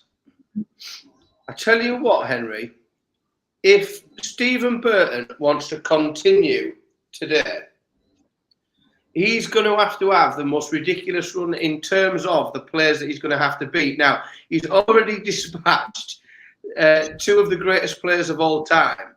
And in doing so, and in coming through that last match, he's managed to book himself a quarterfinal spot against Gerwin Price, against the world #1. His reward for all of his hard work so far today is a meeting with Gerwin Price. Now, if he can come through that game, this has got to be one of the most outstanding runs in a Pro Tour event from a player who started the day outside the top 100.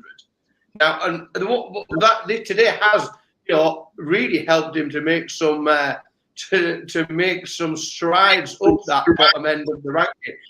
But started the day outside the top 100, has dispatched 2 of the greatest players of all time, and set himself up a quarterfinal with Gerwin Price. That's not a bad day's work, is it?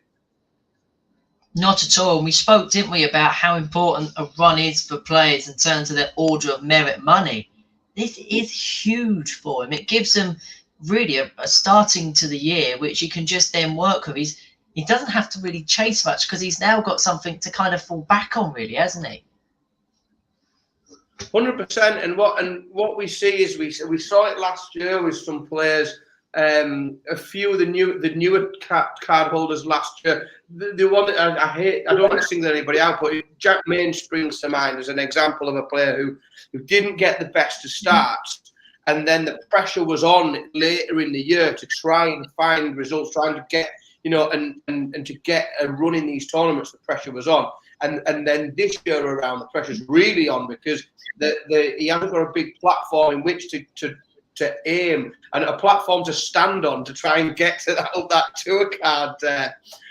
tour card race. Now, I say a couple of early runs early in, like you say, lifts the pressure off a little bit. You're not panicking as much. You can go and play a bit freer at some of the events later in the year. And the key is not having to try and earn 2 years' money in year 2. That really is the key, is to build a stable base to stand upon when trying to grab onto the bottom end of that tour card race.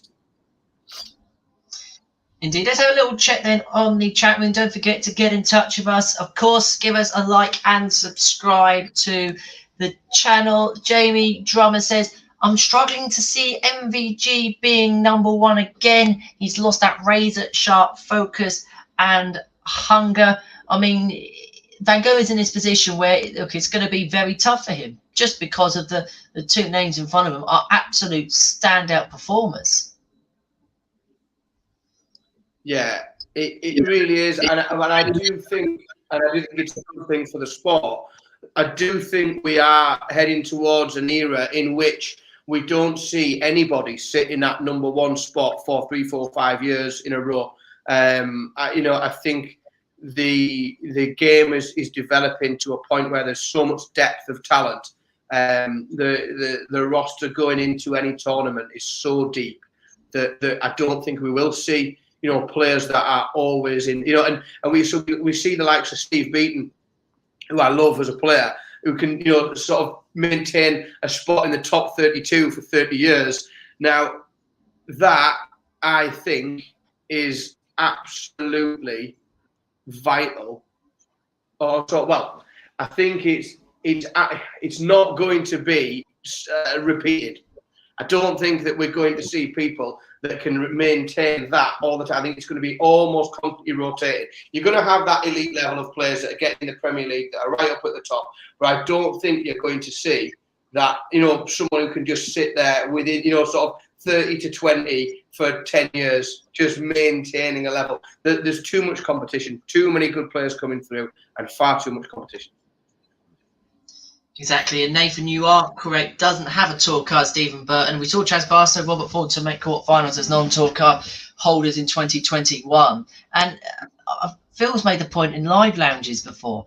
If you're a player outside the top 1 to 8 and you're doing well on the Challenge Tour and get invites, you've got the Live League obviously as a way of making money, and you're on the TV quite a lot, so you add sponsors to think of it.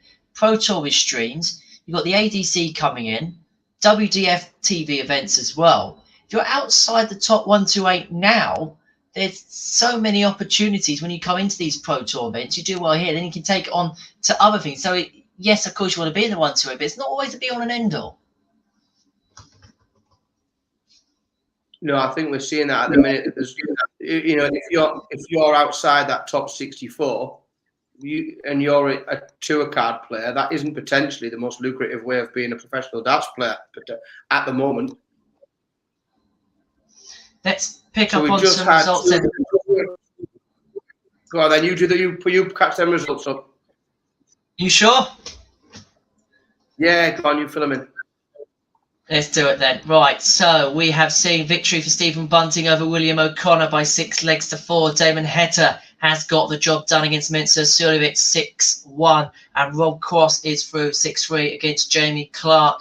Elsewhere, we've seen victories of Gaal and Price 6-3 over Gordon Mathers, Boris Kretschmar with a 6-0 win over Ryan Meikle, and the champion from yesterday, Luke Humphries, has departed to the hands of Neil Zonneveld 6-4. So we are relying on this one last game where Peter Wright, unless Lee Evans can take this 32 out, will be into the last 8. Well, we're going to have one more leg at least. Peter Wright's going to have to throw for it. Evans takes that finish out. It's 5-4.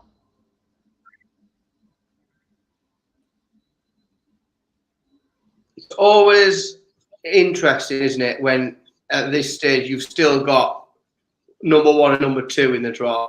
It's really difficult. We spend a lot of time during the day trying to work out and fantasy book which matches we're going to see next and who we'll see further on. But it does sort of make that less fun exciting when we have number 1, number 2 still left in still playing, averaging over 100. You think, all right, well, they'll just bash everyone up, won't they? That's it. We'll see. Like it's even now, we've had some outrageous performances today, but it is tough to see either of these guys getting knocked off their perch. But with everything we've talked about, with everything about the world number one and who's the world number one, any excuse for me to see these two guys play each other is amazing. So, like, if it happens, bring it on. It's all good, isn't it? Exactly that. So Peter Wright looks as if he might well be on the brink of victory here. This will complete our last 16, our last 8 lineup and complete our last 16 matches. All of fun. Don't try and talk when you're trying to add someone into the live stream. Cam McFarlane will be joining us in a few seconds' time, but let's see whether Peter Wright can see the job through here in this leg against Lee Evans. He's looking very likely at this present moment, isn't he? No pressure whatsoever on Peter. He's going to get at least 6 darts to get rid of 32.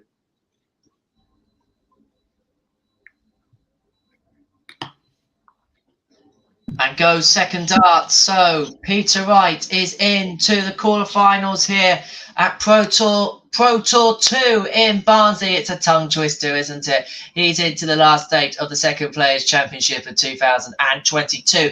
And that completes the lineup. We will see Gerwin Price, Stephen Burton, Boris Kretschmar, Stephen Bunting, Damon Hetter, Neil Zonneveld, Rob Cross and Peter Wright in the last 8 lineup for Players Championship 2 here in Barnsley. Me and Dan are going to take a very quick break, but when we return, we will have Cam McFarlane with us talking through the last 8 and beyond. So we're going to take a very quick break then here on Online Darts, and when we return, we will have all the action from the quarterfinals onwards.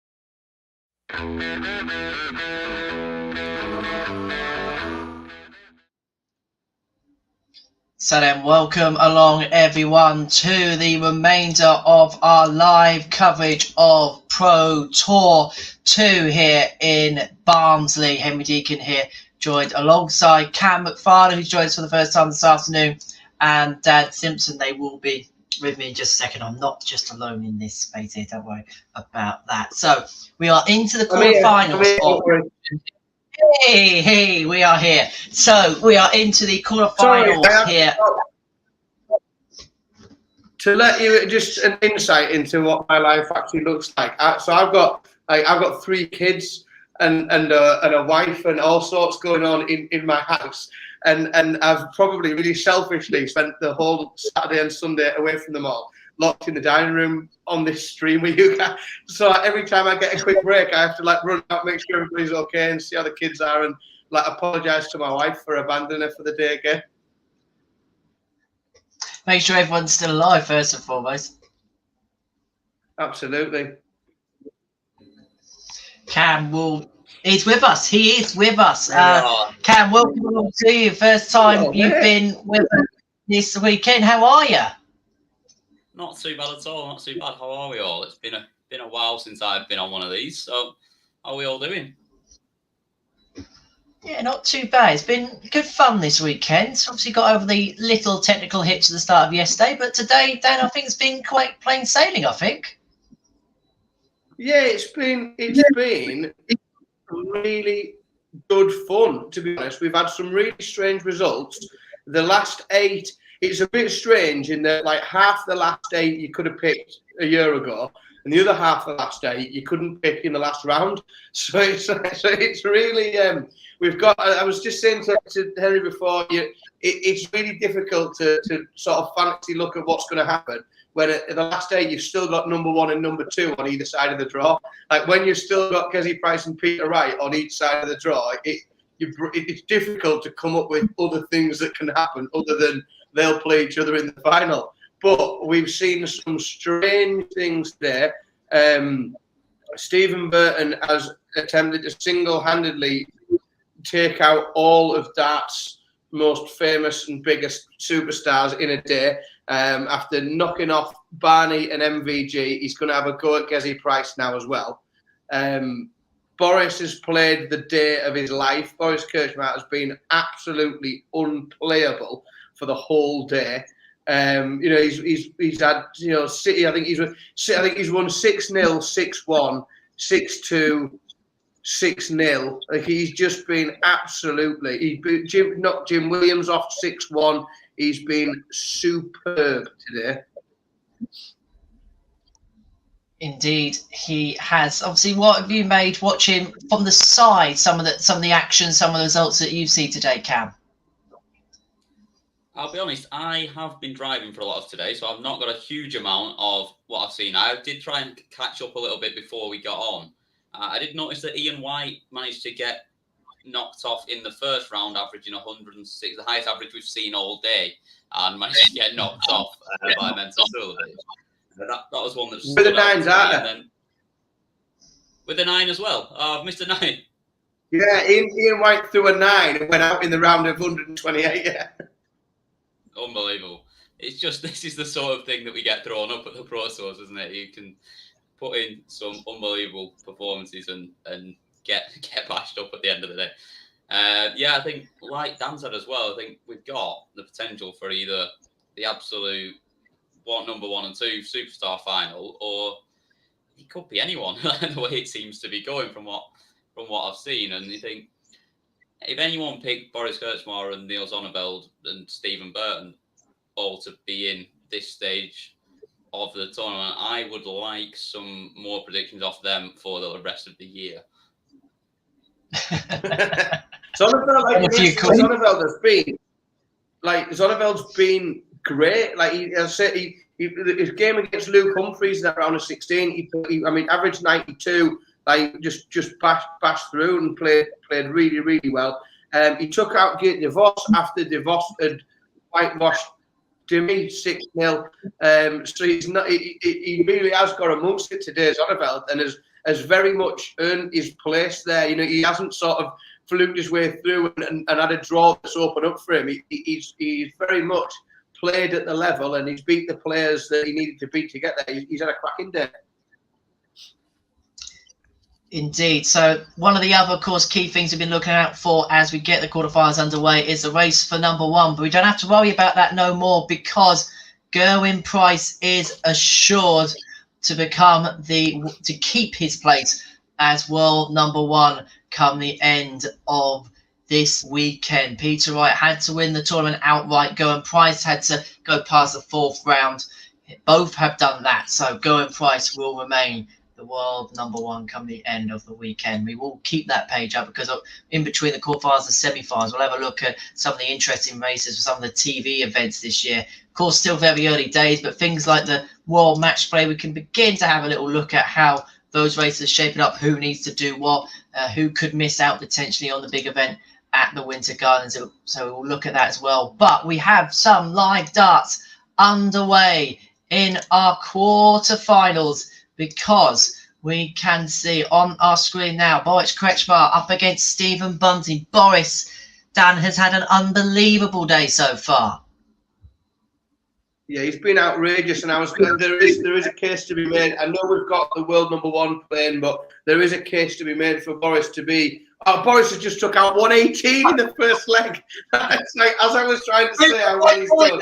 Like, he's already averaging 100, takes out 118 in the opening leg against Stephen Bunting. And I was just about, I'd started the sentence to say, there's a case to be made for this to be the feature game here, Henry. And then all of a sudden, Boris starts banging in 118 checkouts. Bunting opens with a 140. And we've got a proper game on here already, which is mint. Should we just go on? Because they're doing all the talk for us. It's good, isn't it? Nice easy, aren't they? Now, but as well, I don't think today, like we've said, Boris has played absolutely outrageous today. And I don't think he's made it onto the streaming board yet at all day. I know we've got Gezi Price and Stephen Burton on one board. I don't know what is on the other, but it's neither of the games that are in the way.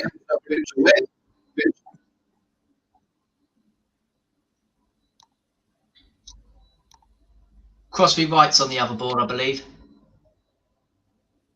Is that who we've got? Yeah, that's fair enough then, isn't it?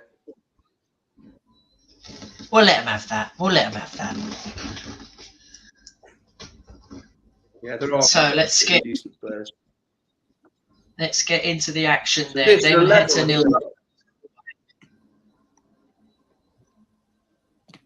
Boris, 180 ton, gets down to 76. Stephen Bunting has got the darts in hand. He's on throw here, but the pressure is on him to take out 142, and he's averaging 100 himself. Like he's.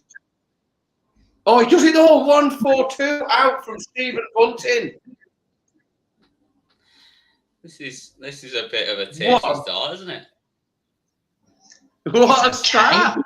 The thing is, the levels at which these two are playing at the minute, if you don't take out a ton plus checkout, you get broken.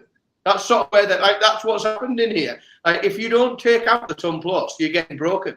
Like they're just maintaining a level. And Bunting slips there 41 now. He slipped against the throw. So like that's what's going to be important here, because these guys don't look like getting broken. So if you can hold your throw, then you stand half a chance. But what's he going to do to follow that 41 up? Only a ton.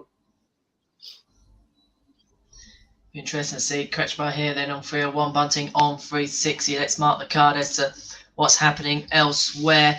Well, not really much happening elsewhere. It's going to be honest. Gerwin, Price, Stephen Burton 0-0, Hector, Zollivel 0-0, and Wright against Cross yet to get underway. That the standout tie of the quarterfinals, and can perhaps this weekend we may see from Rob Cross a little bit of anger, a little bit of vengeance about not being picked for the Premier League.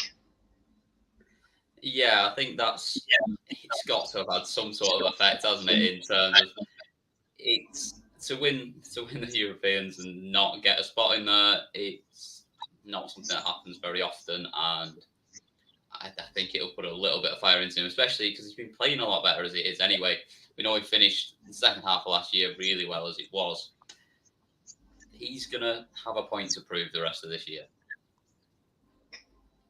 Joining that elite club of just him and Paul Nicholson to run a TV major and then not get selected for the Premier League. I'm sure Nico didn't want me to remind him of that, although of course he's so far away in Barnsley, you'll probably still hear it somewhere probably.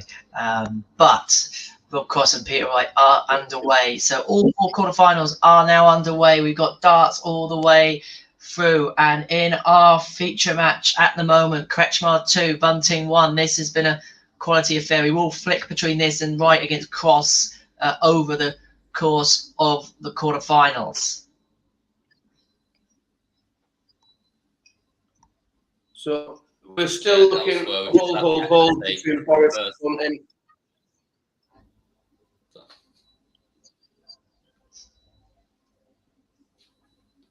Bunting off well with a 1-3-4, but Boris just smashes in a max to start off. Bunting 140. The levels are not dropping in this game at all.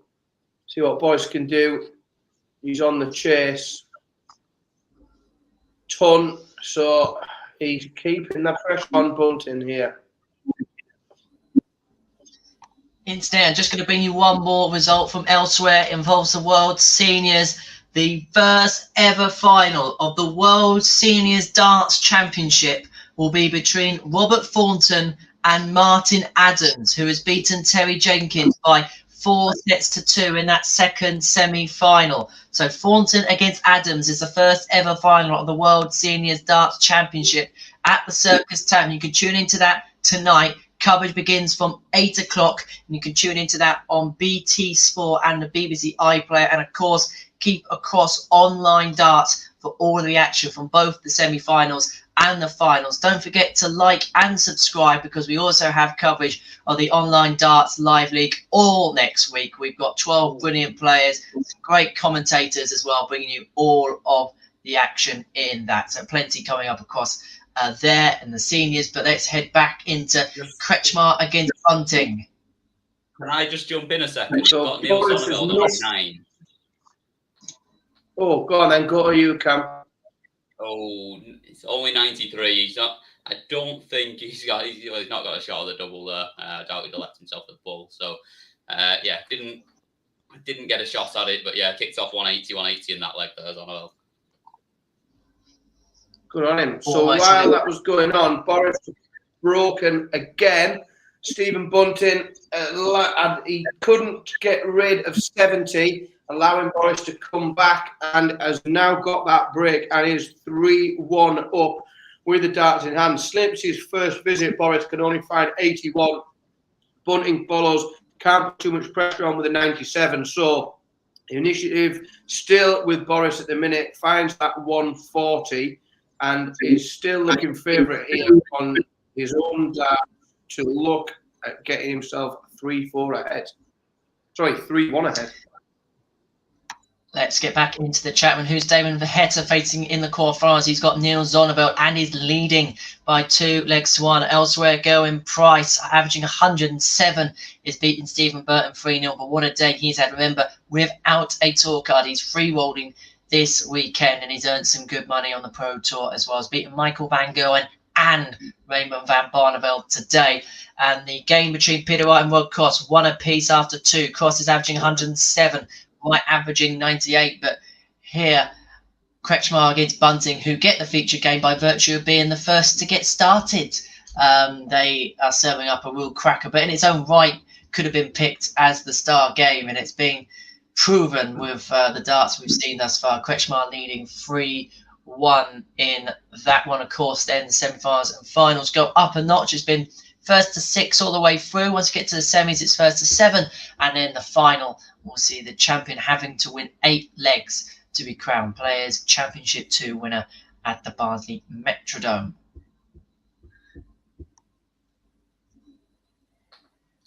Elsewhere, Stephen Burton gets his first leg on the board against Gessie Price, who is just carrying on his form for the last 2 rounds. He's averaging over a ton again and playing pretty well, but Burton's managed to get one back.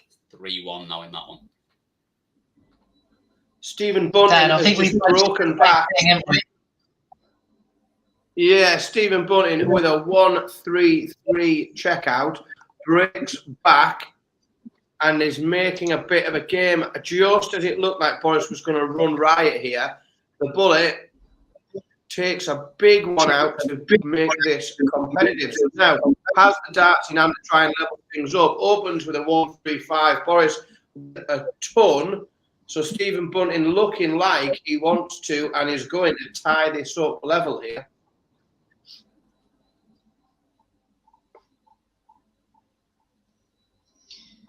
Indeed. So let's check on all of our quarterfinals then. So Heta now 3-1 up on Neil Sonneveld. Wright 2-1 up on Cross. And we mentioned Kretschmar, Bunting and Price against Burton. We're just having a look at the averages here. little bit below, Dan, what we kind of saw yesterday. Around this time, I think we had the calculator out saying that the overall average was about 98. Yeah, we were. I think quarterfinals. Yeah, yesterday we tickled 100, didn't we? We were looking at like the average being 100, and we have had a bit of a slip today. And to be honest, most of these guys who are playing at the minute have had a slip on. You know, this is definitely, I think, Damon Hetter's lowest average of the day. Boris as well. This is the lowest he's averaged all day today. So there's a couple of these individuals, mind you, the two that seems to have slipped the furthest down on their based on their performance early in the day are both still leading in their matches. So it's not a crisis for any of them by any stretch. Hetter's just gone. Yeah, Hetter's just gone 180, 180, 83 out in 3. So he's probably just popped his up a little bit again. Yeah, I was going to say, while I was talking about his average dropping, it went up by 5 points. I don't know whilst I was getting the sentence out. Just having a look at ball 4. Tell you what, chaps, Wright Cross is beginning to live up to its reputation a bit, isn't it? It is a little bit, yeah. It's Yeah. a bit of a tasty one. I think the scoring's dropped a little bit in this leg, but they're still both averaging pretty high and put each under pressure. But yeah, I don't know what's happened in this leg because we've just seen Cross go 58, 60, 44, 24, and Wright not really punish it. So little bit of a drop off in this one. Saying that though, Wright takes out 63, so he's gone 3-1 in front. First breaker throw in that one.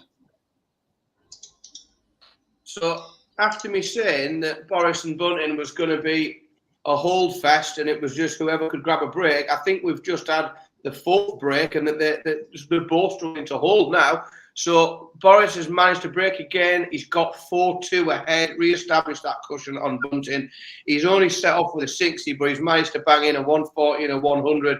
He still has the initiative, should leave himself on a finish.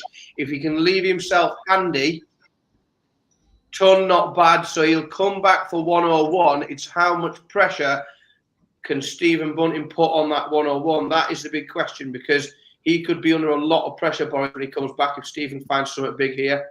He does ton 22, so this 101 is under big pressure because Stephen Bunting will be happy to come back for 16 double tops, and he will if Boris can't take this out. And he can't. Boris leaves 32. Bunting to break back again, a break fest here. Bunting has got, and he does, takes a 56 in 2 darts.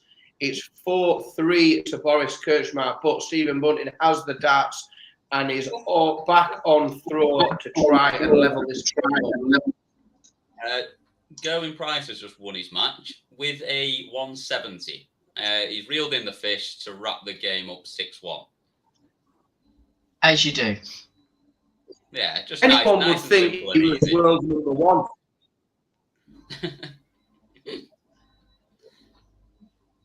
You'd have guessed.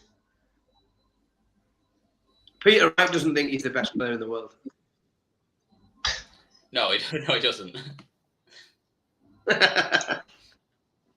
Peter Wright at the moment is just keeping Rob Cross at arm's length, really. He's not really doing anything until he has to. And every time Rob Cross hits a big score, he just follows it up with a 180. So he's just doing enough at the moment, is Peter Wright. Damon Hetter looks to be right on the front.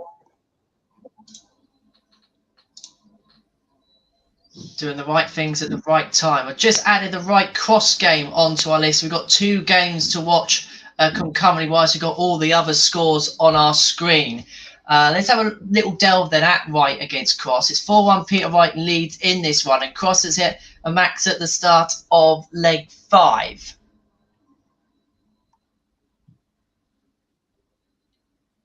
Oh, Damon Hetter is got the job done, takes out 76 for another after He opened today 6-0, 6-0, was running away with the day. Another massive win for Damon Heta, 6-1. He has been really, really competitive. Damon Heta's first 9 average for the day today is 114. Well, in fact, no, he's just ticked to 115. An outrageous performance from Damon Heta, really consistent, and he deserves every bit of the semi-final he's just put himself into. Indeed, he has.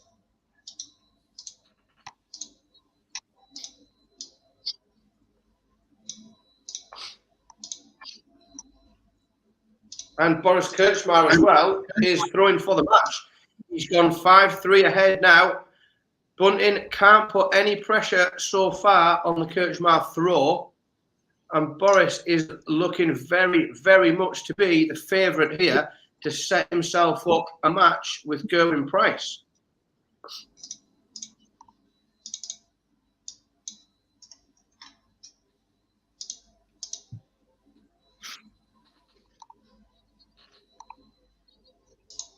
Indeed, he has. Do we know what Peter Wright's throwing today yet? Has anybody looked? I don't think I've noticed him on the stream yet. I've just had a flick over. Oh, same darts as yesterday, it looks like. That can't be true, can it? 2 days in a row. 2 days in a row with the Surely he same can't be using darts. them all, mate. He must have changed back to them. Oh, there'll be a different. There's no way they're the same. There'll be a different weight, won't there? There'll be the same darts but a different weight. He's not used the same darts 2 days in a row. I'm not having that. No, of course he Is hasn't. Boris going to wrap it up here with a solid 5-ton leg? Can he? Will he? I mean, that's a consistent leg, isn't it? Yeah. You just love to see it. I mean, we all like a 9-darter, but 4 straight tons and then a 101 is just beautiful, isn't it? Yeah, it's a bit Not special. double, It just looks not- nice. It's not, but I tell you what, though, he's not. I mean, he's all but there, isn't he? Putting back on 184. All he can do is put the pressure on his double 8. He can't put any pressure on it, really. Boyce is going to Well, you get. say that. Oh, he only needs one down. Straight out. 6-3 winner. Boyce Kirchmar sets up a meeting with Gerwin Price in today's semi-final. So then we are just waiting then. So then we are just waiting then on one more game to be completed to seal the semi-final lineup here in the second Players' Championship of 2022. So then Peter Wright up against Rob Cross will seal our lineup for the day in these Players' Championship 2. So it's all about this one then. Wright wanting tops, Cross back on 130.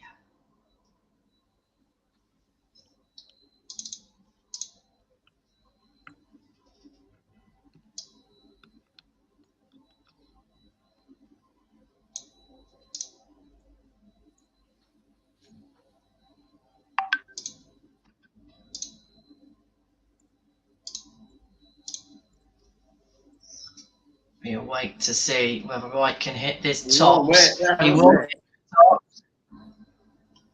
And he is a leg away from the semi-finals to completing our last 8 lineup here. Our last 4 lineup here in Barnsley. Final quarter-final. And Cross has got to win the lot. 180 start from Peter Wright. He is in the mood now. He is feeling it now. Some response from Cross, you sense is not enough. So Peter Wright here has the ascendancy against the throw to seal a 6-2 victory against Voltage, who's been one of the players of the day. Hits a ton. Will not get the chance of a 9-dart finish in this leg. Reminder, Wright will join Gerwin Price, Boris Kretschmar and Damon Heta in the semi-finals. Gerwin Price will take on Boris Kretschmar. Peter Wright, the number 3 seed, will take on Damon Heta. 105 leaves 116. So cross now, 2:04 remaining. Needs all of them, you'd think, here. Your sense. He says, well, Gets it all. He has done. Fair play.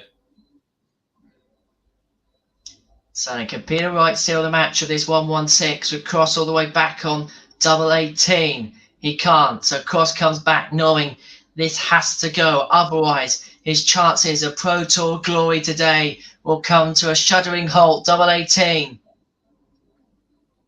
Gets it second dart. Rob Cross is still alive here. 5-3. But Peter Wright can serve it out.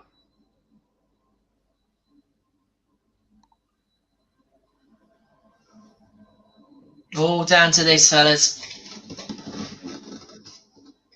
A solid opener as well with a 140 in it. Yeah, Puts the pressure on Cross to find a match. This is it, though. But that's the start. Is that Cross bangs in a 140 and he's not, and he's no closer. Like that's the, that is the key to when you get to this stage and you're trying to keep someone at arm's length. It's just that scoring power that Peter's got and just push people back. Cross is doing his best to keep up with him, and that's a slip from Wright.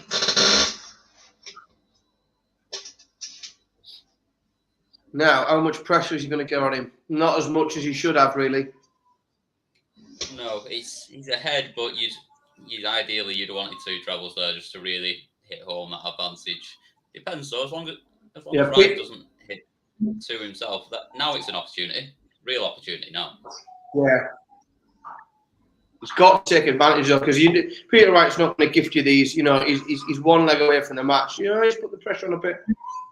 Great visit, to be fair. Now it's a chance.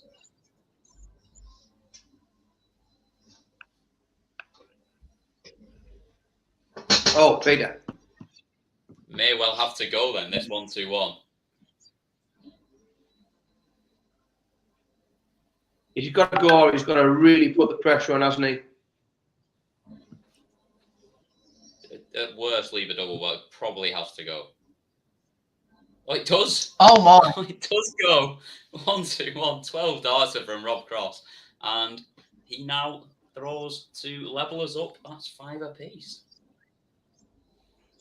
Well. It looked like it was over by the shouting, but Peter Wright is still involved in a match here. Rob Cross is showing some real bottle to keep himself alive in the hunt for Players' Championship glory. He has come through one of these tight games already today, but playing Peter Wright, as we know, is a different kettle of fish. And they are just throwing everything at each other. The kitchen sink is being thrown. Big scores following big scores. Statement after statement. And it could be as simple as that little slip there from Cross being crucial, although Wright can only back up with a ton.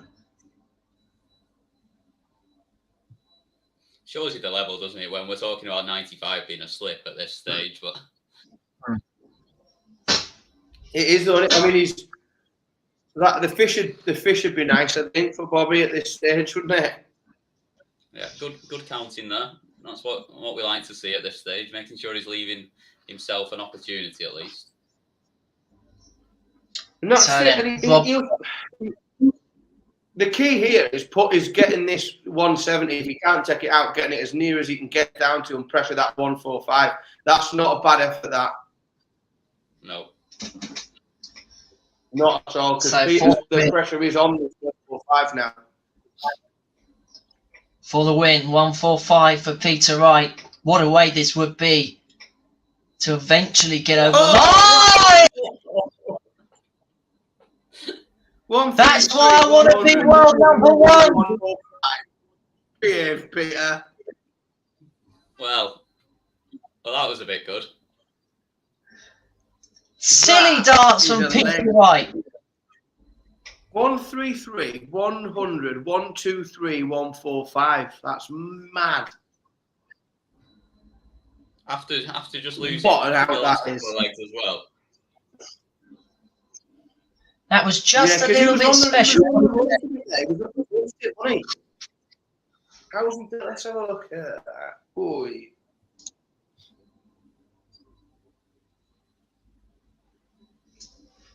So yeah, just a reminder who Price will play. He'll play boys. I've just watched that on the stream, and when the treble 17 went in, Rob Cross just had a big smile and a giggle across his face because Rob Cross knew that was done as soon as the treble 17 went in. You could just see a look where it wasn't even. He just burst out laughing as soon as Peter put the treble 17 in after that treble 20.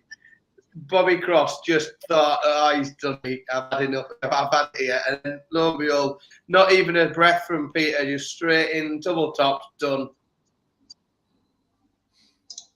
Absolutely brilliant. Right, so our semi-final lineup is complete then at Players Championship 2. We'll see Boris Kretschmar take on Gerwin Price and Peter Wright against Damon Hetter. Two fantastic semi-finals to come. We'll get all the reaction from the quarterfinals and we'll preview the semi-finals and other darts and chat with the boys in just a second. But first, we're going to take a very quick break here on the Online Darts YouTube channel.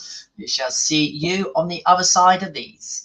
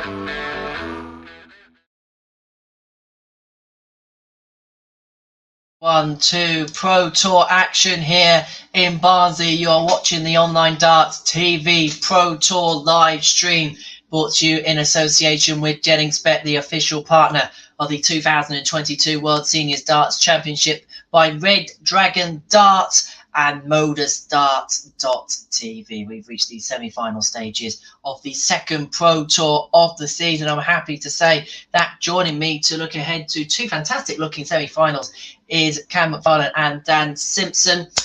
So Cam, let's have a look then at the two semi-finals we got. One probably a bit more on paper even than the other, but you look at the way Boris Kretschmar's played today, he will cause Gerwin Price problems if he plays to type. He will. He definitely will. If he carries on playing the way he has the rest of the day. But I think this might be the one that if Gezi keeps up the form of his last three rounds, where I think he's been over 103 every single game, just playing at that same standard, it's going to be difficult because he's putting people under pressure early and kind of kicking on. And whether Boris will hold it together under that might be where we see him come unstuck. But from what we've seen today, would it surprise us? Not one bit. Does the change of format now to 1st to 7 perhaps change things in Gerwin's favour?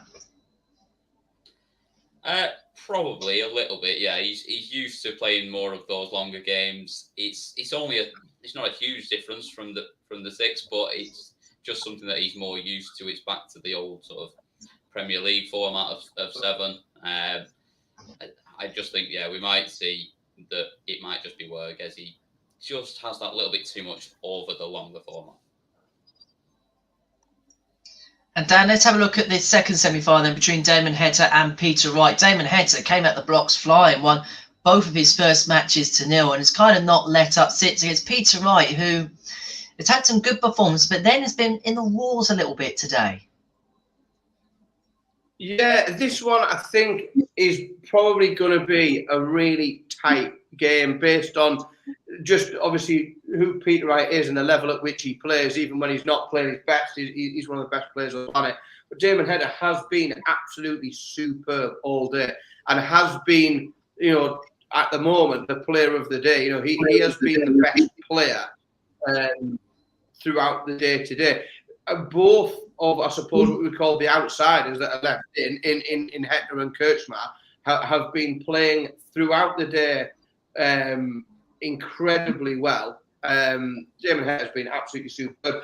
I think that Peter Wright will edge past him because I think the prospect of a meeting with Gerwin Price in the final, it will be too much for Peter to not let up on, and I think he will just have enough to squeeze past him. Just as a little side note, I was just having a look at some bits, and we were looking at, we talked a lot the last 2 days about players earning different bits and pieces and where they've earned stuff and how they've gone on a bit of a run.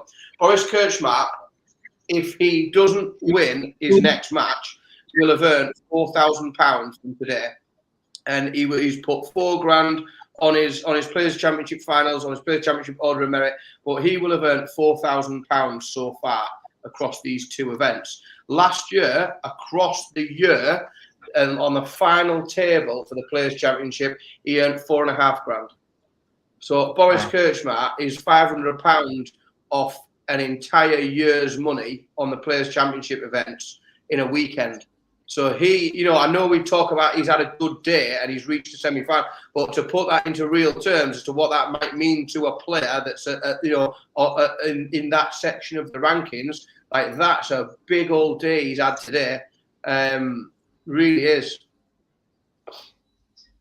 Indeed. Now, we said, didn't we, earlier on, we're going to look at some of the other race tables and how the year in general is shaping up. And obviously one of the first big events of the year is the World Match Play. And players will start to keep an eye on this race table, won't they? This is how the 32 would look if the cutoff was today. And you look at a few players there. Mervyn King, not qualified for it.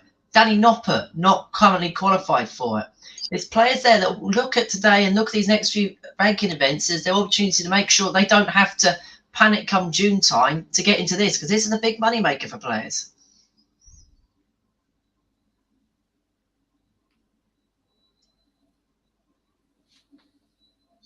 Yeah, sorry, mate. I'm just reading it now. I've just do it myself.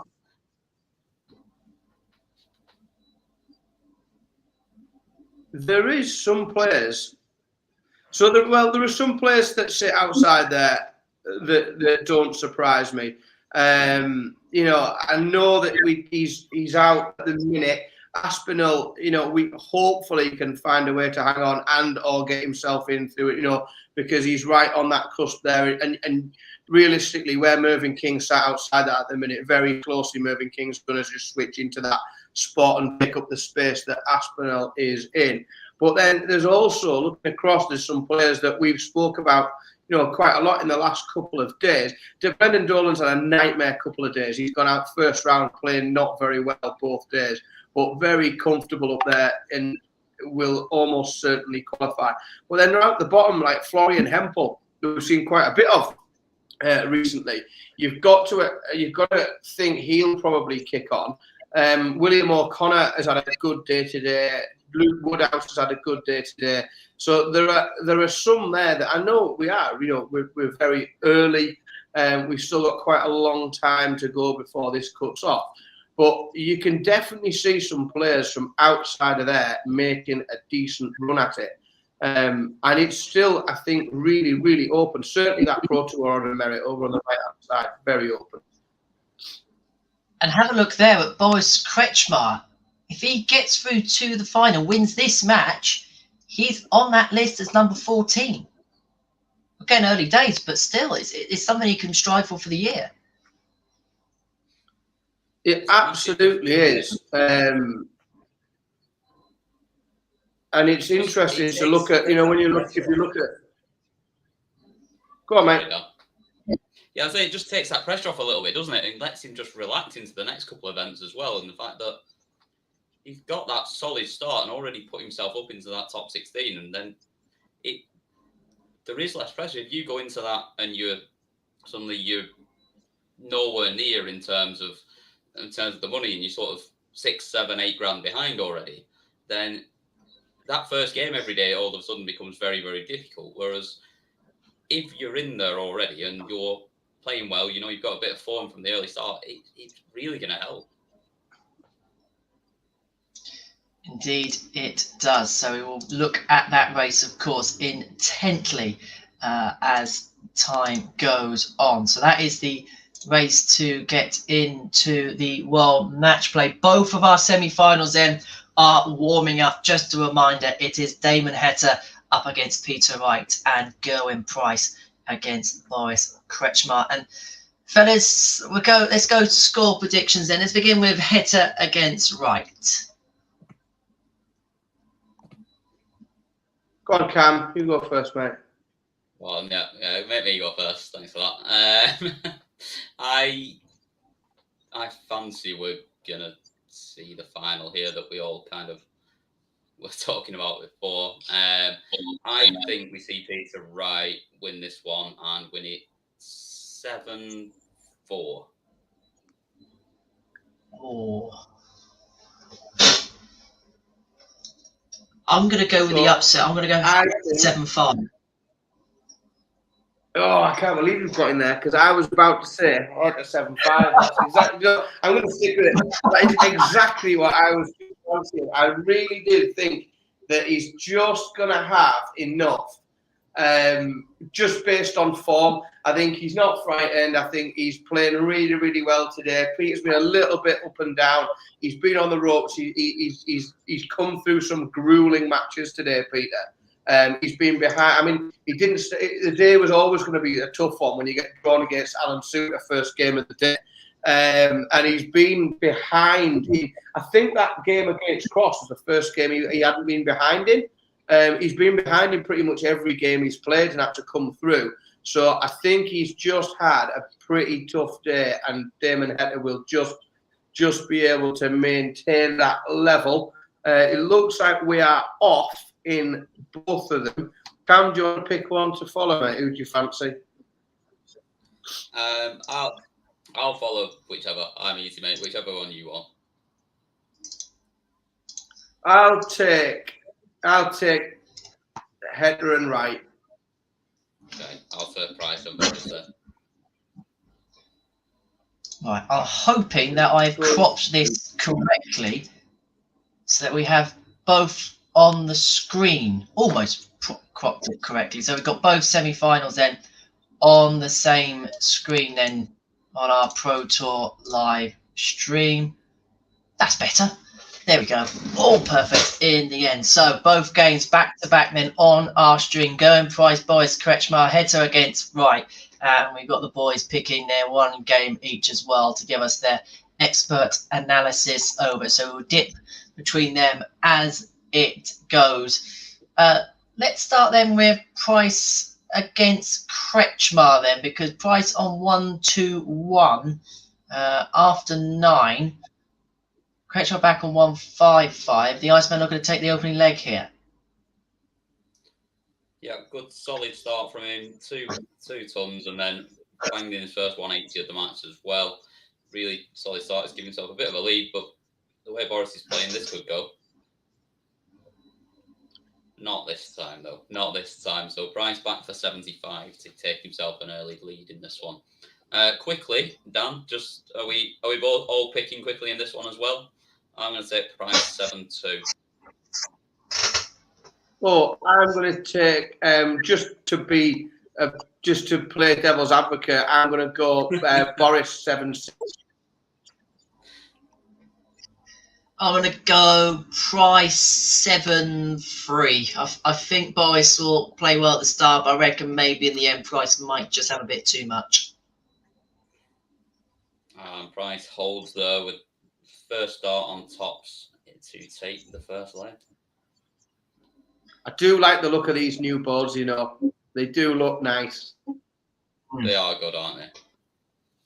Do love a win Yeah, they now. just look lovely. I would say as well, what I do very much like as well is the one that we've got in the seniors as well at the moment. But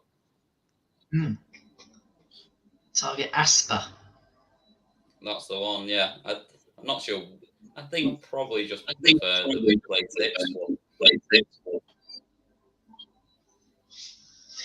So let's delve into Heta against Wright, then Damon leading by a leg to nil. And as you can see from the average there, bit of super start from both.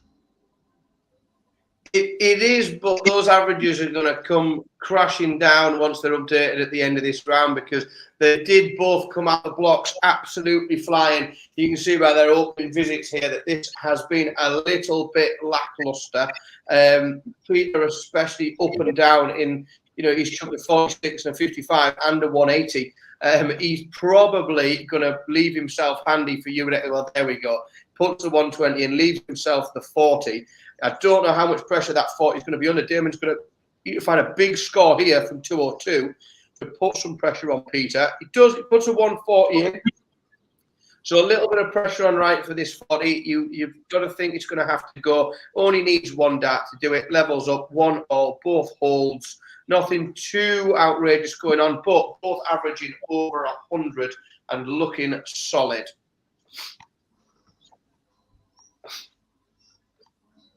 For certain, you caught me trying to slurp a drink there. Price is on 138 in his semi-final. Doesn't go. So Kretschmar has the chance to level up. He does. I think big moment early this, to be fair, because Price sat on 48. You would fancy that going 9 times out of 10. So it's a missed opportunity, and he only left himself on 99. I'm assuming he's missed 18 there. And I think now we're just going to see Price. There we go. Clinical, 2 darts, 48 goes, and that's an early break throw.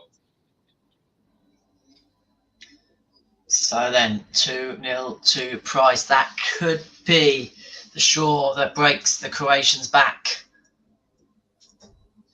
2-0 to Price. Ton 2-5 start. Let's get back into Heta against Wright. Midway through the third. One apiece in that one. And you just sense that maybe this could be a crucial bit of play here. A crucial passage for both. Kind of an even third leg. And if Wright can get the break here, you'll just sense that this point of the match, you can just start to get a cushion going.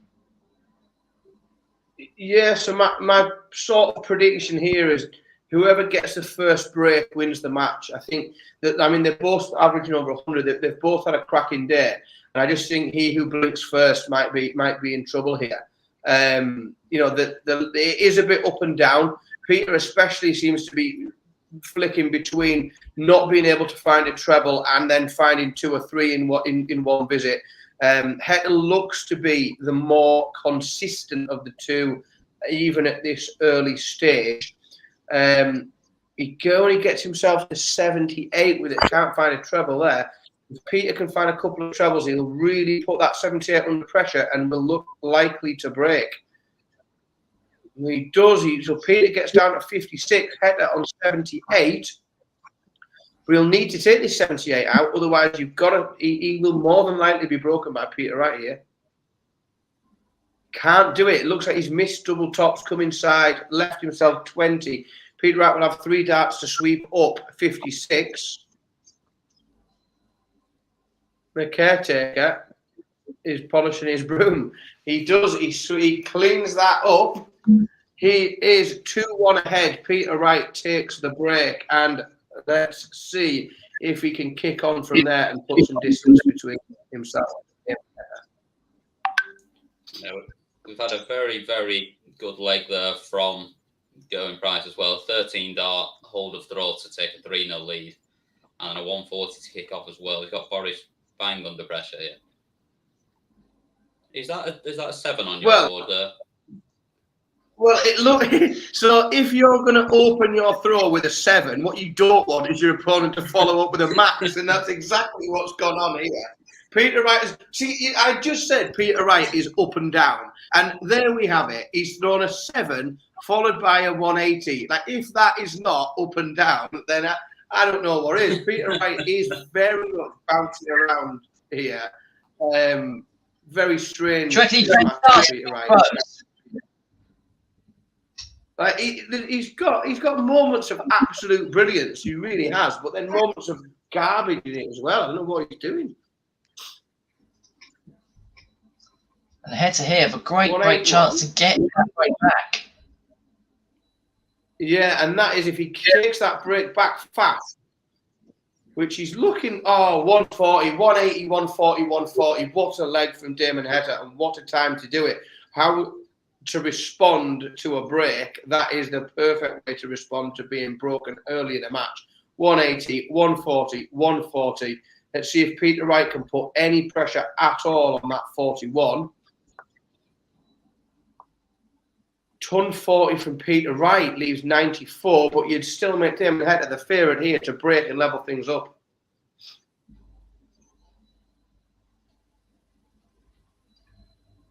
Oh, can't do it. Peter Wright comes back for 94 with Heta waiting on 16.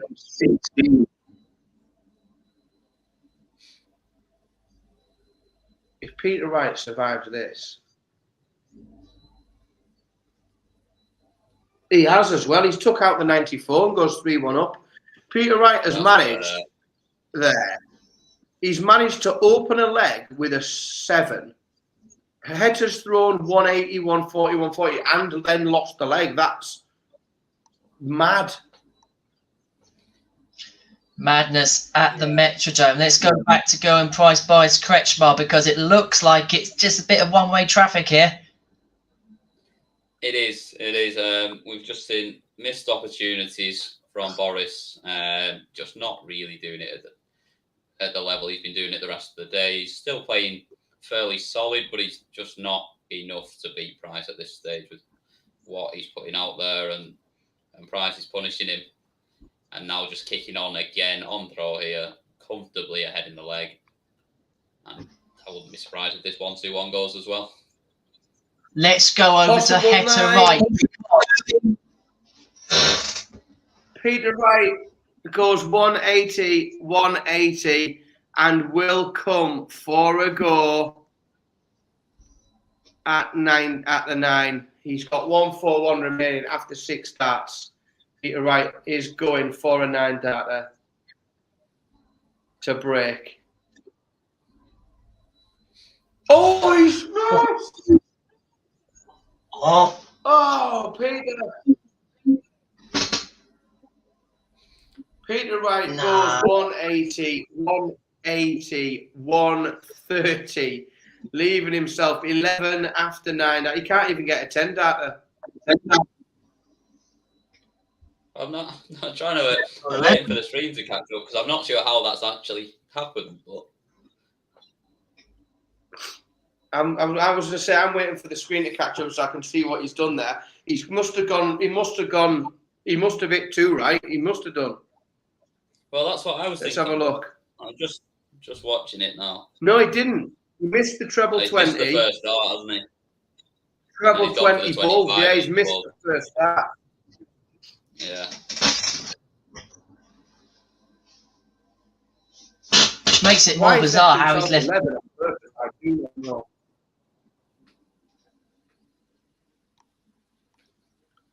I mean, he's Let's go back to he's 4-1 up.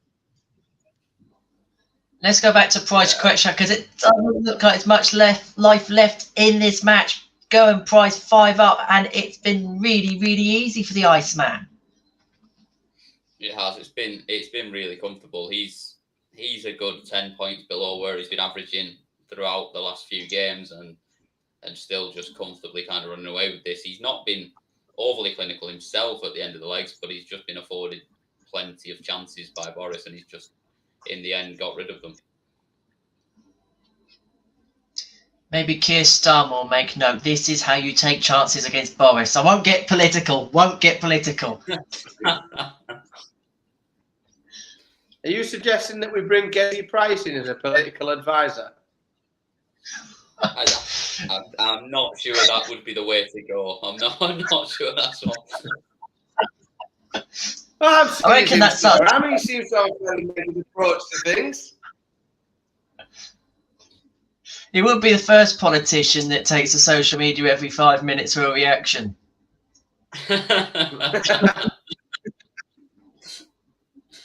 Peter Wright is running away with this now.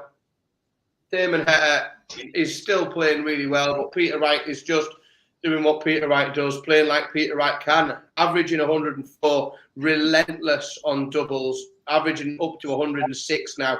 Dublin's been absolutely superb, 5-1 ahead. Clinic for Peter Wright, and on the other end, it looks as if the writing for Boris Kretschmar is very much on the wall.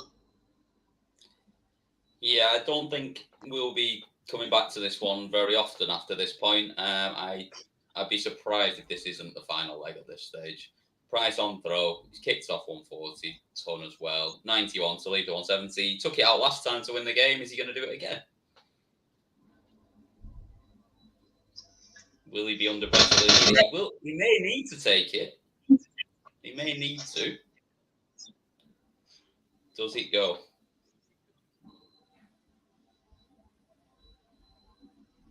Oh, of course he does. He's done it again. Of course he's just done it again. The Iceman has just reeled the big fish and is into the final. We could see the world number 1 and world number 2 go toe to toe in the final. It was always going to be a battle this weekend as to who can reign supreme at the top of the rankings. Gaal Price has won that battle. Will he win the war to become Players' Championship 2 winner? He's 1 game away from securing his first title of 2022 and looks as if, unless Damon Heta with that 84 chainhold can mount a comeback, he will be facing Peter Wright, his old nemesis, in that final.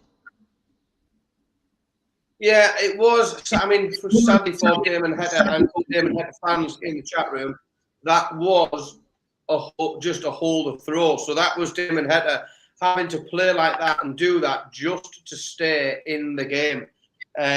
He has got a chance here. Maybe the door's been left open. Peter Wright only started on throw with a 60. Damon Heta can't capitalise too much. These guys are both averaging over 100.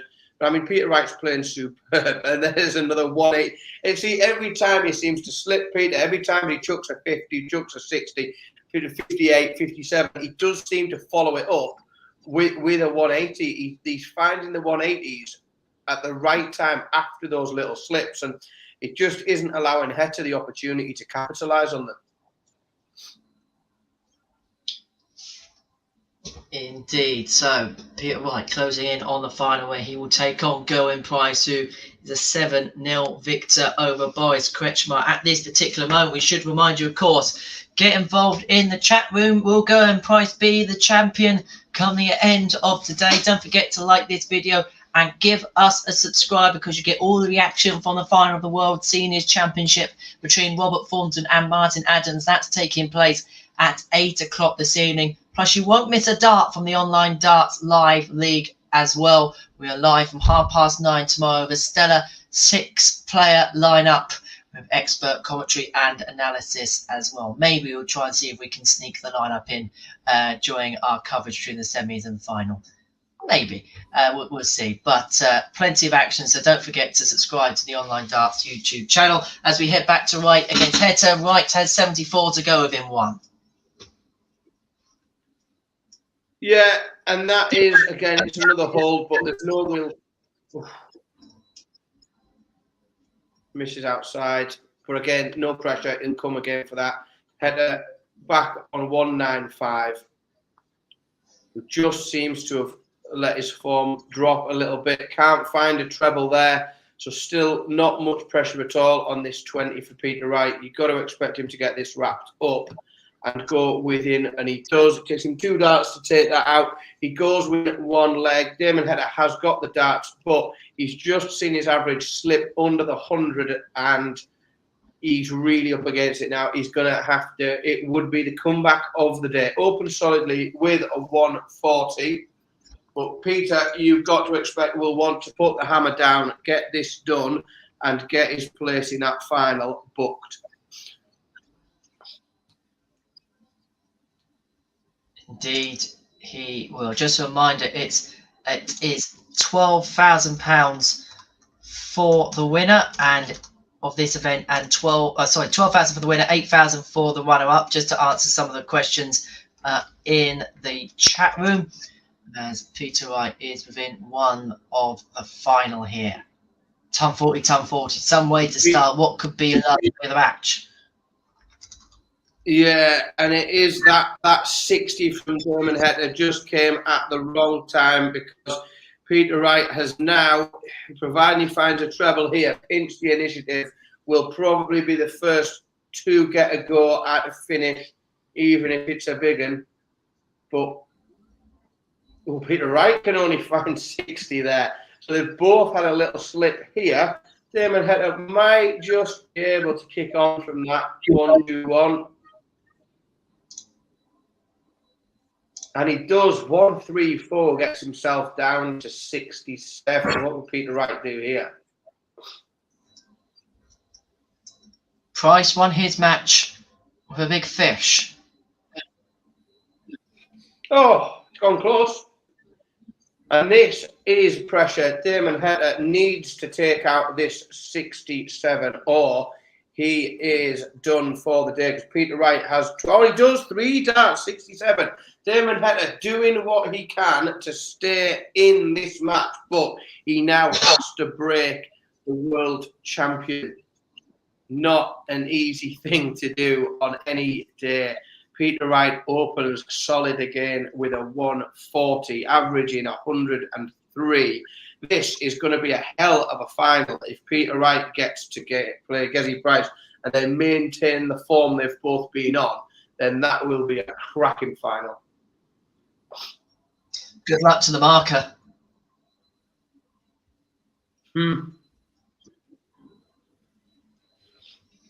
Good thing these days is on Dark Connect. If you've got pen and paper in your hand, you are struggling. Absolutely. 140, 100 from Peter Wright. Damon Hedder, he's having to throw multiple treble visits just to keep pace here. Hard to see where the break comes from when Peter Wright is throwing like this. You're going to have to rely on him missing doubles, and he hasn't missed a lot of them today. He's done a lot. He's finished a lot of doubles first start. Another 140 gets down to 1-2-1 after 9. Price is not out. He's in the final. He will play the winner of this match between Damon Hedder and Peter Wright. Some final that could well be, and Peter Wright looks as if now he may have broken the back of Damon Hedder. 1-2-1's got 6 at it for the match. Yeah, he's Peter Wright will do good it to for 3. speed this up. Oh, he doesn't need to. He takes it. 3 darts, 1-2-1. Peter Wright absolutely flying. Averaged 105 in that match. So then our final is set. The 2 best players in the world.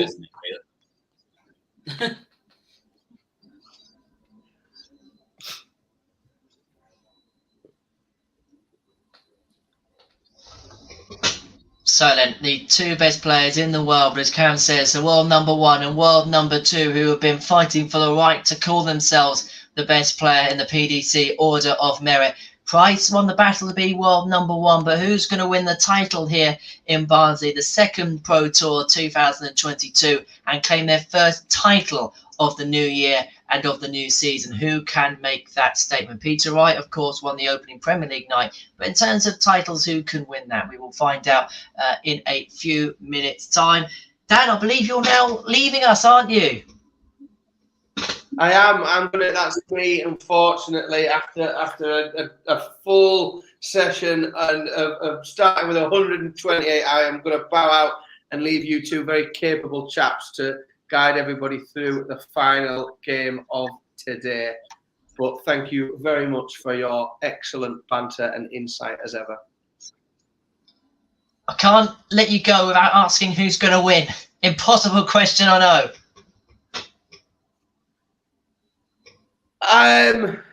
The best player in the world's going to win, Henry. And before you go, you can tell us who that is. We're not having that. No cop-outs on this show. It's I think it is Peter Wright, 8-5. Oh, interesting. So then, thank you very much, Dan. Let's go to a quick break. When we return, me and Cam will preview this brilliant final between the world number 1, world number 2, Gerwin Price and Peter Wright. And we'll try and maybe see if we can get anyone else in. And of course, we want your opinions on the final as well. Get in touch in the chat room. We do want to hear from you. Don't forget, if you haven't done already, to like us and to subscribe for great darting content. Dan, thank you very much. Cam, I shall see you on the other side of these quick messages from our partners. You are watching the Online Darts YouTube channel, and it is Pro Tour Live.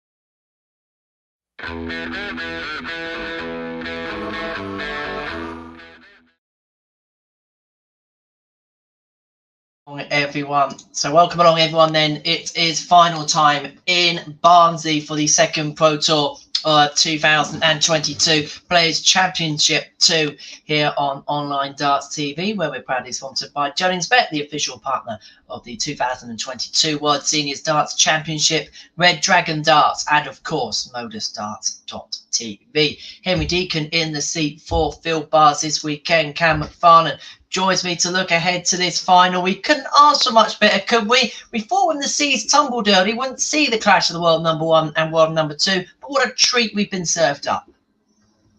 Absolutely. I think it was looking like one of those days where we might see a little outsider make a run to the final, if not a couple of them, and see maybe a new name up there. But what we've seen is, as we've got towards the business end, the best have risen to the top, and we've got the world number 1 against the world number 2, which is everything that we want to see, isn't it? It's always the final that we love to see. And he's not here to defend himself, but I've seen Dan make 2 predictions today and he got them both wrong. So I think it's made my job a bit easier in what I'm going to predict when we come to this one as well. Not to cop out or sound as if we're sitting on the fence, there's genuinely not much to separate these two if you look at today's performances. No, there really isn't. And I think there's been probably one of the worst games that Gezzy's thrown for a while in that semi-final, as ridiculous as that sounds, and he's just won 7-0. But in terms of the standard, they've both been absolutely bang on it throughout. Like I said, Peter Wright's fluctuated maybe a little bit throughout the day, but we've not seen any horror shows. There's been no poor performances, and both are playing some really good stuff.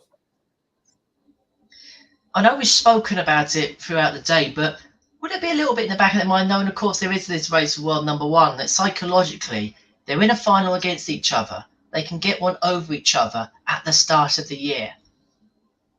I definitely think so. I think these two are, more than anyone probably, are the two that against each other right now do not want to lose. And the difference, the £4 difference for winning this isn't going to make a huge difference in terms of who's going to end up as the world number 1 as we go across the season and the bigger events. But it's psychologically, it's definitely going to help, especially Wright coming off winning on Thursday night as well, winning the first Premier League night.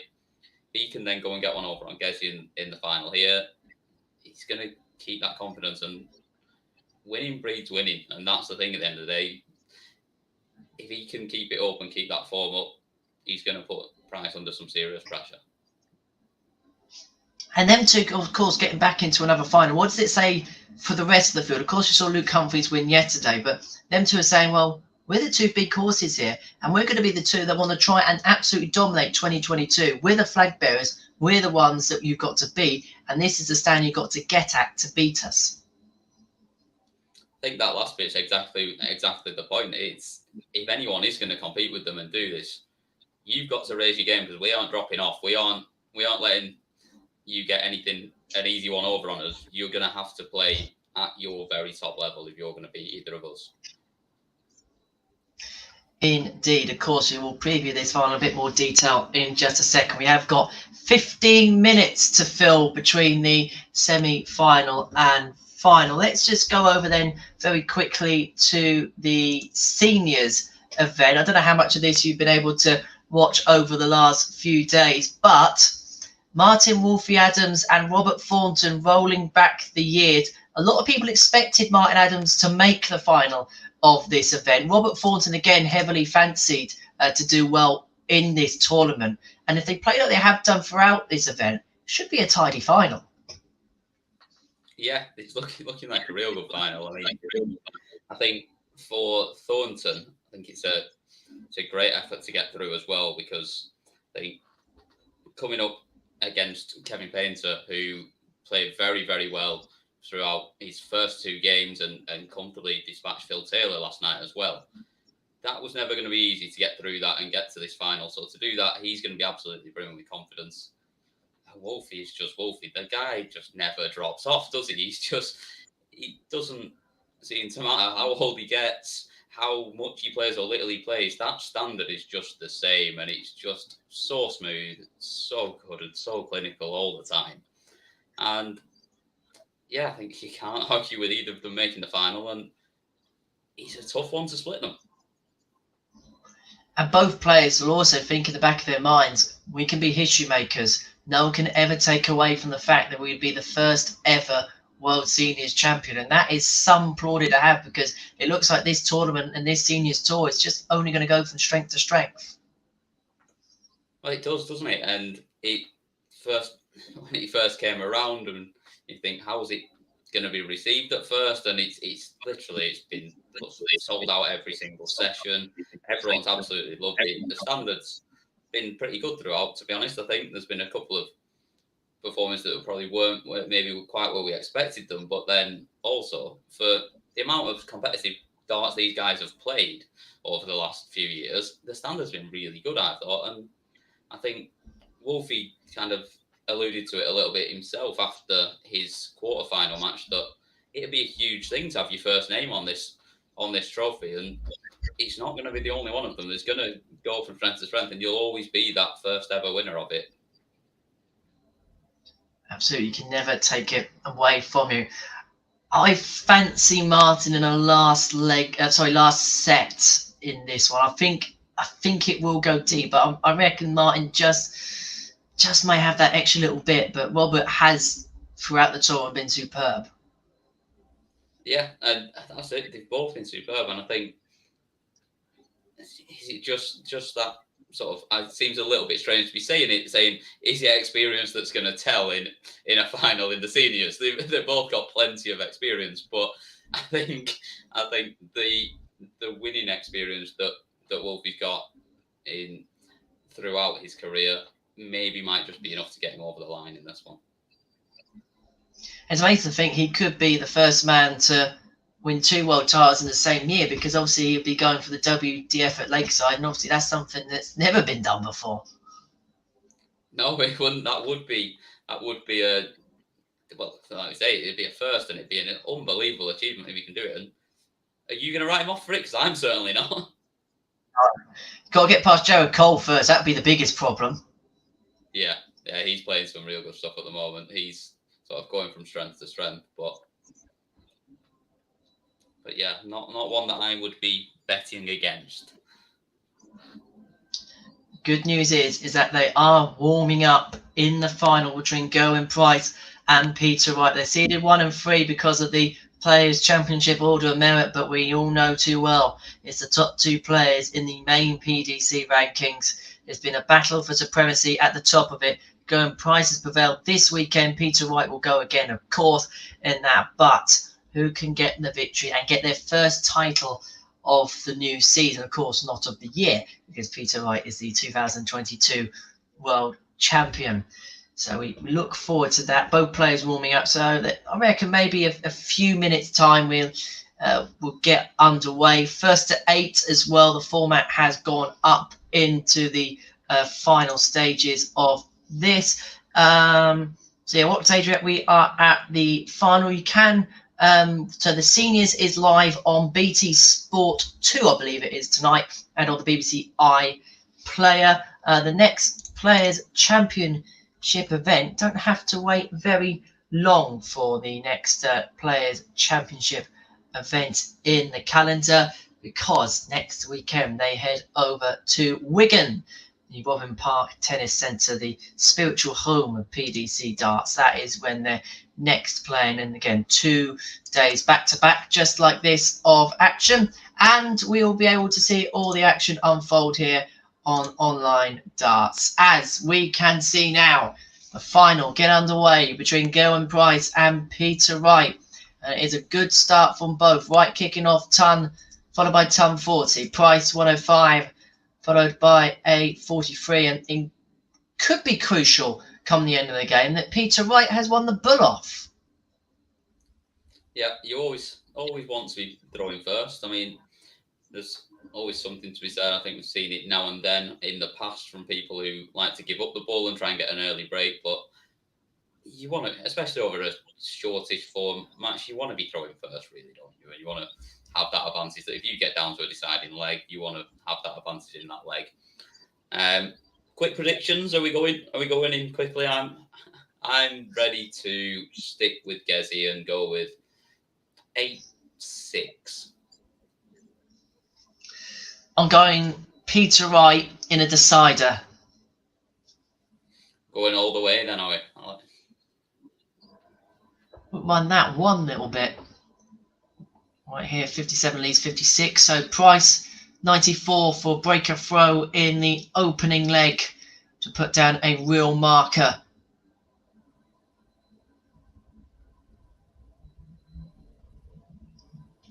Has it gone? No, it hasn't. 88 has left 6. So he's gone inside on double 12 and then double 6 possibly. Peter Wright takes the 56, holds throw, but it'll feel like a break the way the first leg has gone. He leads by a leg to nil against Gerwin Price. Price has had darts at double. He has missed darts at double. I'm trying to work out how he's managed to leave 6 there, because he'll only have had 1 dart at double, wouldn't he, from 94 that could have left him on to leave on 6. Ah, he's got. Oh, I've just seen it on the stream now. He went the bullseye route, but then hit the treble 19 rather than the single to leave the bull again, and then missed inside on the double 6.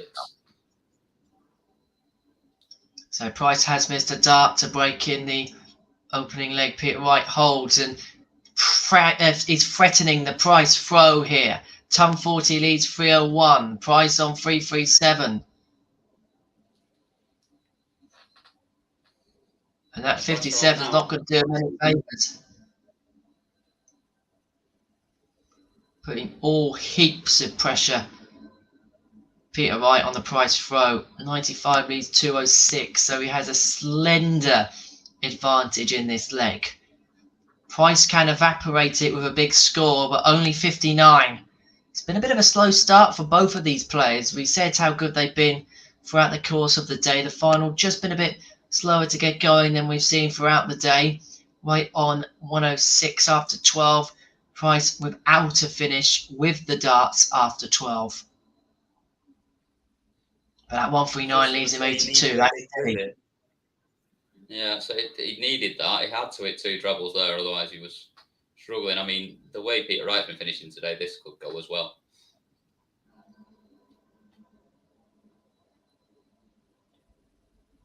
Not to be this time, though. So Gezi back for probably a shot at the bull first, then off for double 16 if he hits it.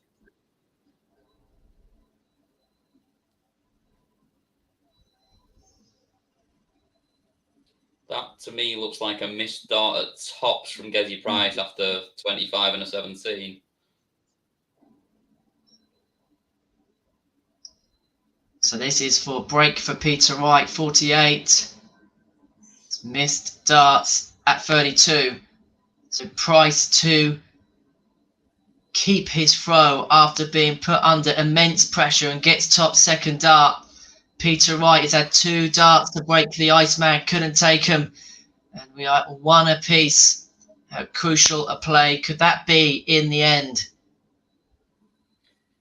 Yeah, I think we're seeing a little bit here of the pressure of playing the number 1 and playing the number 2 and how much they want to beat each other here, because it's not been the sort of sparkling start that we've seen throughout the rest of the day from the pair of them. Indeed not. Price has a chance here potentially. That 130 start and Wright with a 97, twin with a 66. Add the 140 into the mix, gives him a great chance to get the break that Wright failed to get in the last leg.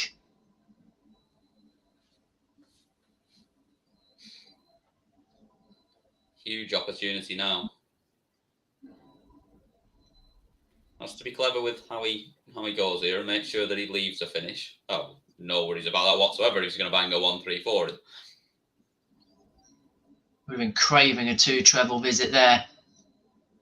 Peter Wright will be thinking the same, but only 59. So it's going to be 6 darts for Gerwin Price to break Peter Wright's throw. A leg after Peter Wright missed 2 darts to do the exact same.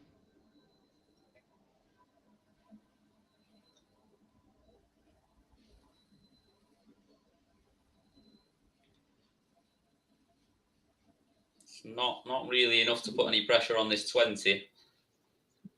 And clearly not, because it's gone very, very quickly there in 1 dart.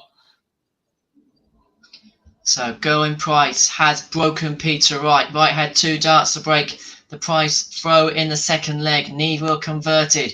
Price has taken his chances. Takes a 2-1 lead. Opens with a ton 40. Is the game slowly going into the Iceman's favour here? Huge leg this for Snake Bites. he's struggling here, isn't he? The scoring's just completely dropped off for him here, and Price is taking advantage. It's averaging 80 at the minute. Yeah, we've not seen that from either of them at any point today. It's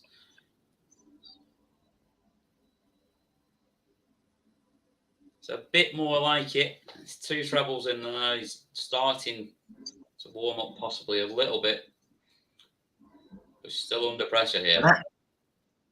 That visit was just to keep him into touch, and when he thought he was in touch, Gerwin Price, like the ex-rugby player he is, kicked him out of touch. Kicked him straight back into the touch. I like that. There we go, 180 though, so he's putting himself back in though. Is it just starting to heat up a little bit, this one, and has that just put a little bit of pressure on Price there? Well, this 1-4-3 would be the moment of the weekend. 2-1 down. Looks as if after getting broken, Price would hold. Tunley's 43, so pressure on this 97. Yeah, it's not an easy one. May not even get a shot at a double if he doesn't find a big treble.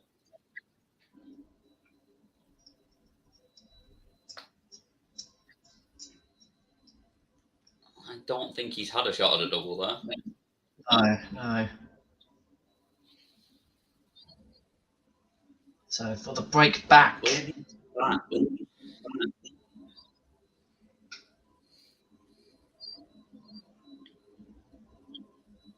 Big moment there, because I think he looked like he got himself back into that there, right, and giving himself a really good opportunity to break straight back, and then he's kind of not closed it out and not finished it off, and now Price has got that little gap, that little bit of breathing space, 3-1 in front. If he can start well here as well and just put the right throw under pressure, we could see him do exactly the opposite. This is the leg, isn't it? Price breaks Wright for a second time, 4-1. I know it's a race to 8, but even then, Snakebite's kind of got his tail between his legs a little bit, and he's going to have to conjure up something special to come back, especially when you look at the gap in the averages. 94 plays 84. You'd have to kind of go up a gear. You sense he has to go up a gear anyway, but let alone when you're chasing a 3-leg deficit. Yeah, that's it, isn't it? But, well, it may not be a deficit that he actually sees looking at this leg. So it's another 180 there from Peter Wright.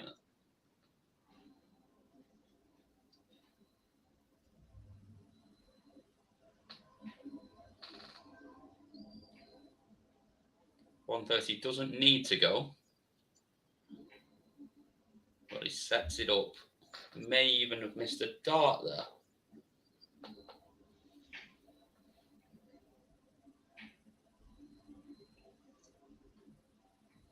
So to get a hold, does get the hold, and it's back to 3-2. That was a huge leg for Peter Wright. Yes, it was with the darts, but if it was broken again, he was in all sorts of trouble at 4-1 down. Gerwin Price just knows, holds his throw, and he will be the champion. 1-2-1 is a solid enough start for the Iceman with the darts. Yeah, anytime you've got 2 trebles in first visit, when you've got the darts in your hand, you're always feeling pretty comfortable. There's only a 180 that's going to hurt at that point. And Wright can't find one at this stage. So, but Kessie Price can. What a visit that is. To say he's in command of this leg is a bit of an understatement. Especially now. Especially now. This is looking very, very much like 4-2. Solid ton leaves 100. Right, can't leave a finish from 3-4-6, whatever he does.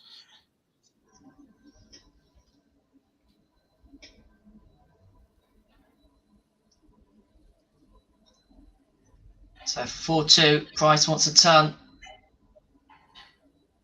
Got plenty of time. And we'll need that bit more time. Solid don't know whether setup visit, but what pressure is he going to be under?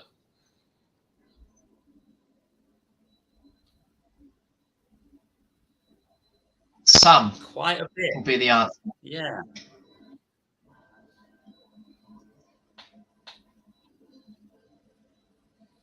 So another leg where he was looking clearer in this leg after sort of the first 2 visits, and all of a sudden, he may not win this leg.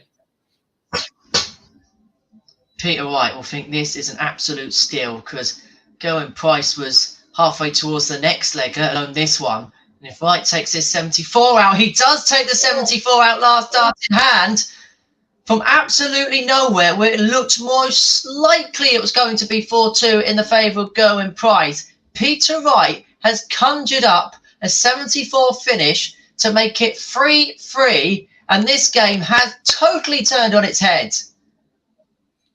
It has. We were talking about 4-1, we were talking about 4-2, and all of a sudden we are right back on throw, and Peter Wright once again has the advantage of the fact that he's throwing first. Price kicks off the Mcewen though. Looking to win the break that he's just lost. Could he follow this up? No. No, not this time.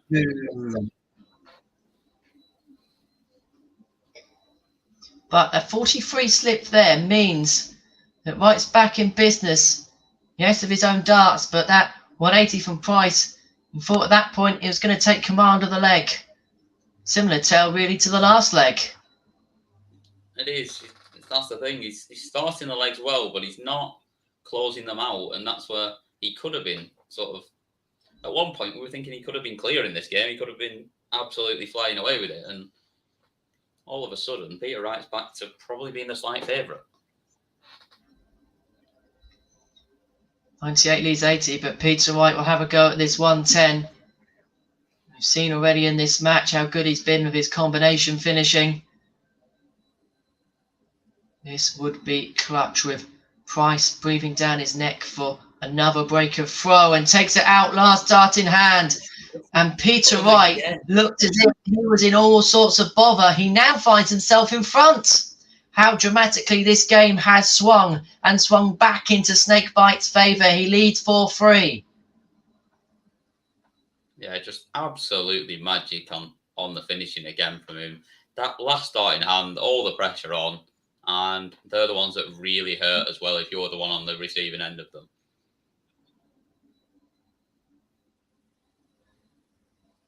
What do you mean hurt on the receiving end? Price hits another max. I've actually just seen that 110 as well on the stream, and it was so clinical. Everything was right in the middle of the bed. That max followed up by a ton 40. We shouldn't write Peter Wright off in this leg because we've seen before he can be a long way behind and go on to win it. But I think even by this stretch, it would take some doing, especially after that visit. So Price 6 starts at 96 to bring himself back level. And he'd be wondering why he'd only be back level after the last few minutes. Yeah, I'm not getting involved in saying that this leg looks like it's done, because every time I've said that, the other person's ended up coming out on top in it. Well, he's left himself the fish, but he won't get a go because Price gets it first dart in hand. 4-4 here. Couldn't be any tighter if you asked. Both players have had opportunities to break. Both players have missed opportunities to break. Price had the chance to pull clear, couldn't take it. And so we are here at 4 apiece. First to 8 to become the champion. And a similar start in leg 9 for both players.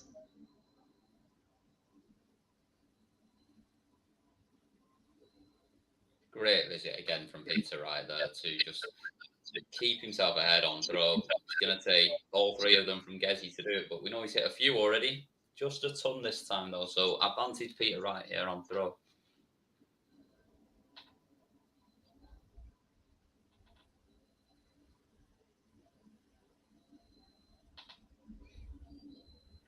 And he leaves the fish again. He didn't get a go at it last time, so he wants to have another go, and he's left himself again. What a time for the 180 though from Gerwin Price. All the pressure now is on the fish. It has to go. Absolutely does.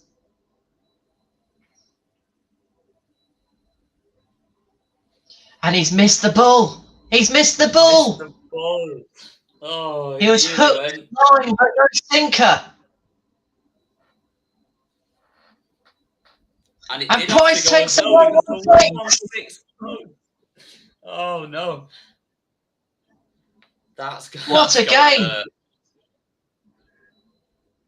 Price has broken back. He's re-established the lead he found at the start of the match. Wright misses the ball for 170. Price takes out the 116. The standard in the finishing department has been exemplary. It's all of a sudden becoming that game we kind of thought it was going to be. That's just seen Price go above the 100 average for the first time in the match that we've seen anyone get there.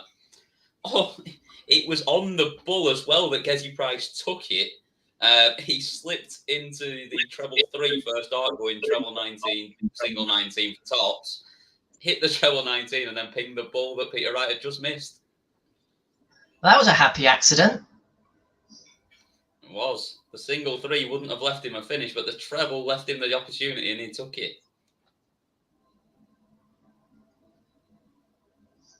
What a mad game of darts this is becoming. But what a visit that was from Peter Wright. The max leaves on 136 and Price is fishing for trebles and leaves the fish. Gets there just about. The way it's going, though, Reece, in the last couple of legs, is he going to get a shot at this? He will. He almost did. We've seen a missed dart at double 8 from Peter Wright there, and now we can't see another one, surely. Not this time. Not this time from Gezi Price.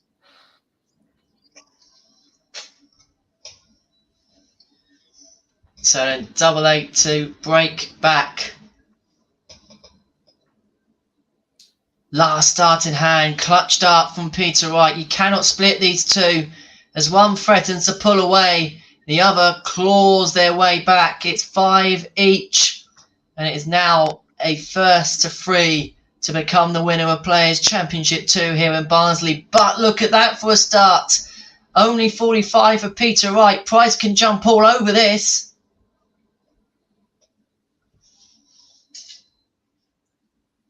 Solid. It's solid. He'd probably like 2 trebles, but it's not a bad start to the leg for him.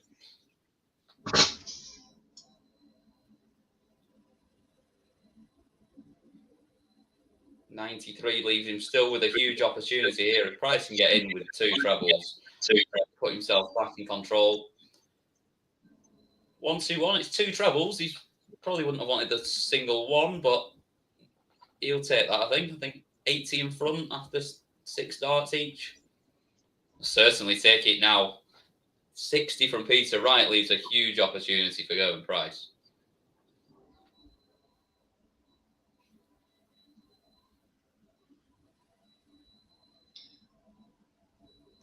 Unless Wright can hit the lock. That lead.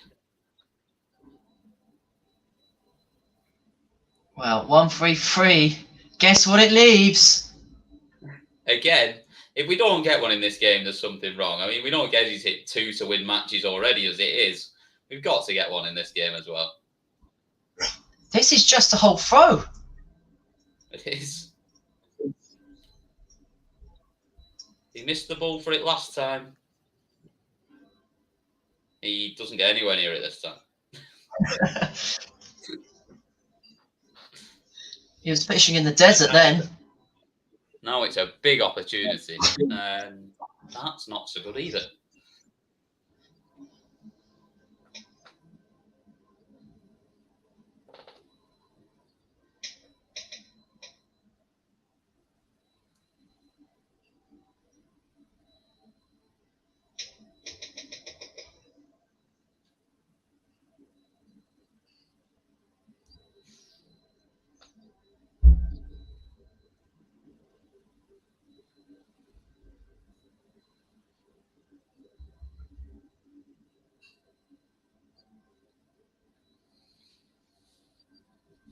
Do we think it's getting a little bit nervy at this stage?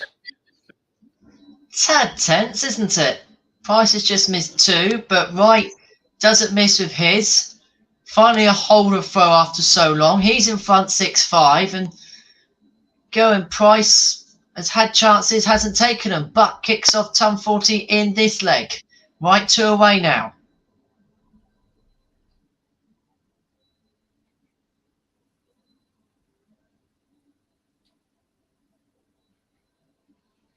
And in Peter Wright's mind, he is thinking, just get the break now. Have the chance to throw for the title. It's going to be hard ass now, though. Yeah, you don't really want to be going as much as the advantage of throw is nice to have. You don't want to be getting to 7 apiece, really, do you? You'd like to close it out on throw before then. Indeed, 1-2-1 leaves 101 for Price. Good luck trying to leave 170 from here, Peter. I'll just leave 1-2-1 instead. Just fires in the maximum.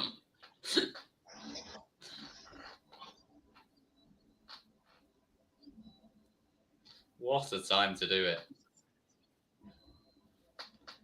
As Price leaves 32, which we all know is not his favourite side of the board.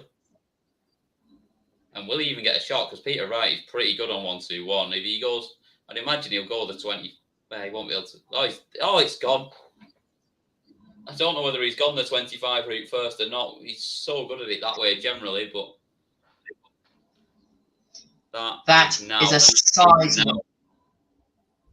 Yeah, that's a huge opportunity now to go and wrap this up on throw. 8-5.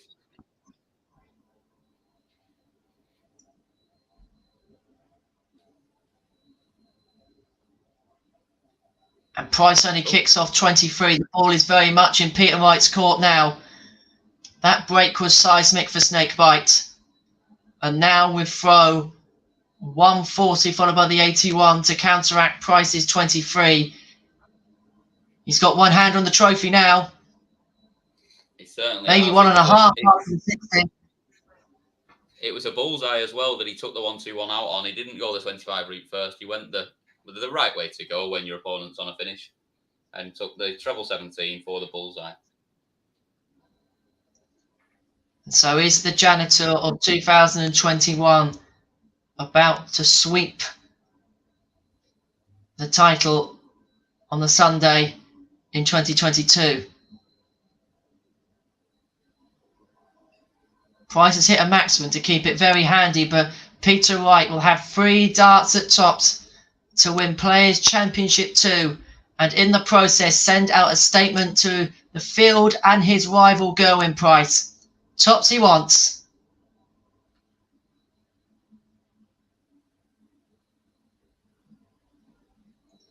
And there it is.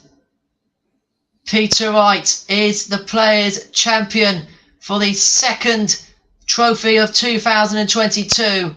Peter gets it right against Gerwin Price, and in this enthralling race to become world number 1, Peter Wright has just sent a big statement out to his rival. 8-5 winner against Gerwin Price. And, well, come towards the end, Peter Wright does what Peter Wright does. When he sees a finishing line, he runs towards it.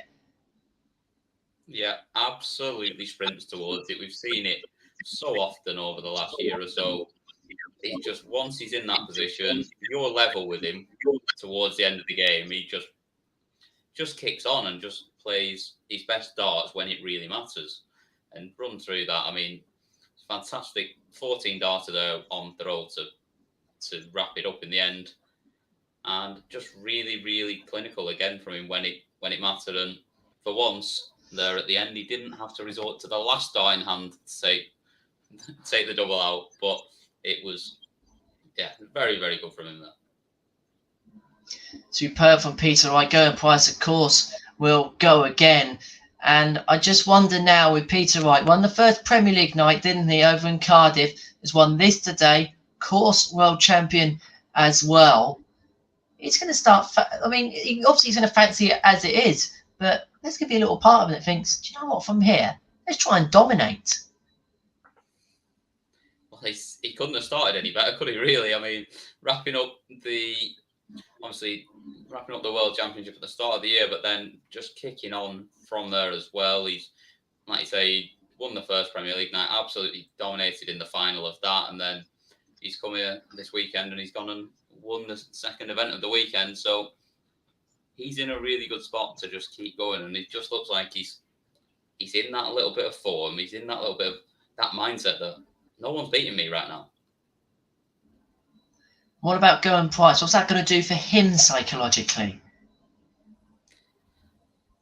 I think that kind of remains to be seen a little bit. Yeah, I think he's had a pretty solid day, but until he gets to go up against Wright again, I don't think we'll see, because I don't think there's anyone else right now out there that he's going to worry him the same way Peter Wright will. Completely agree. And again, as well, the rest of the field, we mentioned before the game, that stand up and take note, won't they? And that's most certainly the case. We've been asked in the chat room to see what the order of merit looks like now. And this is how it looks. £5,500 between them. That is very tight and probably makes next weekend even more significant. Does it makes a big difference, doesn't it? And I think that's it. I mean, there's 12 grand on offer for winning these events. I think that's going to make it. Only takes one good run from Peter Wright, and all of a sudden that number one spot that he's after is in his hands, and then I think we will really see it put a little bit of pressure back on Gerwin Price at that time. Absolutely. Well, Cam, thank you very much for your company over the course of this afternoon and this evening. Been good fun, hasn't it? It has. Always is. Always great fun. It's a while since I've done one. Glad to be back on. Only managed to jump in for the business end of it today, but it's been very enjoyable and always good to listen to you guys. I got to listen to quite a bit of you yesterday, but not so much today because I was in the car, but then it's been nice to join up for the end of it. Excellent stuff. And of course, we'll speak again soon. So that is that from us. Thank you so much for tuning in to us here on Online Darts for the live stream of the Players Championship. A reminder, of course, we've got all the reaction from the final of the World Seniors Darts Championship between Robert Thornton and Martin Adams. It's an 8 o'clock start tonight if you want to watch it on BT Sport and BBC iPlayer. All the reaction on the Online Darts YouTube channel after. We also have the second week of the Online Darts Live League for you tomorrow from 9:30 a.m. So do tune in to us if you can for that. But my thanks goes to Cam. My thanks goes to everyone on the chat room. Fantastic to have you with us. Don't forget to like and subscribe to us if you haven't done so already. Enjoy the rest of your Sunday evening. And until next time, thank you so much for watching. Take care. Bye-bye for now.